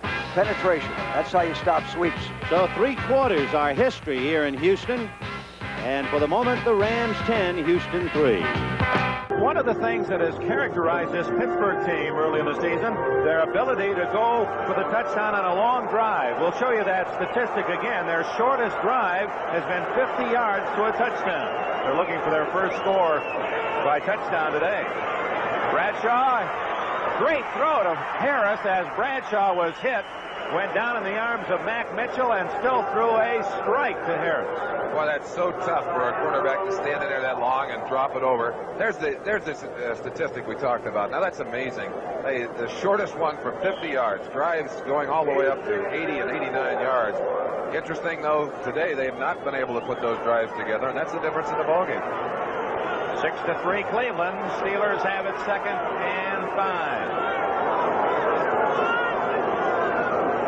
Harris again. Oh, what a move. And a first down out to the 33-yard line. Did he put a zig and then a zag on someone on that left side? That was Mac Mitchell. We'll give you a chance to look at it. Little stutter step. Starts to the right. Goes back under the trap block by 72 Mullins. Now watch the little outside fake. Mitchell put his head down, and there was nobody home. Franco Harris. He's amazingly quick for a big man. 6'2" and 225. He now has 30 yards rushing. The top ball carrier in the game. Bradshaw looking for Swan. No, it's Stallworth. Complete. First down at the incomplete. The side judge says no possession. Stallworth thought he had a legal catch. Stallworth is saying, wait a second, you saw me. It was in the air. I had it. I thought he did too. I wonder what the replay will show. Stallworth has done a great job during this season. Here's a chance for you to look at it at home. Now watch Stallworth. He makes a great diving grab. Does the ball touch the ground or not? It does. I think it does. Good call by the official. We got to give them credit when they make a good one, and they did right there. You bet. Here's another quick look at it. Watch it now. He looks like he just pins it as it touches the turf. Right there. Even though he had both hands on the ball, if it's touching the ground simultaneously, that's not a complete pass. 3-man rush for the Browns. 4 linebackers. Babbage is in. Draw to Harris to the 37, a gain of 4. Update from Philadelphia. Mike Hogan has just scored for the Eagles, who jump in front of Miami 14-3. Tremendous parity in the NFL this year, Merlin. Every week we're going to see some big surprises. A lot of good teams, a lot of good players. Of course, one of the early equalizers has been the number of injuries, Dick. The number of people that have gone down, especially the number of quarterbacks that have gone down. 3rd down, 6.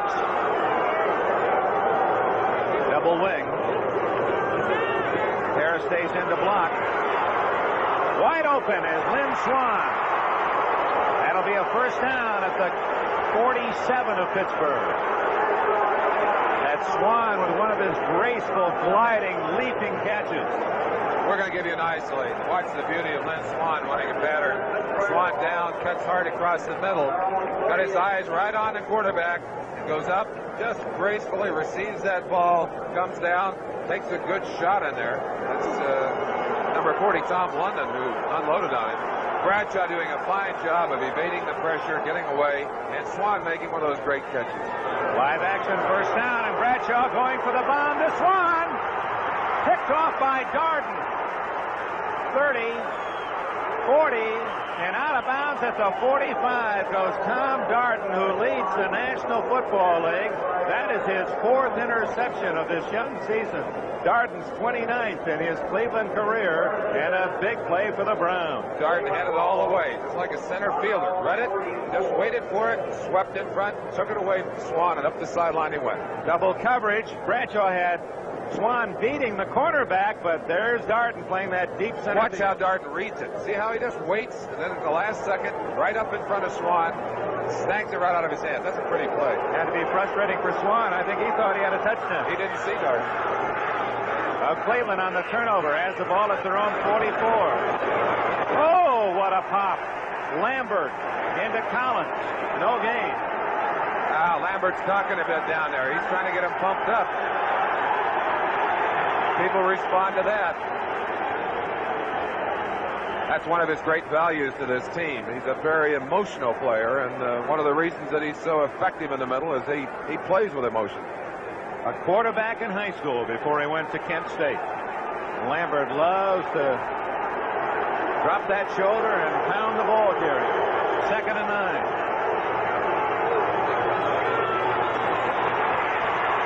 Screen to Mike Pruitt. And Mike Wagner knocks him toward the sidelines and out of bounds at midfield, short of the first down. Well, in the second quarter, Kansas City and Jim Turner's toe, 42 yards. Field goal gives the Broncos a 10-7 lead. Is Turner still kicking in his high tops, or is he still in his... He's gone to his low cuts, huh? Well, that's interesting. Tigliano, of course, more interested in what's happening right out here in front of him. And the Browns starting to move the football. 3rd and 5, the ball at the 49. 5 defensive backs for Pittsburgh. Safety blitz. That's feature interference against Ron Johnson. Johnson says to Feature, I didn't do it. Feature said, look at that yellow thing on the carpet. Well, that's a tough call. Johnson, excellent coverage and great pressure on Stipe. Did a marvelous job of getting that ball off on target. And Johnson really felt like he got jobbed on that one. We'll just show you the end of that play where Johnson is right on top of the receiver. Felt like he got the hit on time. We'll give you a look at it right here.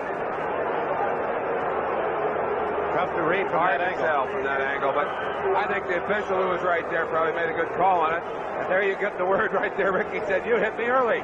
Johnson said, no, man, I was right there. I had it on time. Well, the Steeler fans unhappy. 5:40 remaining in the third quarter. Look at that statistic. The Steelers have been their own worst enemy today. And around, Reggie Rucker. And he's down at the 22 in the hold of Lauren Taves. Let's give Mel Blunt some credit for coming up and putting the pressure on him on the outside, making it possible for Taves to have time to make that inside-out play. Fine tackle. Yardage of nearly 5. Call it second and a long 5 for Brian Sipe, who played his college ball at San Diego State. His career passing percentage, 56%. Nothing wrong with that. Well, that's interesting. The Steelers have just called timeout. L.C. Greenwood is upset.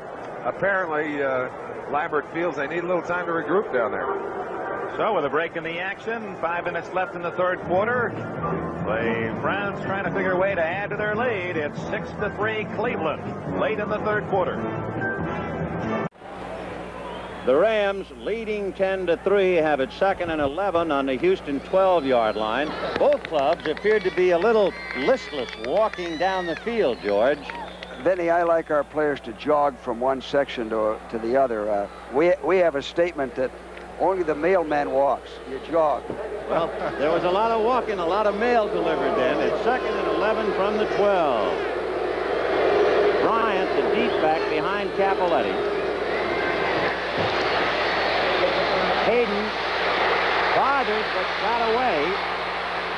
Throws on the run and it's batted down. Brazil and Bryant was there, and a lot of heat was put on him by Art Stringer, number 53. It was Stringer who really messed up the play for Hayden. But actually, this is great coverage on the part of the Oilers. Hayden had a lot of time. Hayden did a good job of not getting sacked here and taking a loss. Now, notice the time that he has. That means one thing, that those defensive backs are really covering the receivers. That's Stringer. I don't like to see a man leave his feet and jump up like that. If he hadn't done that, he maybe could have sacked him. All right, it's 3rd and 11 from the 12. Jesse is right. The Oilers are moving around up front. Hayden lobbing out of state and knocked out by Alexander. Flag on the field. There's a flag, and it could be the cadence of Hayden drew him offside again. That whole front was moving. That's that.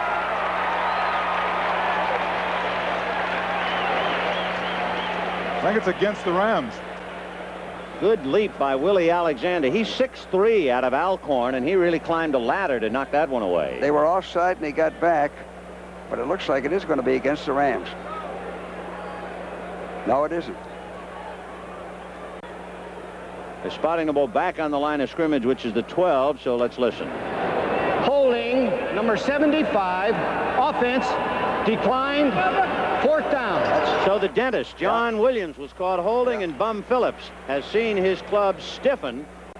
Remember, it was 1st and 10 on the 11. It wound up 3rd and 11 on the 12, and so now 4th and 11 from the 12 in a 10-3 game. Nolan Cromwell will hold. He'll spot the ball on the 19, and Frank Corral will be asked to kick his 2nd field goal of the day. It would be a 29-yard effort. And it's blocked. Blocked and picked up by Alexander. Cromwell trying to fight him to the sideline, and finally Nolan Cromwell knocks him out of bounds at the 45-yard line of Los Angeles. Willie Alexander picked it up. George Allen, this is what you teach. Great special team play. Beautiful layout, good technique on the block. This is what sets your team on fire and turns it around. Now Pastorini has to take over. That's why you were a great coach, Coach.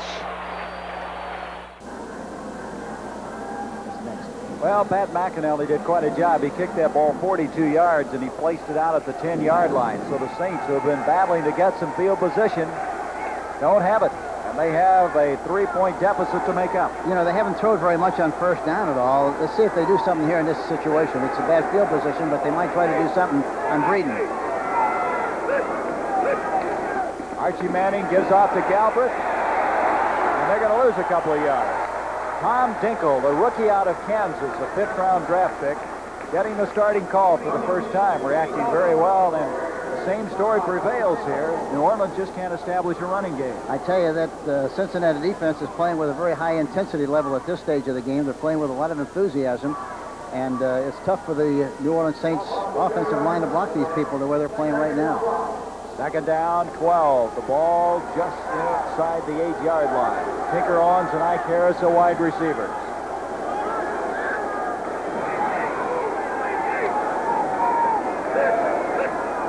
Archie Manning on a delay to Galbraith. Galbraith out to the 13. Look at him, break tackles. He's to the 15-yard line.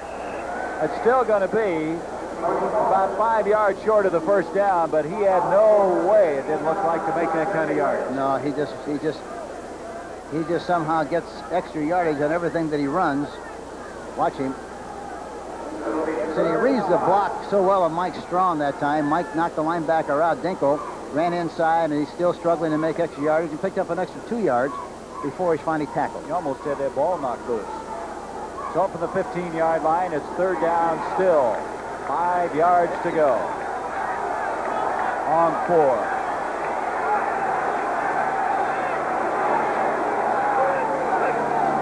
Blitz again. They're all coming.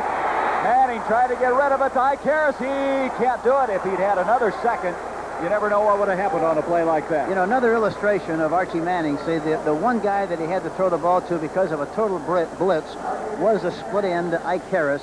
And he realized it, he anticipated it, he got it upfield, but he couldn't throw it like he wanted to because there was too much pressure from the blitzing linebackers.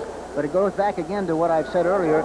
He'll throw the ball to the right guy almost all the time. He had to arch that so high because of that on-rushing line. You're exactly right. And so Tom Blanchard's going to have to kick from his own goal line. It's kind of like an any overshot over the top because it's the only way you can get it to the receiver. Back deep goes Don Bass along with Lewis Breeden as Blanchard hits him very high. Bass from the 40. Good coverage that time by the Saints as they convert on the ball in a hurry. But Blanchard helped that because he got a lot of hang time on that kick. I know that Whitey Campbell must be very happy about the specialty teams because they're doing a good job, and they're doing a good job of covering. That was a 44-yard kick by Blanchard, who's among the best. There's timeout on the field at the 3:20 mark. The Bengals by 3. When Bum Phillips was told he passed his physical this spring, he said, good. If I die tomorrow, it means I'll die in good health. Well, the Oilers are in good health. 1st and 10 on the Ram 45. Burrow left, Renfro right. Barber, the tight end, on the right side. Carpenter and Campbell are the backs, and there goes play action to Campbell. And Pastorini on a bomb down the left side to Burrow. No good. Ken Burrow on Rod Perry. That's just what we predicted, Jimmy. Exactly what you predicted, Coach. After a turnover, give him play action. Put Burrows, your big, tall receiver. Send him deep. Here he goes. He's lulling them to sleep. He's waltzing right there. Now he'll turn it on. He's got a height advantage over Perry. He was open. He underthrew him. George, I'm going to interrupt you because you wouldn't say it, but George told the director to isolate on Burrow, figured he would go against the smaller man, Perry, and it's exactly what happened. Coach, nice call. 2nd and 10 on the Ram 45. The implacable Bum Phillips looking on. Mike Barber, a tight end, is shaken loose wide left. Billy Johnson is in a slot right inside Burrow, and it's still Carpenter and Campbell. And this time, play action to Campbell, down the middle, complete to Mike Barber. He's the fellow who fumbled earlier, and he's not going to fumble this time to the Ram 20. Jim, I like a guy that fights for extra yardage after the catch. I love him to fight too, Boy, George. look at this. It's a beautifully thrown pass. Crossing pattern against the zone is always good. You go from one zone to another. Now, fighting here can be very dangerous because that gives the defense a chance to hit the ball out of for your the hands. ball, as long as you protect the ball. 1st and 10 for the Oilers. Recovering that block kick. They're down to the Ram 22. Just the start of the 4th quarter. 10-3 Los Angeles. And here goes Earl Campbell. He knocks Robertson on his back. Watch out. Beautiful, beautiful. 5. Oh, what a runner. Oh. They're going wild in Houston. Everybody's happy. I'm going wild up here. Beautiful running. Power. Ran over Robertson. Tremendous. The Rams are still thinking that they are playing Tony Dorsett. Boy, did he hit Robertson. Earl Campbell is strong, and he will put his shoulders into your chest. 1st and goal on the Rams 6, and this crowd is noisy now. Carpenter and Ronnie Coleman. Johnson in a slot inside Burrow left. Put Barber's on the right side, the tight end. Ronnie Coleman inside the 5. 2nd time today, Johnson. There comes Campbell back in. Earl Campbell had to put on another shirt.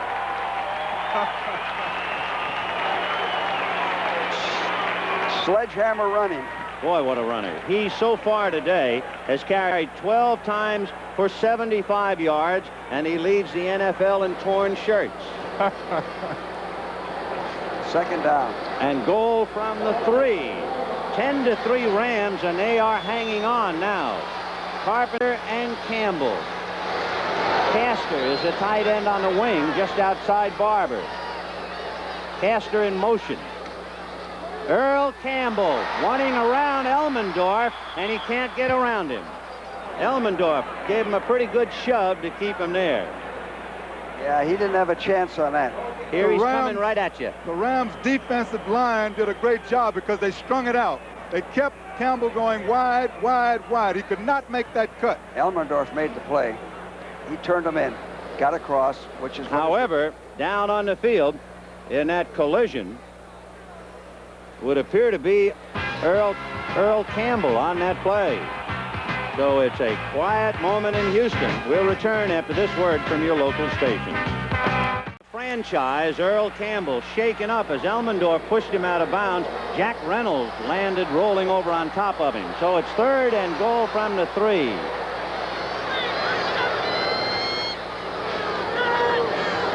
In motion is Castor. Play action fake to Coleman. Pass in the end zone to Barber. No good. Defending was Jim Youngblood. Barber did a good job on this play because he came back for the ball. Now, as we watch it, play action fake, which was a good call. Coach said they should have made this one. The ball is lob. He comes back, but he misses. Misjudged the ball. He did everything but catch it.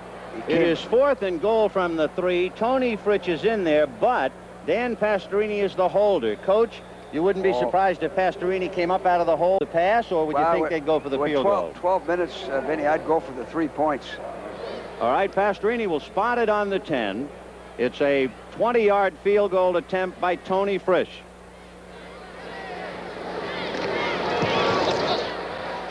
And he kicked it through. So the Rams' lead has been cut because of the blocked field goal and the Houston recovery and run back by Willie Alexander. It is the Rams 10, Houston 6, with 12 minutes left to go in this one. Veteran offensive tackle John Kolb, who left the game, re-entering that pinched nerve in the neck.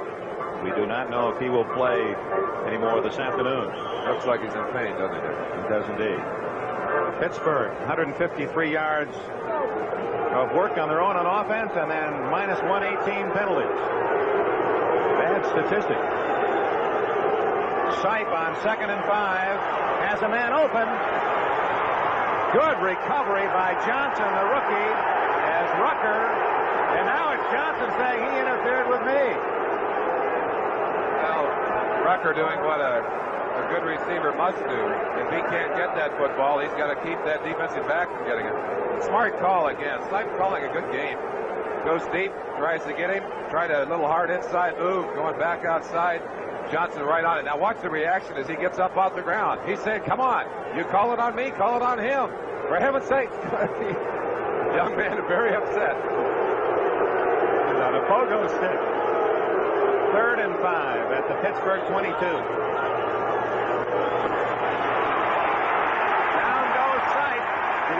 White makes the hit. It appeared that might have been a quarterback draw the way Sipe took that little false step.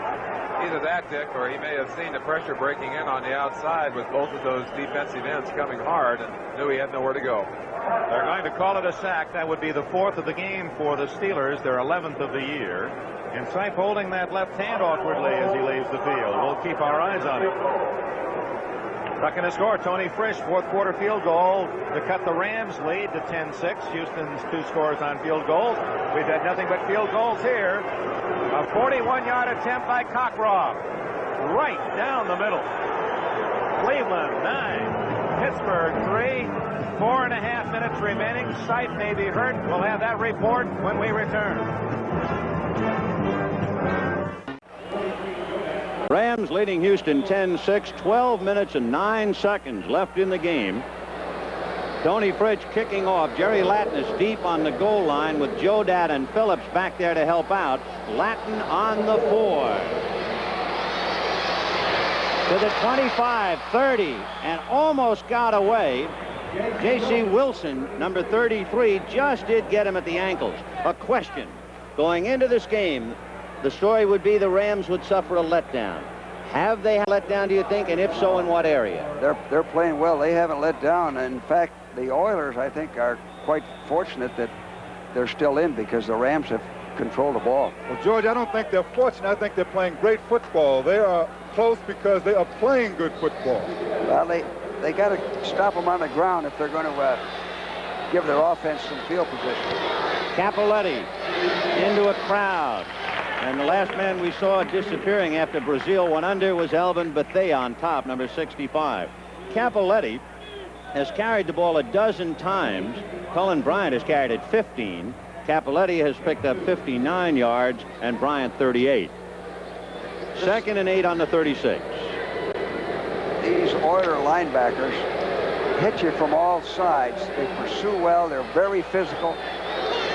Jodat, the deep man out of the eye. Miller is left, Jesse right. Tight end Nelson on the right side. Jodat inside Nelson block, but he's dragged down. Good tackle by Ted Washington, number 59. They slide Ted as a free agent, Vinny. Boy, he looks good. Kiner was a free agent. 2 of the 4 are free agents. They're all tough. Ted Washington, number 59 for Houston. 6-year man out of Mississippi Valley. A 17th round draft choice by Kansas City, signed by the Jets, and playing very well here for Houston. 3rd and 5 on the Ram 39. Rams lead 10-6, 10:49 left to go in the game. Big down here. Miller left, Jesse right, and over the middle to Miller. He's wrapped up by Stemrick, and that should be enough. It's more than enough for the first down. So Hayden was 12 for 21 and 163 yards, and he comes up with a pivotal pass completion. Hayden had the ball snapped, quick count, before the Oiler defense was set to rush the passer. He's been going on a long count on 3rd down. That time he went on a quick count, went on sound. Willie Miller, being an intelligent receiver, made sure he got the first down yardage and that he caught the ball. 1st and 10 on the Ram 49. Miller comes this way, and Jesse at the top of your screen. Jodat behind Capoletti. And it's Capoletti. Washington turned the play inside, and Capoletti still carried to the Houston 45. Did that on his own. Boy, that's good the play. Capoletti style. He slides, and he slides. When Washington turns him in, how come he got through all those linemen? Because he cut back. He cut back, and he went against the grain, and he has that ability to keep his balance and slide. And he also is getting that shoulder down much lower now. He's got that good peripheral vision, Vinny, that he can see where there's an opening. That's why he was great in college. 9:48 left. Rams 10-6 over Houston.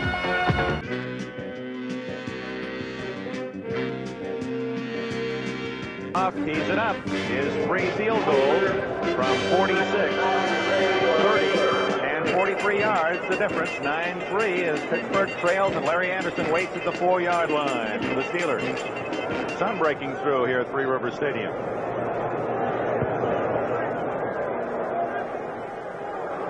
From the 3. Anderson has some blockers. Out to the 34-yard line, and Tom London, along with Ron Bolton, to make the hit.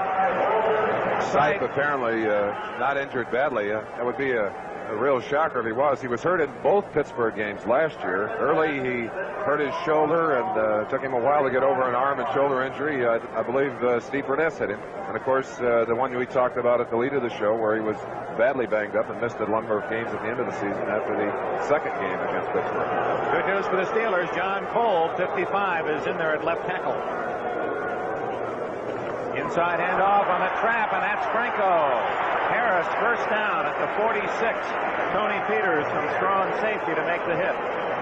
Super trap on the inside. Sam Davis trapping number 64. Turkey Jones. Watch Ambrose trying to get out. And that's 79, Larry Brown, sealing him off. Boy, that's a great play. Great block by Larry Brown. Of course, Franco doing what he has to do when there's a hole open, and that's get as much as he possibly can. Tight end, 89 Cunningham on the left side. Swan right, Stallworth left. Harris. 50 and out of bounds at the Cleveland 45. Good game by Harris. Mitchell ran him out of bounds. The offensive linemen have to do more than just block on the line of scrimmage. Occasionally they've got to get out. Watch number 55, John Cove, get out and lead this sweep. Very unusual play for the tackle to lead.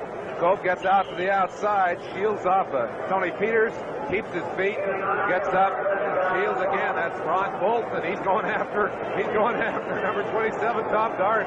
Great job of blocking. And all of that when you got a neck that's just about killing you. That's right. Almost a hat trick for John Cole. 2 blocks and smelling the 3rd. Harris plowing forward and a first down to the 39 before Sturt can make the tackle. And Franco Harris is starting to rumble. At Buffalo, Tony Linhart, 21-yard field goal for the Bills. And they lead the Colts by a touchdown, 24-17. Philadelphia advances over Miami in the 4th quarter on a Mickemeyer field goal, 17-3 in Cincinnati. In search of its first win, has a 6-point lead in the 4th quarter. Denver, Kansas City tied up before the half. First down play. And again, it's Harris right up the middle. Another first down for the Steelers, and Harris ripping up big chunks of yardage. A Pittsburgh Steelers can get you so many different ways. They run about 6 or 7 different kinds of traps. This is their favorite, the quick trap right up the center. Mullins shielding off Ambrose, and Franco Harris making a brilliant reaction to those blocks. Gets big yardage up the middle. Harris, more yardage in this drive than the entire first half. Look at that hole. Boy, that's pretty. That was Sam Davis coming over to do the trapping on that one.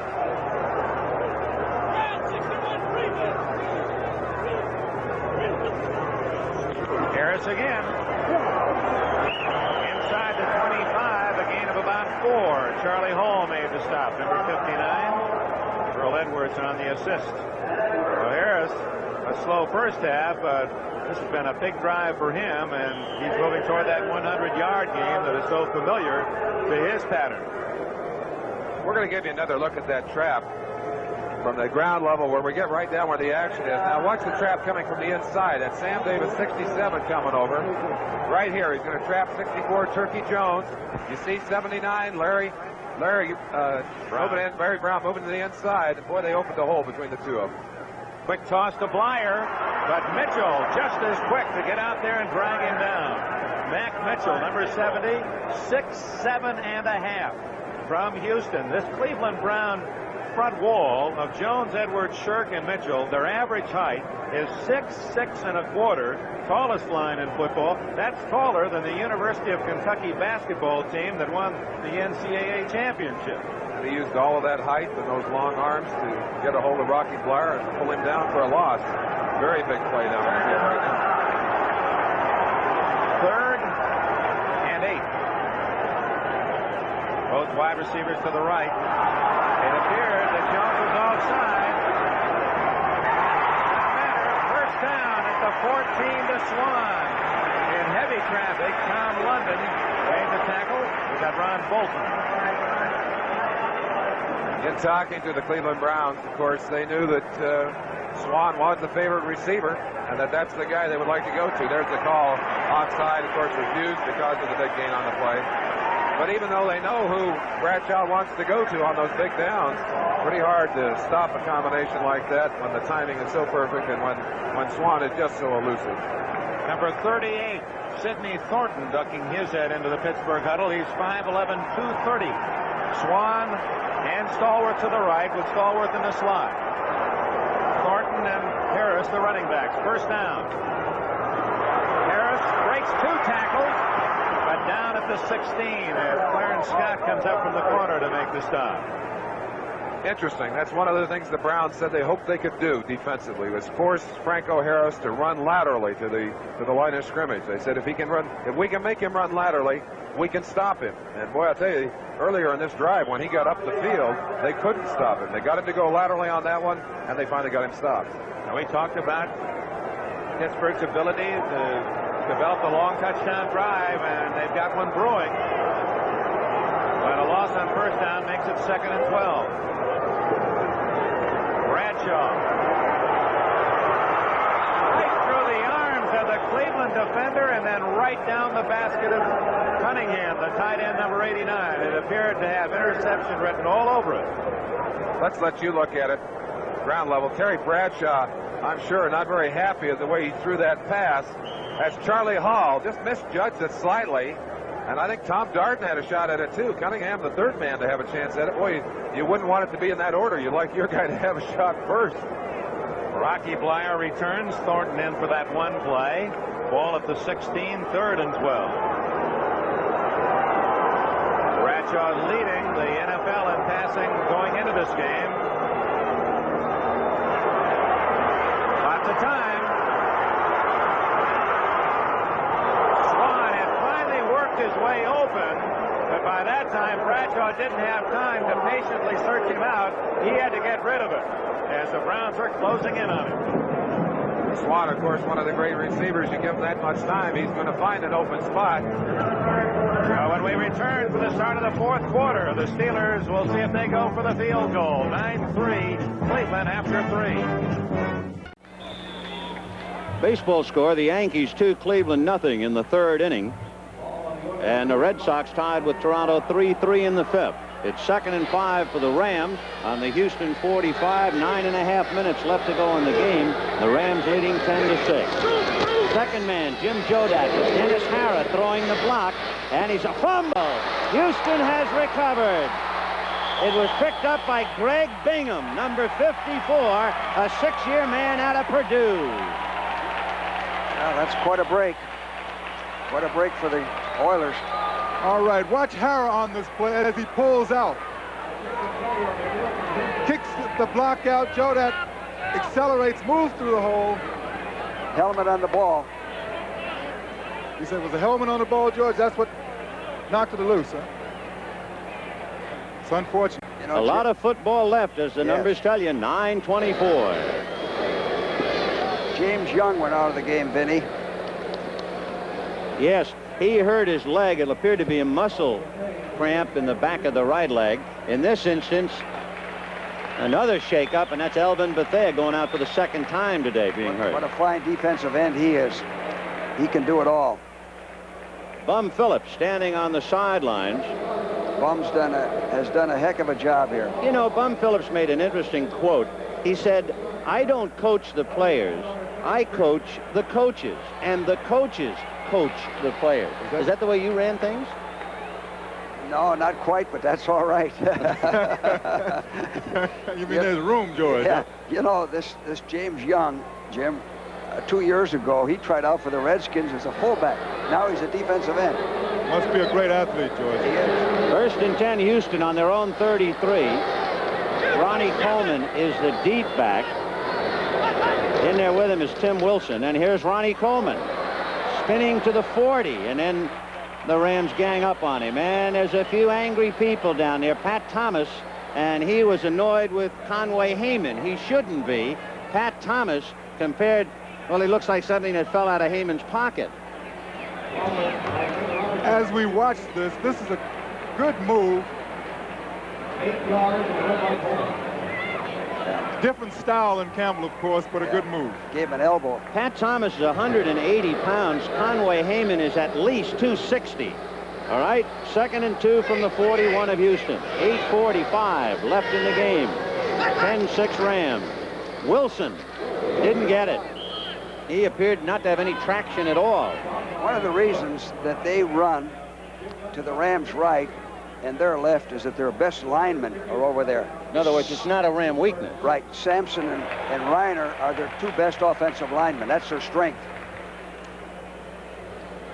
Earl Campbell getting his left thigh taped and also getting a respite because it's been heavy going for him. There you can see the tape job. 3rd and 2 on the 41. Big play. Wilson and Coleman out of the eye. Castor just off the wing of Barber as a second tight end. There goes Castor in motion. Coleman, and he got it. 1st down. Got to the 45. Jim, I like to see a back go over the top like that. When should a back go over the top, George? Short yardage. I like the way he did that. Coleman. Absolutely right. If you watch the Rams defensive line, they all charge low, which allows the back to go over the top. They need 34 back in here, just for the threat. Definitely. 1st and 10 on the Houston 45. Remember, they recovered the fumble on their own 33. Billy White Shoes Johnson inside Burrow in a slot right. Barber, the tight end, on the left side. Wilson and Coleman, the running back. Pastorini going for the bomb, and it's Burrow. It was picked up by Pat Thomas. So the interception by Pat Thomas. Pat Thomas is a smart defensive back. He can jump. He plays the ball well. He's physical. He's a lot like Pat Fisher.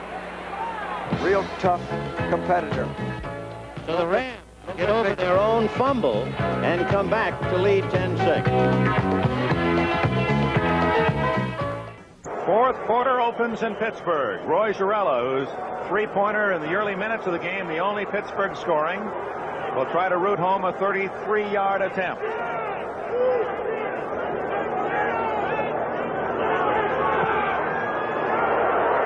It's there.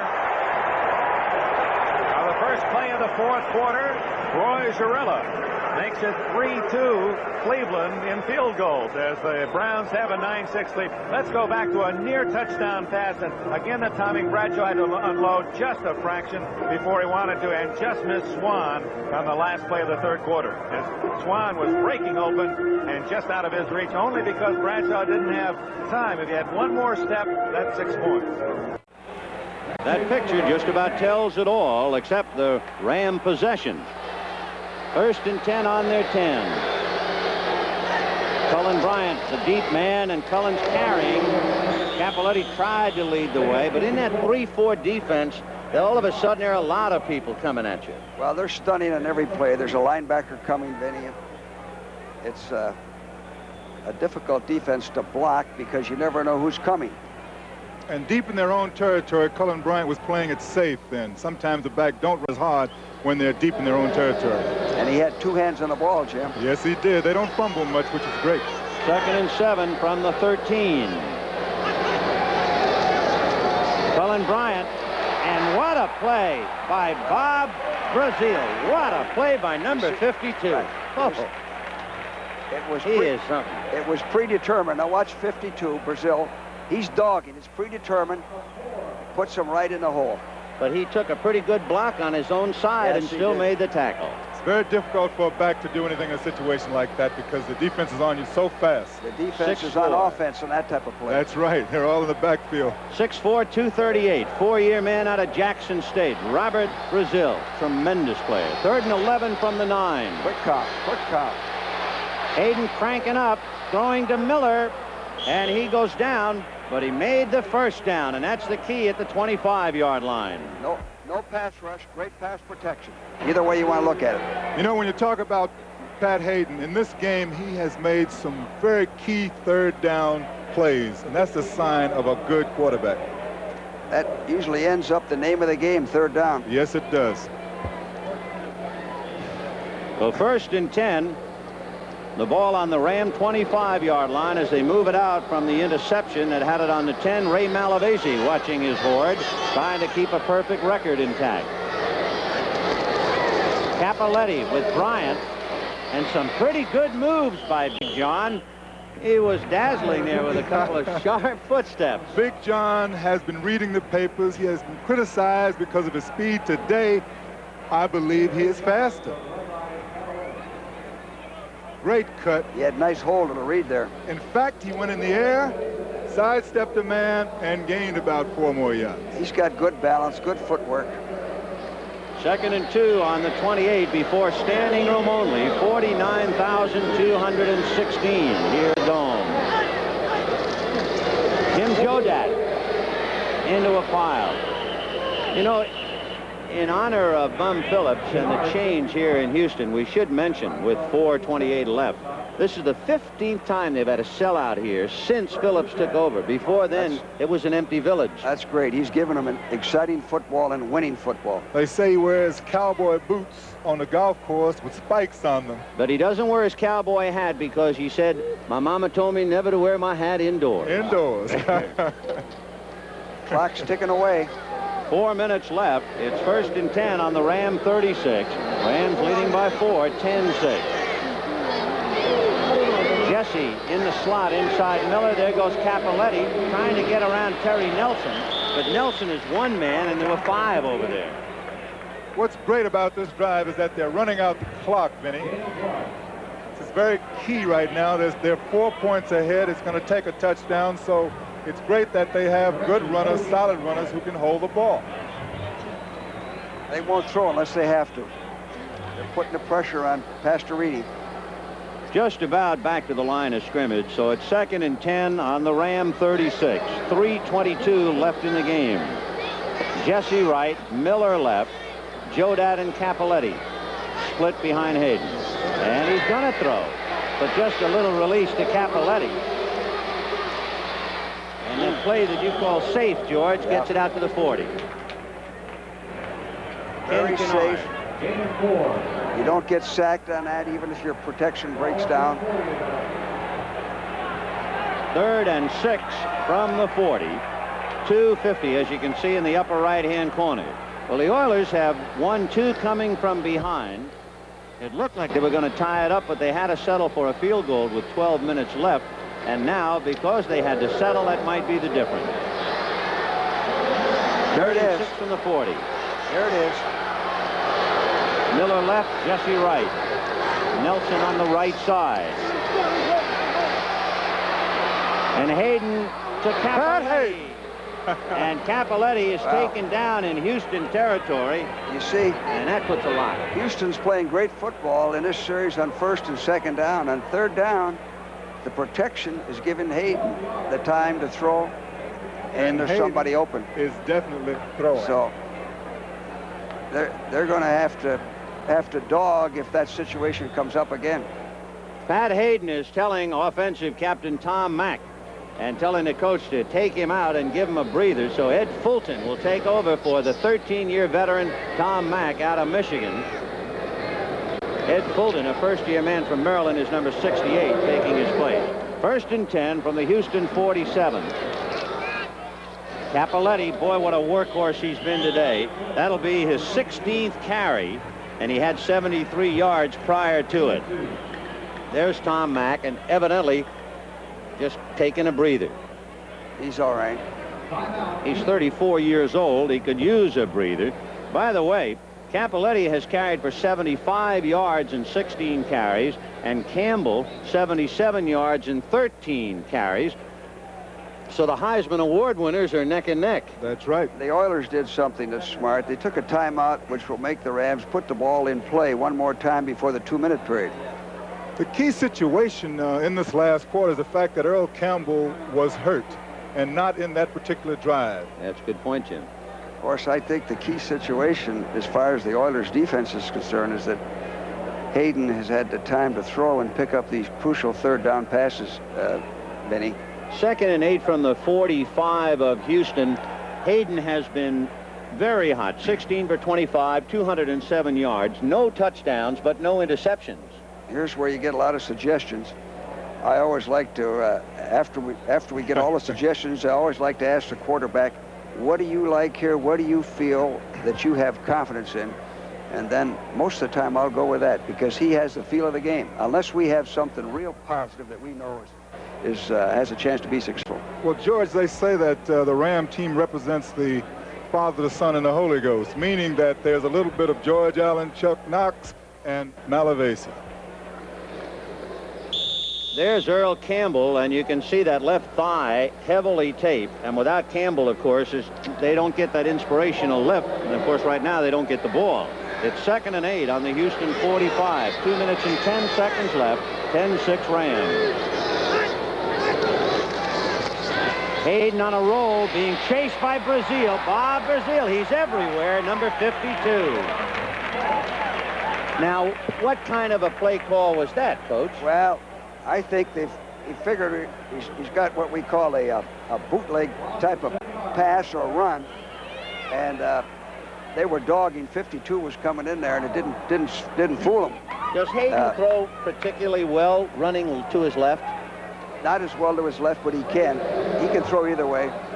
That type of play, it's either good for a long gainer or you lose like that. They lost. It's 3rd and 15, and of course Bum now is talking to Pastorini about getting the ball one last time and defeating that stubborn Ram defense. Pastorini has thrown 9 for 20 for 120 yards, no touchdowns, and he had one key interception just moments ago. And again, Hayden is huddling. Right. The interesting thing here to me right now, thinking defensively, is how many men are we going to rush? If he's going to throw the ball, if we rush with 3, we haven't gotten in there. We've given him too much time. I think that's the key to the defense right now. Then, who are you going to defense? You're going to defense 81, Jesse first, or are you going to defense Terry? But I think the key here is the rush. Well, as you look at Bum Phillips and some of his Warriors on the Houston side, just to set the scene again, 2:05 left in the game. It'll be 3rd and 15 on the Ram 48 as Hayden returns to the huddle. You have a chart, Vinny and Jim, and you know exactly what he's done in this situation. And then you try to defense that particular man with the strongest defense that you can call. Would you expect him to put the ball in the air now, long but with time left? I think he'll try to get the first down. He'll put it up probably carefully. 3rd and 15. Miller left, Jesse right. Nelson on the right side. It's Bryant and Capoletti. He's going to send it up. And he's going deep to Nelson. And the tight end makes a great catch to the 25, and that's it. That's the ball game. It's just, oh, what a play. It's just what I said, really, Vinny. He had the time to throw. He had a chance to go to either 81 or 83. Maybe in another year they wouldn't have done that. From the sidelines, we watch Shirella kick it off. Keith Bright, Larry Collins, 2 rookies. Oh, that didn't go the 10, did it? Yes, it did, and that's going to be Pittsburgh's ball. The onside kick totally catching the Browns off guard. Robin Cole came up with a football as the element of surprise works for Pittsburgh. I watched Shirella practice this kick yesterday for about 10 minutes and had no idea that it would be used as effectively as it was today. He just kind of punches that ball along the ground. Here it is right here. Watch it now. He just kind of punches it. See if anybody on the kicking team touches it early. I think there was a lot of talk there. He's 10 yards. Shirella. Oh, I said that's great. I've never seen that. Shirella, the kicker, recovered the onside kick without anyone else touching it. That's a one-man show. Harris trapped and dropped from Earl Edwards, number 66. So that should give the Steelers a big emotional lift. They trail by 3. Here it is. You may not see this again in 20 years. Shirella to Shirella. Get inside that 45, Roy. Now you're set, and your team has the ball. That's the old guy so fast he can throw the pass and catch it too. Well, Shirella got down there, did a great job of making one of the biggest plays of this game so far. Former baseball and soccer player in high school, and paid off on that play. Bradshaw, Swan. Ooh, what a hit! 42-yard line, first down, Pittsburgh. And this crowd comes to life.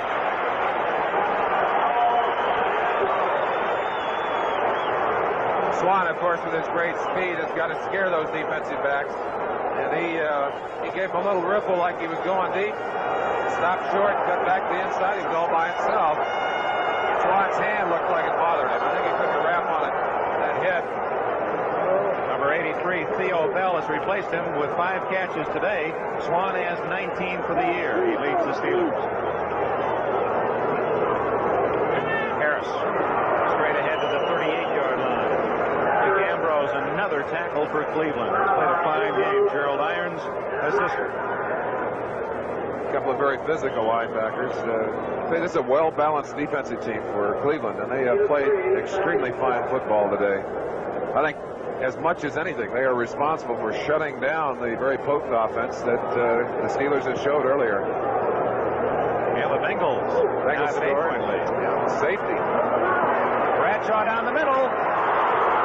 Darden waiting in the weeds, and as Stallworth was about to latch onto that pass, that Darden ducking in and breaking it up, and may have injured Stallworth in the process. Aggressive move, Merlin. Very aggressive. And Darden, of course, one of the most aggressive safeties in the league. Right up, strips, grips, and knocks John Stallworth right to the ground. No chance to hang on to a football when you get defensive plays like that. Darden with 1 interception today and 4 for the year, leading the NFL. He's playing great football, and many feel this is his all-pro season. 3rd and 6.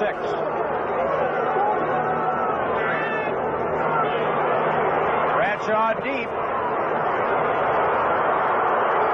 Intercepted. Is that a touchdown? No.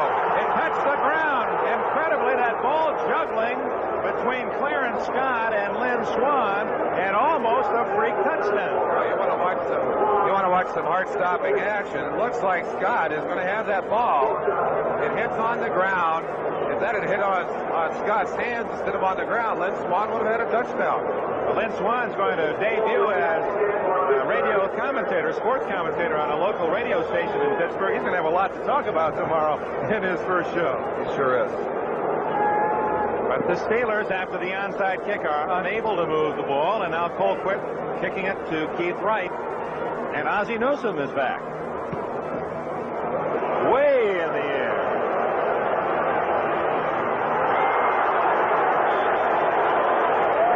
So Rudershan just let that ball hit him in the chest.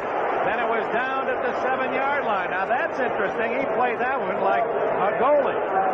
That's again Pittsburgh Steelers kicking the Pittsburgh Steelers. Great hang time that allowed Rudershan to get down there and bounce it out of bounds, or at least kill it dead. Cleveland's ball deep in their own end. The 2-minute warning, we're down, as you see, 1:59 now. 1st and 10 on the Houston 26, and you must remember that the Rams, on the interception by Pat Thomas, had the ball 1st and 10 on their own 10, and the Oilers were just unable to stop them. The key to this drive, Vinny, has been Hayden has picked up every third down play. And 63 yards along the way.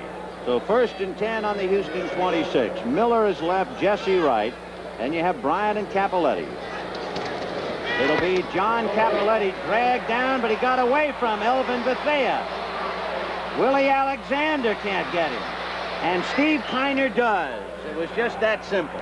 He escaped 2, and the third man finally got him. Well, it took a lot of time. Sure did. And it's still running. They're down to 1:38 and counting here. It's 10-6 Rams.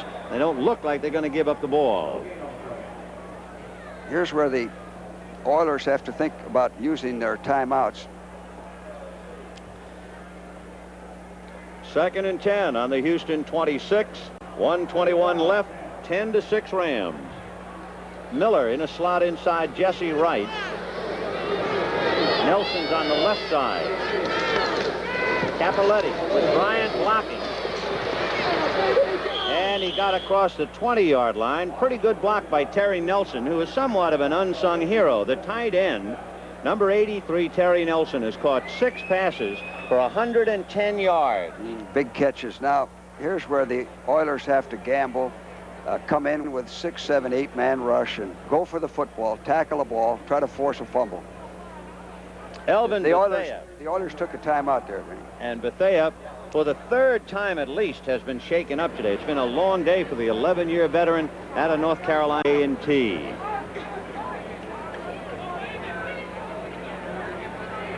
So Pat Hayden firmly in command, and the key play on the drive, that sensational leaping catch by Terry Nelson.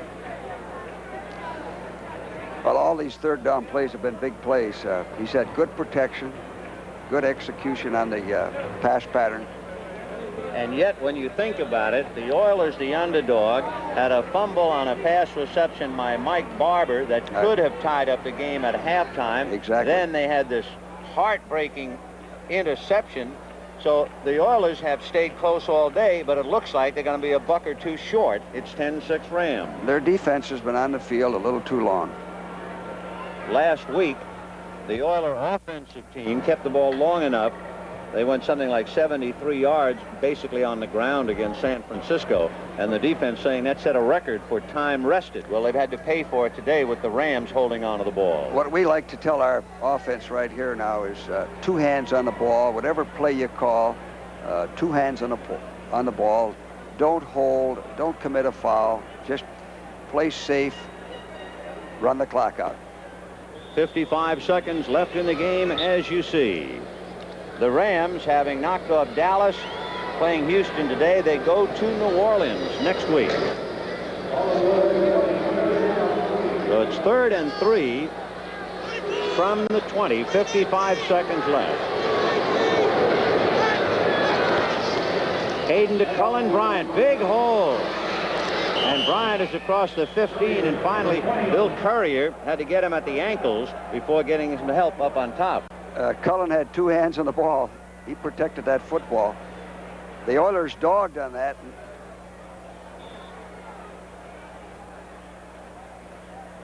32 seconds with the clock running, so evidently Houston out of timeouts. They can't stop the clock, and the Rams now can just take a bite out of it. They've got this thing. All they got to do is fall on the ground. 1st and 10 from the 13. And Hayden goes down with Cullen Bryant and Capoletti forming an arch over him to make sure nobody falls on top of him. They will not have another play. A big win, a hard-fought game for the Rams. They won. They beat the Oilers at home in the Astrodome. That's a very important win for them. So the Rams now are 4-0, trying to catch Chuck Knox's record of 1973 when they won the first 6.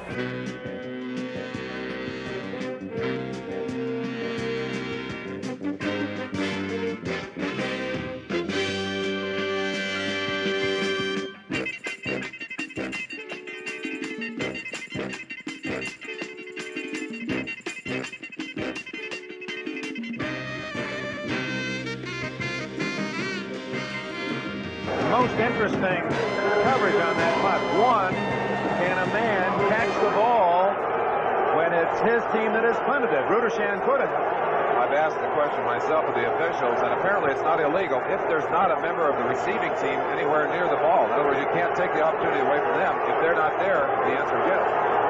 Rudersham, although he let the ball bounce off his chest, could have caught it, and then it would have been at the 1-yard line. The Browns have a little better position at the 7. Sipe, great fake. He's in trouble. Complete at the 15 to Logan.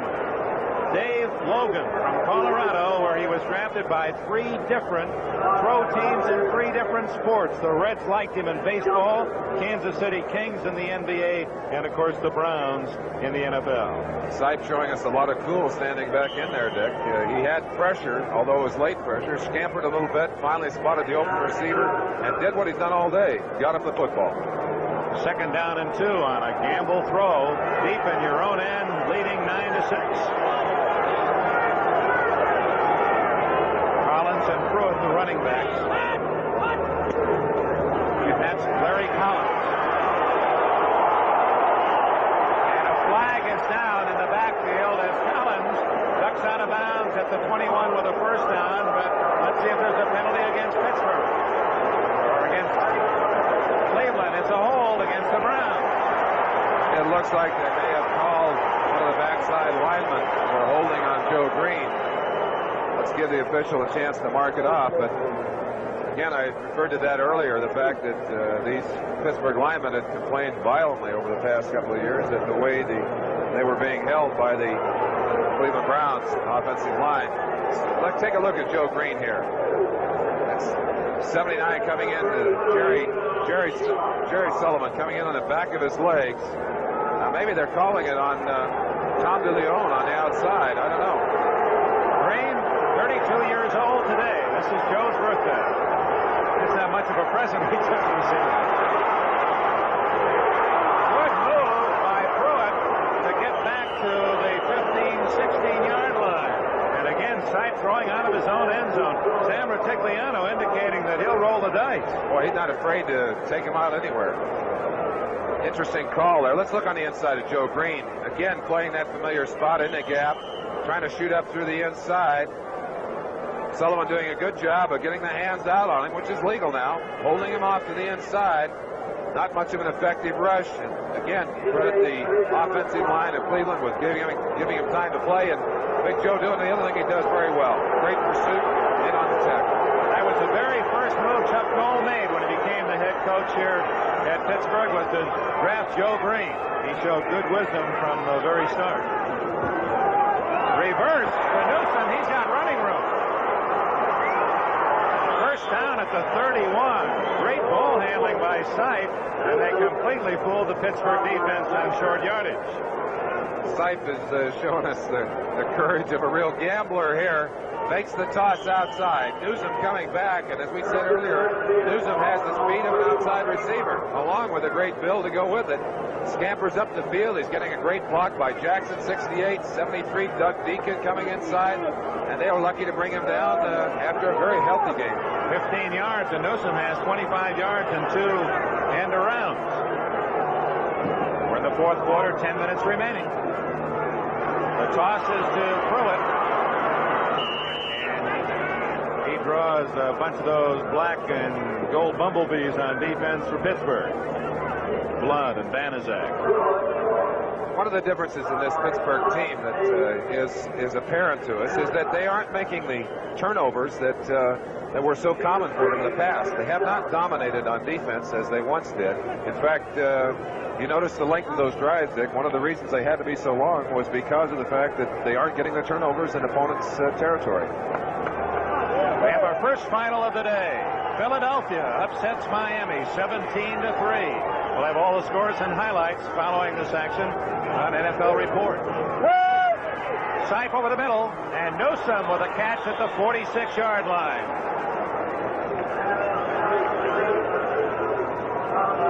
It's a Cleveland first down after starting inside their own 10 after the punt. They lead 9-6, another final. The Rams remain unbeaten. 10-6 victory at the Houston Astrodome. They've won some low-scoring games so far. They sure have. Some tough football for the Rams, and always a tough game when you play in the Astrodome at Houston. I guess there'll be a couple of undefeated teams going out of this day, and the battle here will decide whether it's going to be Cleveland or Pittsburgh. They're the only two unbeaten AFC teams. The Redskins, the Bears, and the Rams, the only NFC teams without a loss. Ball at the 46-yard line. First down for the Cleveland Browns. Tom Beasley is in for John Banaszak. 76 Banaszak on the near side being attended to. The veteran lineman from Eastern Michigan looking at his shoulder. Rucker right. Logan left. Threw it up the middle. He picked his hole and shot through the center of the Steeler defense a la Franco Harris. Dick Enberg with Merlin Olsen. Three River Stadium in Pittsburgh the same. Fourth quarter. 8 minutes and 20 seconds remaining. The Cleveland Browns saw the Steelers kick an early field goal after an interception. And then Cleveland with 2 cock-draw field goals in the second quarter. Another in the third. Pittsburgh on the first play of the fourth quarter, a Jarrella field goal. In a battle of three-pointers, it's 9-6 Cleveland. And the Browns looking for their first win ever at Three River Stadium, have the ball in Pittsburgh territory. Larry Collins could not get around L.C. Greenwood. Greenwood holding his ground, and with that tremendous speed, just ran him out laterally, stripped him away of his blockers, and a loss to the Browns at the 42-yard line of one. Having those long arms didn't hurt either, Dick. He just reached out there and grabbed him. I think the thing that is most impressive to us in watching this game is the fact that you'd have picked Pittsburgh to have the long drives in this game. It's Cleveland that has driven the football. You'd have thought that maybe the Pittsburgh defense would dominate. It's Cleveland's defense that's been most impressive today. And Sipes, the man calling the shots. A great game. He's going long. Oh, an excellent try by Reggie Rucker. Went right through the fingertips. A very tough chance for Rucker, who set this 1978 goal personally for 70 catches. When he does that, he'll break a long-standing Cleveland mark. Max Speedy caught 62 back in 1952. And Sipe getting the ball deep. One of the raps against Sipe in the past was he couldn't get the ball deep. But he's finally learned how to throw his kind of passes, the looping deep ones, as he did there, threw it perfectly. And although Ron Johnson was covering very closely, they almost had an interception on the play. Three-man defensive line for the Steelers. Extra linebacker Winston is in. 3rd and 11. Oh, what a rush. Scotty Shell, safety man, blitzing through. And did he hit Sipe cleanly? No one touched him. Torpedo Shell, that's the 5th sack of the day. Now watch it again. Sipe going back, apparently just has no opportunity to get away from Shell. Number 31, you see him coming right from the bottom. And if he hadn't gotten him, Jack Lambert would have. To Sipe's credit, he was able to maintain possession of the football. So Rudersham and Terry drop back to the 11-yard line. Evans, short kick.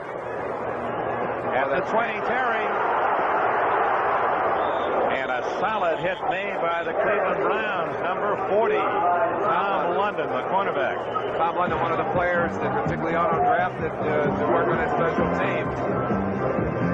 Timeout. 6.5 minutes left in this one. Cleveland protecting a 3-point lead.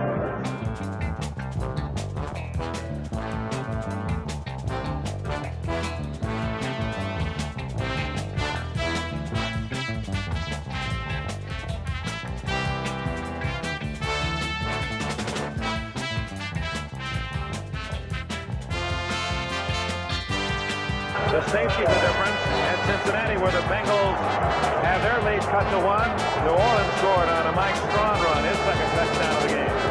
Sperry, NFL report. All the scores follow the action from Pittsburgh. That's Bradshaw.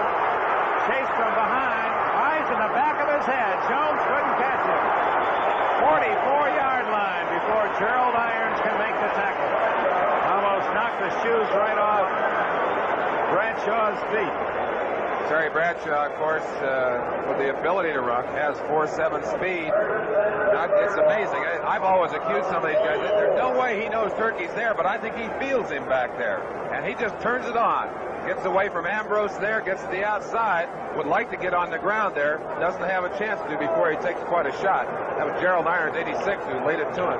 Good game by Bradshaw. Near midfield. First down at the 45.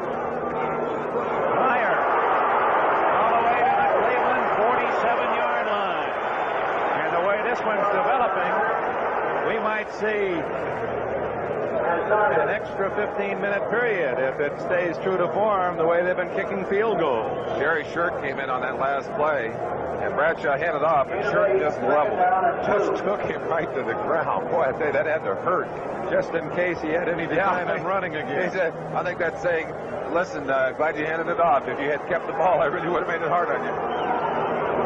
2nd and 2. Flag down, thrown by the linesman across the way. Penalties have hurt the Steelers throughout this game. Offside Cleveland. That'll bring with it a first down. They needed only 2 yards on 2nd down. So the 5 yards down to the Cleveland 42 for its 1st and 10 Pittsburgh. Offside, number 64, defense, first down. Joe Jones jumping offside. Quite possibly lined up offside. It's easy to do when you get into the heat of battle down there. They've been rotating some offensive or defensive linemen. Mike St. Clair in there now with Mickey Sims, Jerry Shirt, and Joe Jones. Keep them in there, keep them fresh. 5 minutes remaining in the game as Harris cuts to the 39-yard line. Could not get to the corner. Slipped inside, and Shirk and Ambrose teamed up on the tackle. 4:54, 4:53. Clock is running. Pittsburgh with the ball in Cleveland territory at the Browns 39. Not quite in field goal range yet. Score from Kansas City. We saw him last week. Tony Reed, a 15-yard run, and the Chiefs lead Denver 17-10. Would that be an upset? What an exciting player that Tony Reed is. Amazing. He made some tremendous runs last week against the Giants. Bradshaw faking to Harris. All day to throw. Stallworth.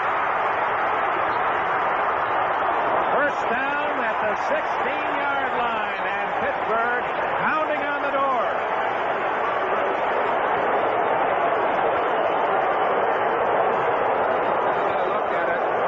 Again, all kinds of time to throw, and Stallworth just drifts into that little open territory. Lynch Swan deep to pull him back. Tom Dart doesn't have much of a chance, and Bolt finally comes over and puts a stopper on him. Here's another look at Bradshaw. You see how much room he has to throw that football. You cannot give Terry Bradshaw that kind of room. Otherwise, he's going to find those open receivers. First down at the Cleveland 16. The Browns 9. The Steelers 6. 3:38 left. Franco Harris trapped and dropped for a loss at the 20-yard line. The man who made the play defensively was number 70, Mac Mitchell. He forced Harris much wider and deeper than he wanted to go, and then Gerald Irons came up to make the tackle. give you a ground look. Number 70, Mitchell, getting quick to the outside, reading the play. Gove is supposed to bump him a little bit if he gets in trouble. Mitchell does not make the play, but he forces Franco deep, as you said, Dick. By the time Franco can recover too many white shirts, he takes the loss. Back to the 19-yard line, 2nd and 13. Browns loosen their pass defense. Audible by Bradshaw. Good protection. No catch. Bolton hit Flyer, and the Steelers are arguing that Flyer was forced out of bounds. Had he been able to come down normally, he would have been in bounds. Very upset. Chuck Noll not very happy about that call either. Can't blame him. Tough call against him at that point in the game. The official is ruling here on this play that even if there was no contact, Flyer would not have gotten both feet down. What do you think? Let's let him look at it at home. Now, Flyer catches it very close to the sideline. I think he might have been able to come down inside. I do too, Merlin. Let's give you another look at it. Looks to me like he's well inside. The defender drives him to the sideline. Well, we've called some good ones for the officials. We'll question him on one. 3rd and 13 play. And it's broken up by Clarence Scott, number 22. Steeler fans thought he might have interfered, but they could have been guilty looking at that one with their hearts. So Chuck Noll sending in the field goal unit, frustrated on this drive. Here it is as Lynn Swan is trying to break away from Clarence Scott, and Scott is up around him. I don't know whether he made contact with him before the hit. Swan thought he did. I'm sure that Clarence Scott said, no way, I was right on the money. Roy Chiarella, who was 0 for 4 going into this game, has 2 field goals in 3 attempts. This one would tie it. It's a 36-yard attempt.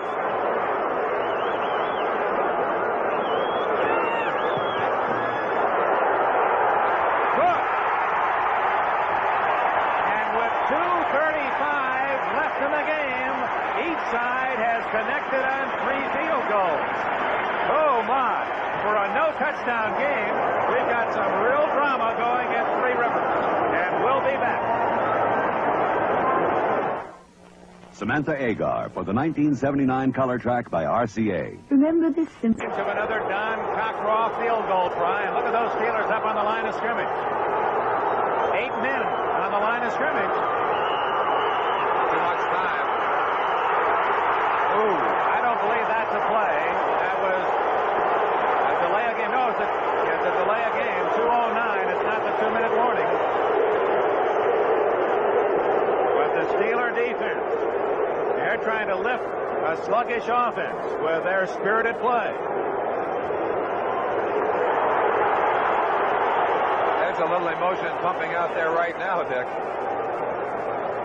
Oh, get bad news from New York. And again, the injury plague that has been striking NFL quarterbacks has hit the New York Jets' brilliant young quarterback, Richard Todd. We get the report that in Washington, Todd has suffered a broken collarbone. But it's all just bounce and bounce. Offense. It's not delay of game, but a false start. The Steelers taking the penalty. Well, they had no choice there. The play was blown dead with the false start. 2nd and 15 at the 33 of Cleveland. Dennis Winston is in for Joe Green, an extra linebacker for the Steelers. And it looks like they may be coming. Nope, fake the blitz. Through a lot of traffic. Oh, Sipe forcing that pass through 4 defenders, trying to find Ozzie Newsome. Again, trying to go to a money receiver, the young Ozzie Newsome. Sipe not able to get the ball on target, and there were just too many Steelers there to make anybody happy except the Pittsburgh Steelers. Crowd chanting defense, defense, and that's what they're getting from their Pittsburgh players. Tony Dungy, number 21, the 5th defensive back, is in. Dungy has led this Pittsburgh team in interceptions. Has played very little, but has been a surprisingly successful interceptor. This will be the last play before the 2-minute warning. 3rd and 15. Open is Rucker. Fumble, and Pittsburgh has the ball. Jack Lambert recovers at the Steeler 43. Check that. No, it's Robin Cole who came up with the football. And they're saying he didn't have it long enough. The official who had called it a fumble is being overruled. And you see the official saying, no, he did not have possession long enough. Here again, a controversial call. A second look. The call must be made. How long did he have it in his hand? I think he's probably right. Looked like it just barely had gained control of that ball when it was batted away. Of course, the Steelers very happy about it, but looking at it, pretty good call. They're going to get the ball anyway because Cleveland's punting unit is on the field at the 2-minute warning. 1:55 left. Here in Pittsburgh, it's a 9-9 tie.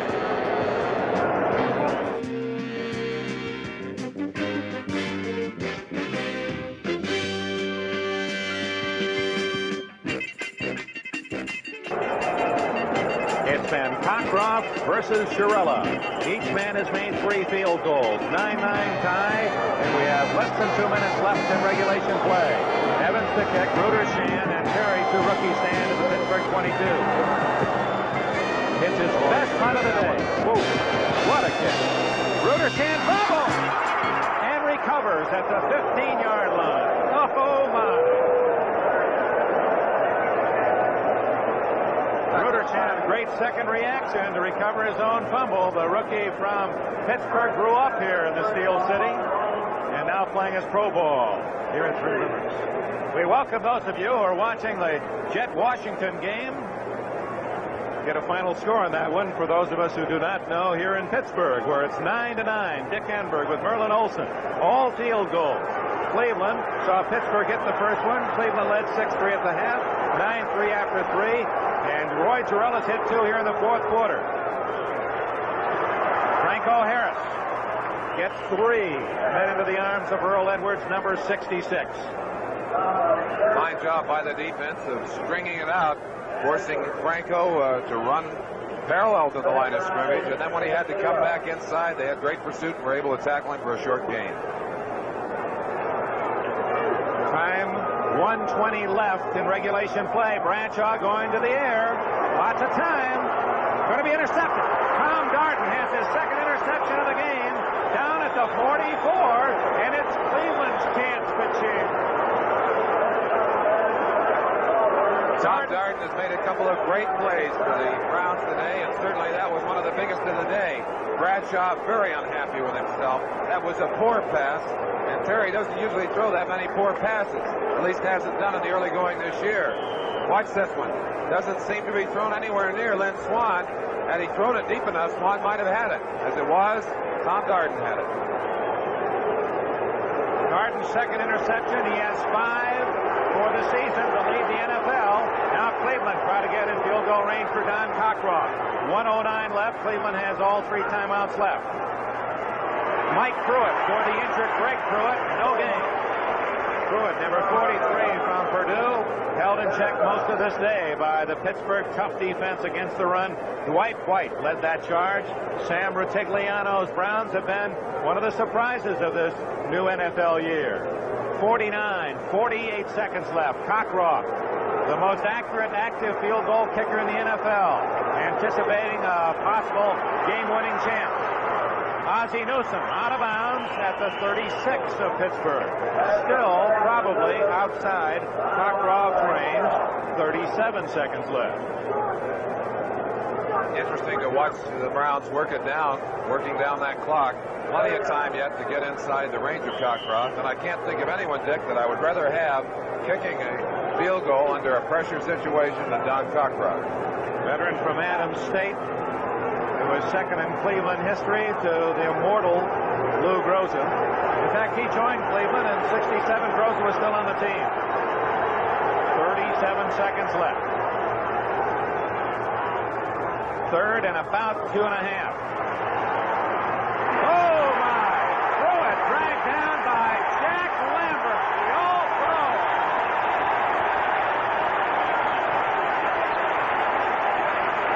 Not only preventing the first down, but taking the Browns out of field goal range.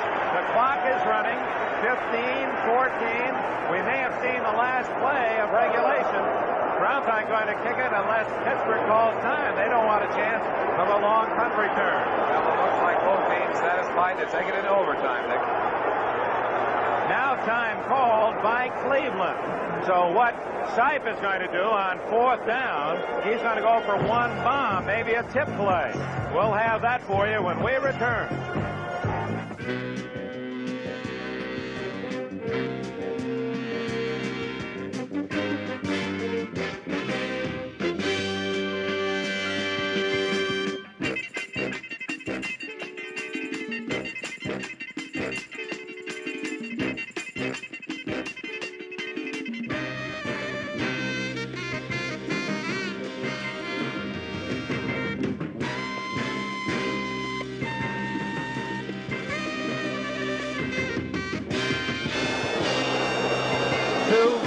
Left. A battle of field goals even. Ryan Sipe out of field goal range. We'll look at a Pittsburgh defense who will get many defenders back toward the Steeler goal line. With the new tip rule, we might see a little volleyball attempt at a touchdown on the last play of regulation.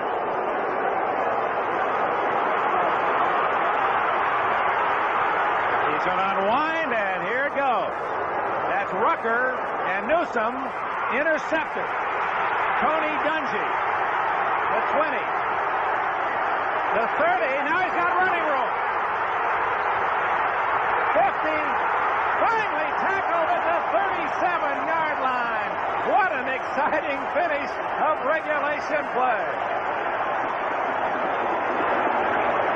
Tony Dungy, a specialist in the prevent defense, has his 3rd interception. Took it from the end zone all the way to the Cleveland 37 as the gun sounds, and we're now in a 15-minute overtime. Cleveland has already won once 2 weeks ago. They beat Cincinnati 13-10 in overtime, and a cock-draw field goal in overtime last year beat New England. Pittsburgh has been in only one overtime game ever, and that one ended in a tie, 35 in 1974 against Denver. We'll have the toss of the coin.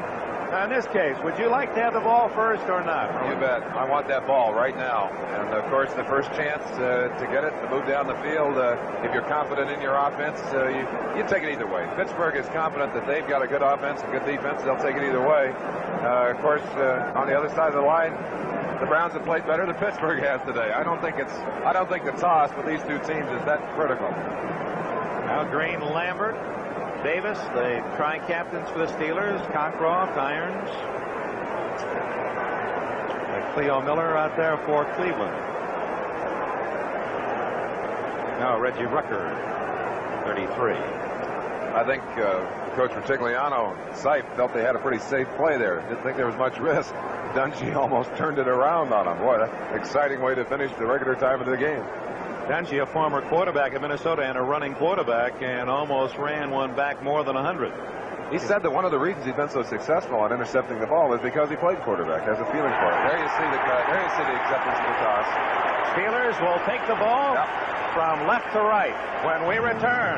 Overtime coming up in Pittsburgh, where the Browns and Steelers are tied at 9. He ran up on the short punt. Jim Early tackled him, but we had a flag down.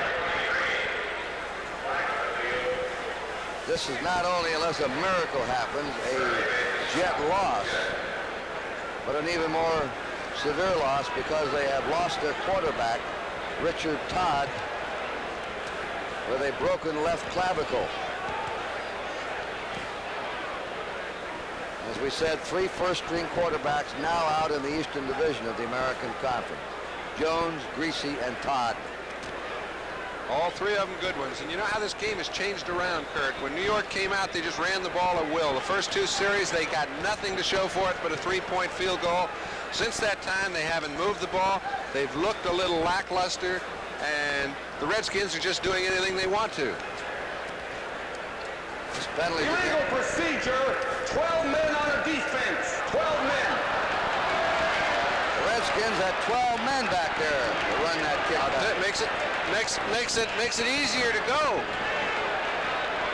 12 against 11, no wonder, huh? The score's 23-3. Well, it's more than that. The Redskins 23-3. Have looked outstanding today. Defense, offense, everywhere. This is a better kick, twisting up. Green handles it on his 33, 35, at the 40. Green gets away. Still going, and is down. He slipped it. He's been leading the league in punt returns and kickoff returns. He had a sprained knee and was doubtful, but they've got him in there. We'll be back, RFK Stadium. The score still 23-3, Washington.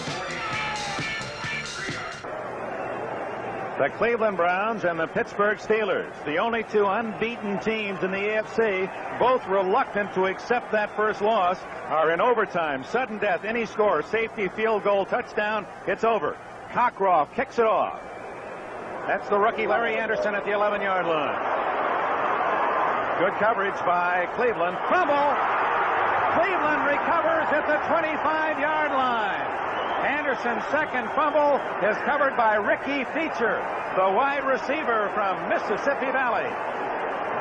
Unless they're going to rule that that ball was already down. No, it's Cleveland's ball. The hit was made by Dave Graff, number 55. And no, they say that this is not a fumble. Oh, my. Let's give you a look at it at home. Anderson loses his feet and touched the ground, but obviously up. A matter of whether you want to say he was down because of a hit. That's a fumble, Merlin. He was back on his feet. The Browns thought they had the ball. We'll see how important that call is. Pittsburgh retains possession at the 21-yard line. We welcome those that have been watching the Redskins and Jets. We'll keep you posted on that game. Washington leading 23-3. Franco Harris can't get outside, comes inside for short yardage. Watch again. Unless a whistle blew that play dead, there is no way that that would not be ruled a fumble, as Anderson had gotten down but got back up. Watch him. He slips on his own feet. He goes to the ground there. No contact. No contact. He's up, and he fumbles as he's off the ground. Very tough. Boy, I'd say if I'm a Cleveland Brown fan, I got to be upset. Of course, the officials can't see it in slow motion. That happened much quicker down on the field. 2nd down and 7. Bradshaw being chased by Edwards. Has a man open. Stallworth, first down at the Cleveland 40-yard line. Make that the Pittsburgh 40. Coach Retigliano told us early, he said we've got to keep Bradshaw in the pocket. He does the most damage when he runs out of there. Looks like he planned to get out of there. Getting great pressure from Turkey Jones. Comes over to this side and does what I think is the toughest thing for a quarterback to do. Throws to his left when he's running left. And boy, he puts it right on the money. Stallworth catches it inbounds, pays the price as he's knocked out of bounds. First down, Pittsburgh at the 40. It appeared that Cockcroft and the Browns were in easy field goal range of the fumble. No fumble, and now it's Pittsburgh driving.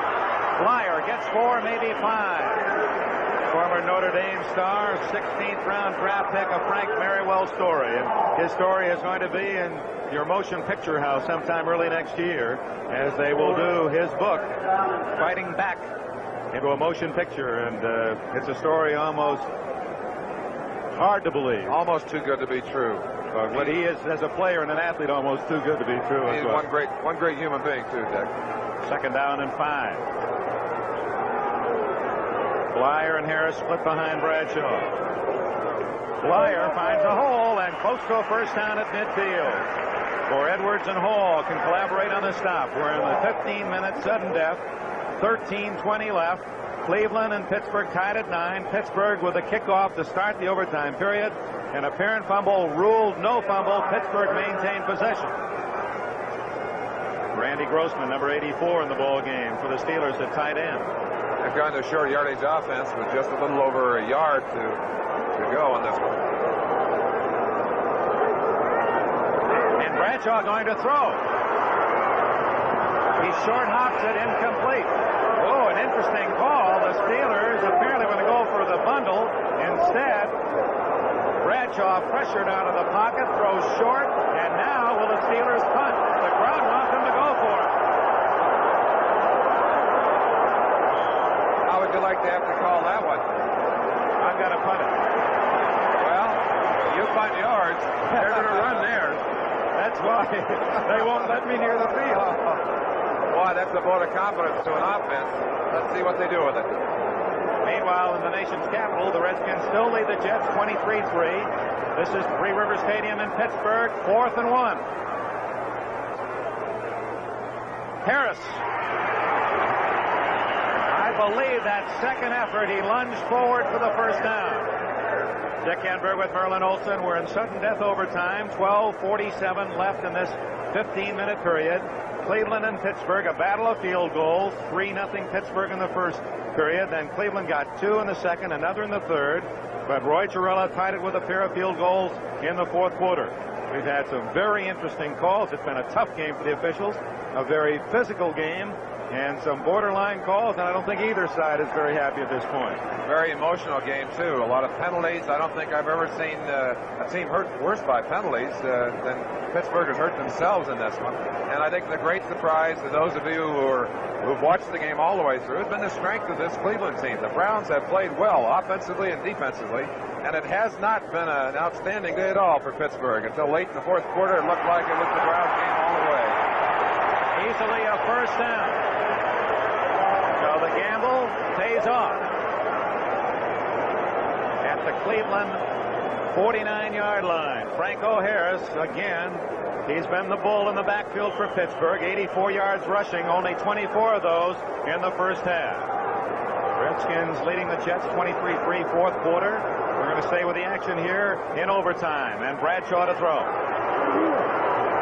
Lynn Swann, first down at the 38-yard line of Cleveland. And now the Steelers are within a first down of a game-winning field goal. Clarence Scott made the tackle. Bradshaw back. He throws this one back against the grain. He looks to his left, looks to the defenders off, and zips it. It's a strong throw. That's one of the things he does better than just about any quarterback in football. Powerful arm, gets it to his favorite receiver, Lynn Swann. And he's been the top catcher in the game with those 6. He got 6 in both the games last year against Cleveland, too, Dick. Rocky Blyer tripped up, short yardage at the 36-yard line. The play was made by number 64, Joe Jones. And I would guess the mouths of Rutigliano and his counterpart, Noel, are a little dry at this point. For those of you who have been watching NFL 78, we return you to New York. The Steelers break huddle, 2nd and 9 at the 37-yard line. A reverse to Swann, a flea flicker, and it's Bradshaw to Cunningham. Touchdown!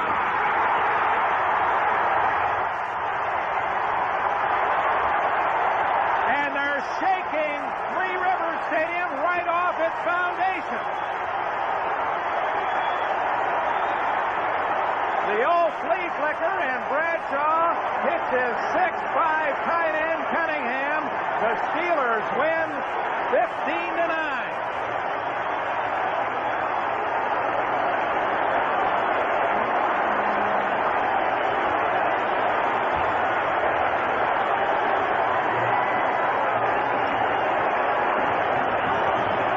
The only touchdown of a four-quarter plus game comes on a most unusual play, and Sam Rutigliano and Chuck Noll, they both gambled throughout this afternoon, and finally the big one pays off for Pittsburgh. Welcome back, NFL 78. We've just seen a spectacular game-winning touchdown, a fake reverse lateral to Bradshaw, who hit Benny Cunningham for a touchdown to win the game in overtime. Here it is. Terry Bradshaw, unafraid to go to something as tricky as a flea flicker, hands it off to Blyer. Blyer will hand it off again, and then they'll drop it back to Bradshaw. Bradshaw took a quick look downfield, saw Cunningham getting open. Cunningham just showing his great speed downfield, and Bradshaw, the strength of his arm. That ball had to be 60 yards in the air, Dick, and right on the money. Had it not been there, they may have knocked it away. But what a way to win a game. What a way to end it all. A spectacular game-winning score, and the Pittsburgh Steelers are now the only unbeaten team in the AFC as they defeat the Browns in overtime, 15-9. But to the credit of that Cleveland ball club, they played excellent football all day, and indeed, statistically, through 4 quarters, were the better team. it's a brutal loss. Has to be a brutal loss for them. They played so well throughout the game. And there's no question that I'm sure they'll go home and look at the films and say, hey, we deserve to win that game. We deserve to win it. 2 touchdown passes dropped on site, or not dropped, but called back on site. And had they had either one of those, of course, they would have won in regulation time. But Pittsburgh doing what they must do if they're going to be a championship team again, and we say again because they had a disappointing year last year. Here they are winning a game that it looked like they shouldn't win, but that's what the champions do, Dick. And for Benny Cunningham, the third-year tight end from Clemson, a moment he'll never forget, as he, the biggest man, biggest receiver in this game, and the biggest tight end in pro football, running a good pattern, and to Bradshaw's credit, as you pointed out, and perhaps we could see that throw one more time. I'm sure we will on NFL 78, the post-game report with all the scores. Cunningham in stride, catching that ball for a dramatic win here in Pittsburgh. Let's look back at a play that might have been equally important as that touchdown pass. On the very first play of the game, of the overtime period, that's Larry Anderson carrying the ball. Now he's going to break upfield, slip and fall. Now he's going to get back up off the ground and be hit at the same time. The ball is declared down and dead at that point. I'm sure the Cleveland Brown fans will be saying it's a fumble. And that's the story from Three Rivers Stadium. It ends in a spectacular touchdown and in controversy. The executive producer of NBC's NFL Football, Don Ohlmeyer. The telecast of today's game, great job, gentlemen. Produced by Michael Weissman, directed by Ken Faust. Technical director Horace Ruiz, associate director Randy Wands. Next Saturday, starting at 2 o'clock Eastern Time, game of the week, baseball. The hot New York Yankees face the Cleveland Indians. Philadelphia Phillies are at Pittsburgh. They'll fight the Pirates in the National League Eastern race. Or you'll see the Toronto Blue Jays at Boston's Fenway Park. And then next Sunday, NFL football, game of interest in your area. Check your local listing. And now stay tuned for the Sperry NFL report following these messages from your local station. Okay, where is he? Chuck Knox. Chuck Knox has just scored his first victory with the Buffalo franchise. Buffalo Bills, the final, beat Baltimore 24-17. Don't forget the Sperry NFL 78 report at the conclusion of this game. First down, the Redskins on their 43. Theismann to Riggins. Riggins rips it over the 50 and has a first down at the Jets' 47. Every time he's carried the ball, John, in this half, it's been yardage. And I guess we've said it time and again, he's been given an opportunity to run. We're watching Bill Kilmer looking on to the action out there. This is when a quarterback would really love to have a go at it because it's so much fun. No matter what you call, it's right. Kilmer's had several days like that. Joe Theismann's had 4 in a row now, and he is definitely their #1 quarterback. Kilmer will get his size of the action before the season's over, but it's fun out there when conditions are like this. First down for the Redskins on the Jet 47. Time remaining, 4:45. A 20-point lead for the Redskins. Let's check Riggins' yardage. It is now 89 yards in 16 carries.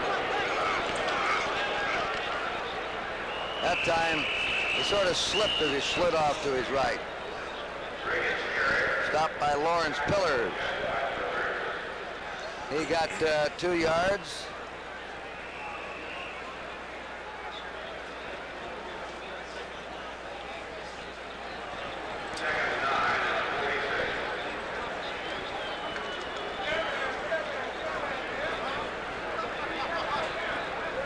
Merrill is in the middle now. Mark Merrill. Second down, 9. Clarence Harmon. And big play didn't get the big play that time. That's the first time he's been stopped by any means. Clarence Keller playing outside left linebacker. There's the old boys. There's Coy Bacon. You don't very often see a defensive line sitting on the bench in the middle of the 4th quarter smiling at each other. Breathing easy. 72 is Dyron Talbert. 65 is Dave Butts. Just a nice, pleasant day. And the schedule is very favorable for Washington the next 5 or 6 games. They can give Dallas all they ask for.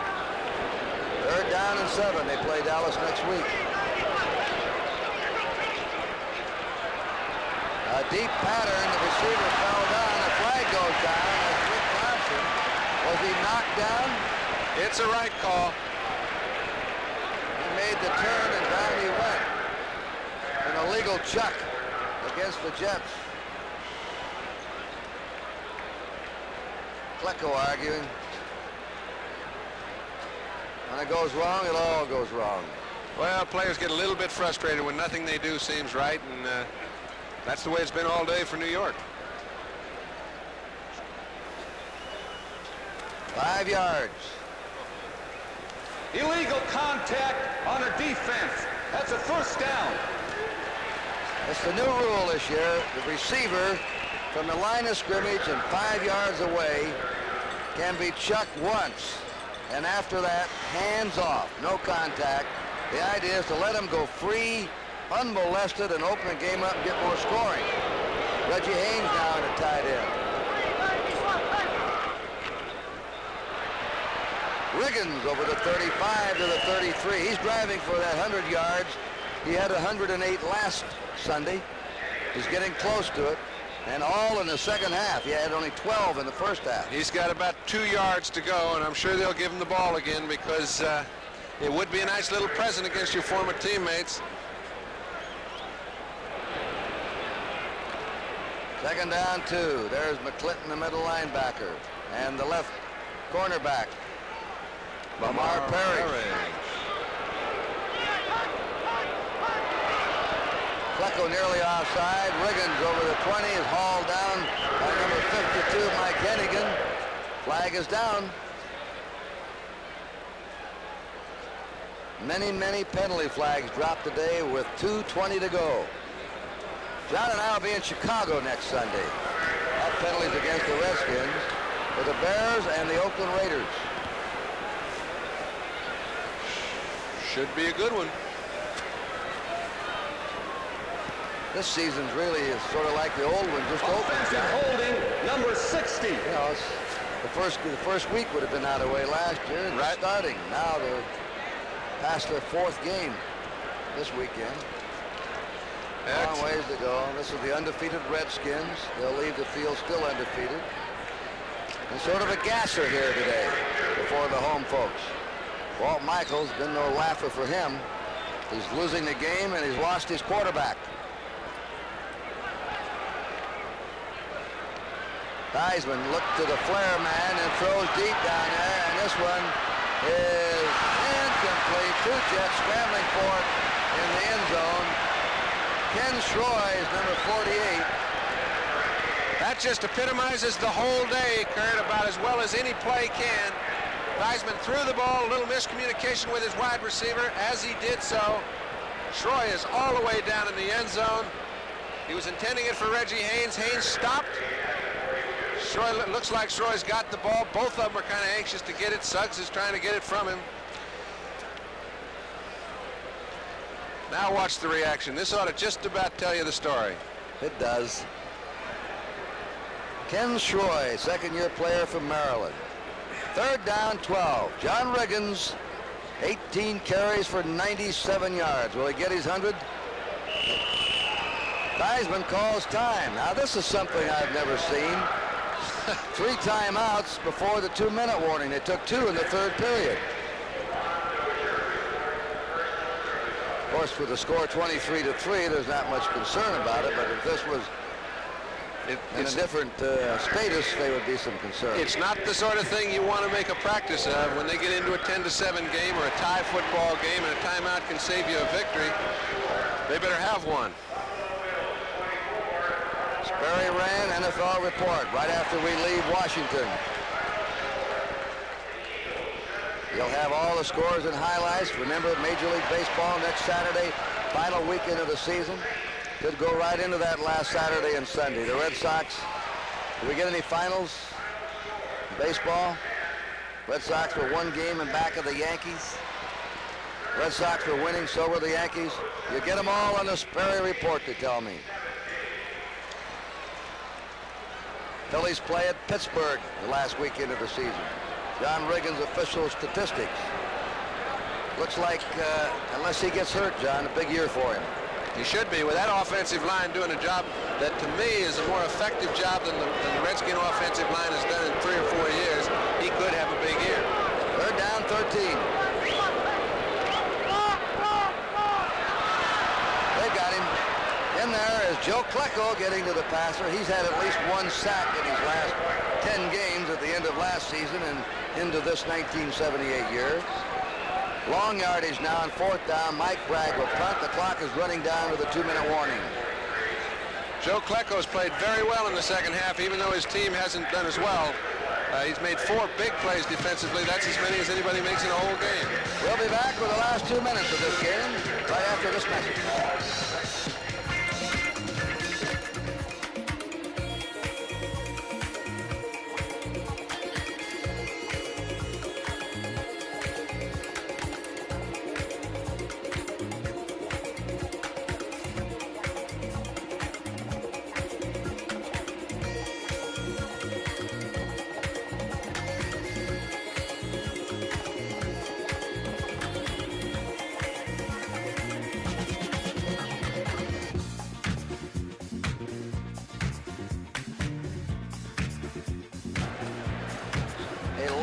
Game for Joe Theismann today. 21 out of 29, 2 touchdown passes, 209 yards, scrambled away for the pass rush, had constant pressure on the Jets, especially in the second half. Mark Mosley to punt. Bruce Harper's deep for the Jets in the last 2 minutes of the game. Harper fading back to his 12, trying to get outside, and goes down where Mark Murphy met him. John Riggins, he may not get that shot for 100 yards. 97 yards on the ground today for Riggins. Joe Costanza, we want to thank him today for his continued research. Theismann, look at Theismann. Nice going men. Fugit, he just shook hands with Fugit. Everybody. You guys were with me. A lot of teeth when it's going good.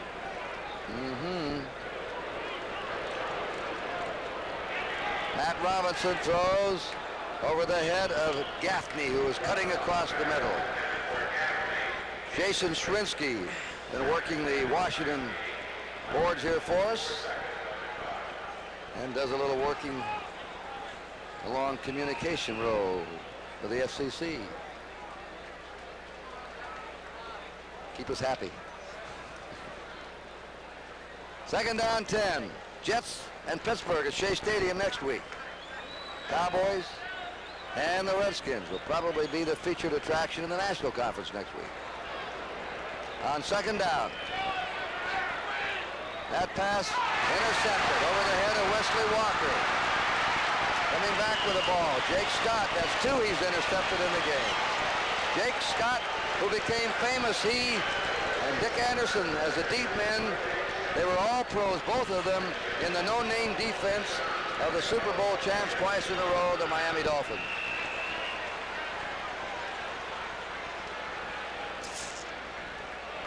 Don't throw it down the middle if Jake's around the area.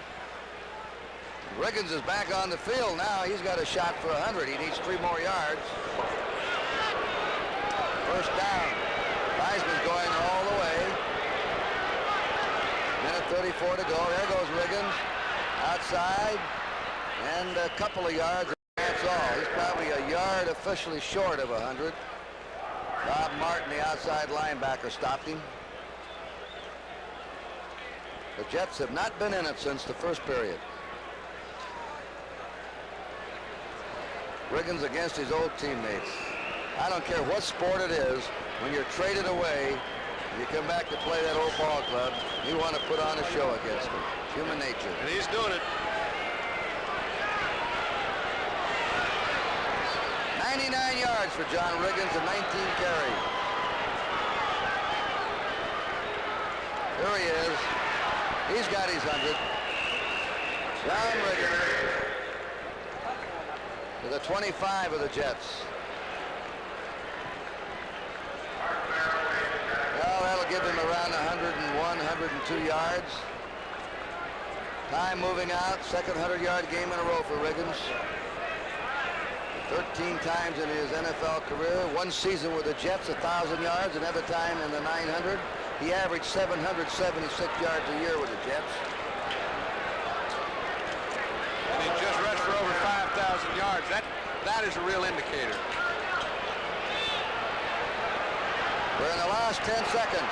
The undefeated Redskins off to a 4-0 start.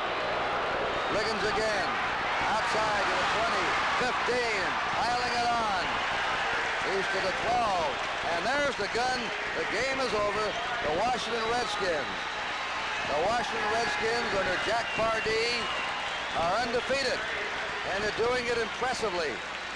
Joe Theismann is the man that impressed me most over 1 year ago. He's played four good football games. He completed 21 passes today. Riggins ran the ball 21 times for 114 yards. That's a total offensive output, Kurt, and they didn't do it against a weak team. The Jets have been a good football team. They were 2-1 coming into this game. It looks as if they're going to have to regroup, losing their quarterback, Richard Todd. He's an outstanding one, and Matt Robinson's going to have to do something to pick up the slack. I saw Pardee go out there, John. Michaels met him, shook his hand. Knowing Walt Michaels, I can just tell you what he said. You beat us all the way. Well, there was not much doubt. Walt Michaels is a fine coach. He's got a good young football team. They made some of the mistakes that indicate how young they are today. They didn't come up with any big plays, either offensively or defensively, and when you don't, you're going to lose. Let's talk about the Redskins in their division and the Cowboys. Redskins, what's your opinion of them this year? Well, the Redskins are so much better because they've improved their position where they needed help. You've got the center, Bob Kazeel, all right, Pat Nugent, or Dan Nugent. These guys are in good shape. They're going to be good down the line. All right, Kurt Gowdy and John Brody. Once again, the final score, Washington 23, the New York Jets 3. The executive producer of today's game, Don Allmeyer. Today's game produced by Larry Cirillo and Ted Nathanson. Directed by Ted Nathanson. Technical director, Bill Tobey. Associate director, Richard Klein. Next Saturday, baseball pregame, 2 o'clock Eastern Time. The games will be Philadelphia, Pittsburgh, Cleveland, and New York, Toronto, at Boston. And next Sunday for football, we'll have at 1 o'clock, Houston, Cleveland, Kansas City, Buffalo, Pittsburgh, New York, San Diego, New England. At 4 o'clock, Cincinnati, San Francisco, Oakland, Chicago, Seattle, Denver. Now we'll join the Sperry NFL Report after these messages from your local station.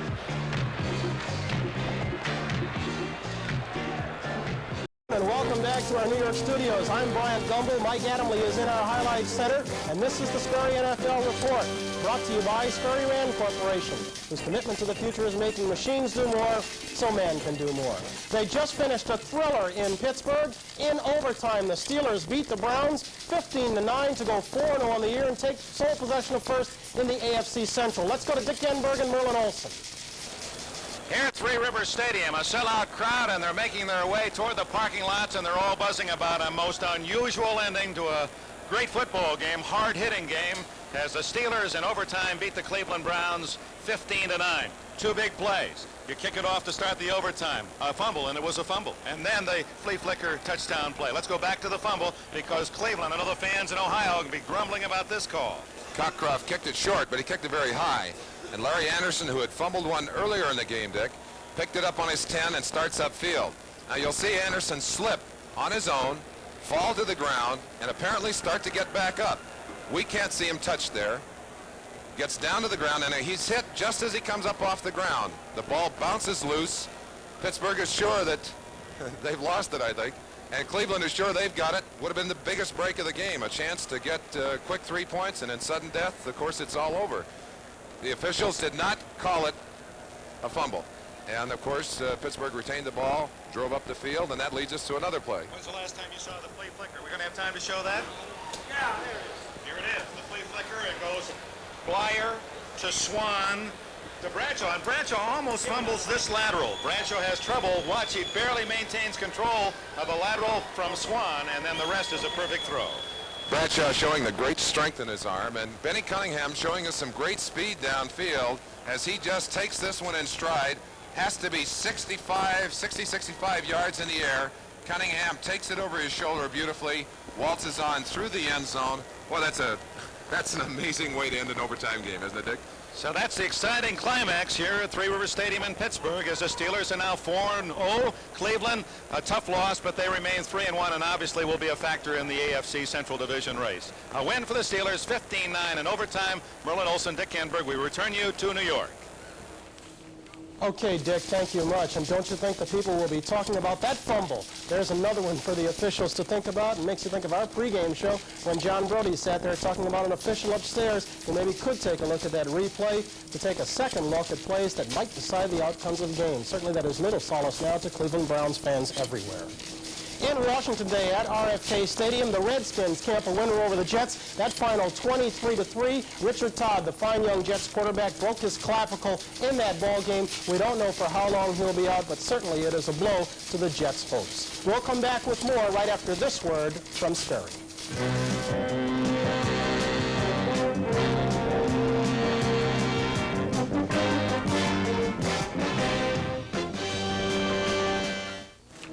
Denver and Kansas City are still going at it. This one going on at Kansas City's Arrowhead Stadium. It stands at 17-all. It's in the fourth quarter. That game's in progress.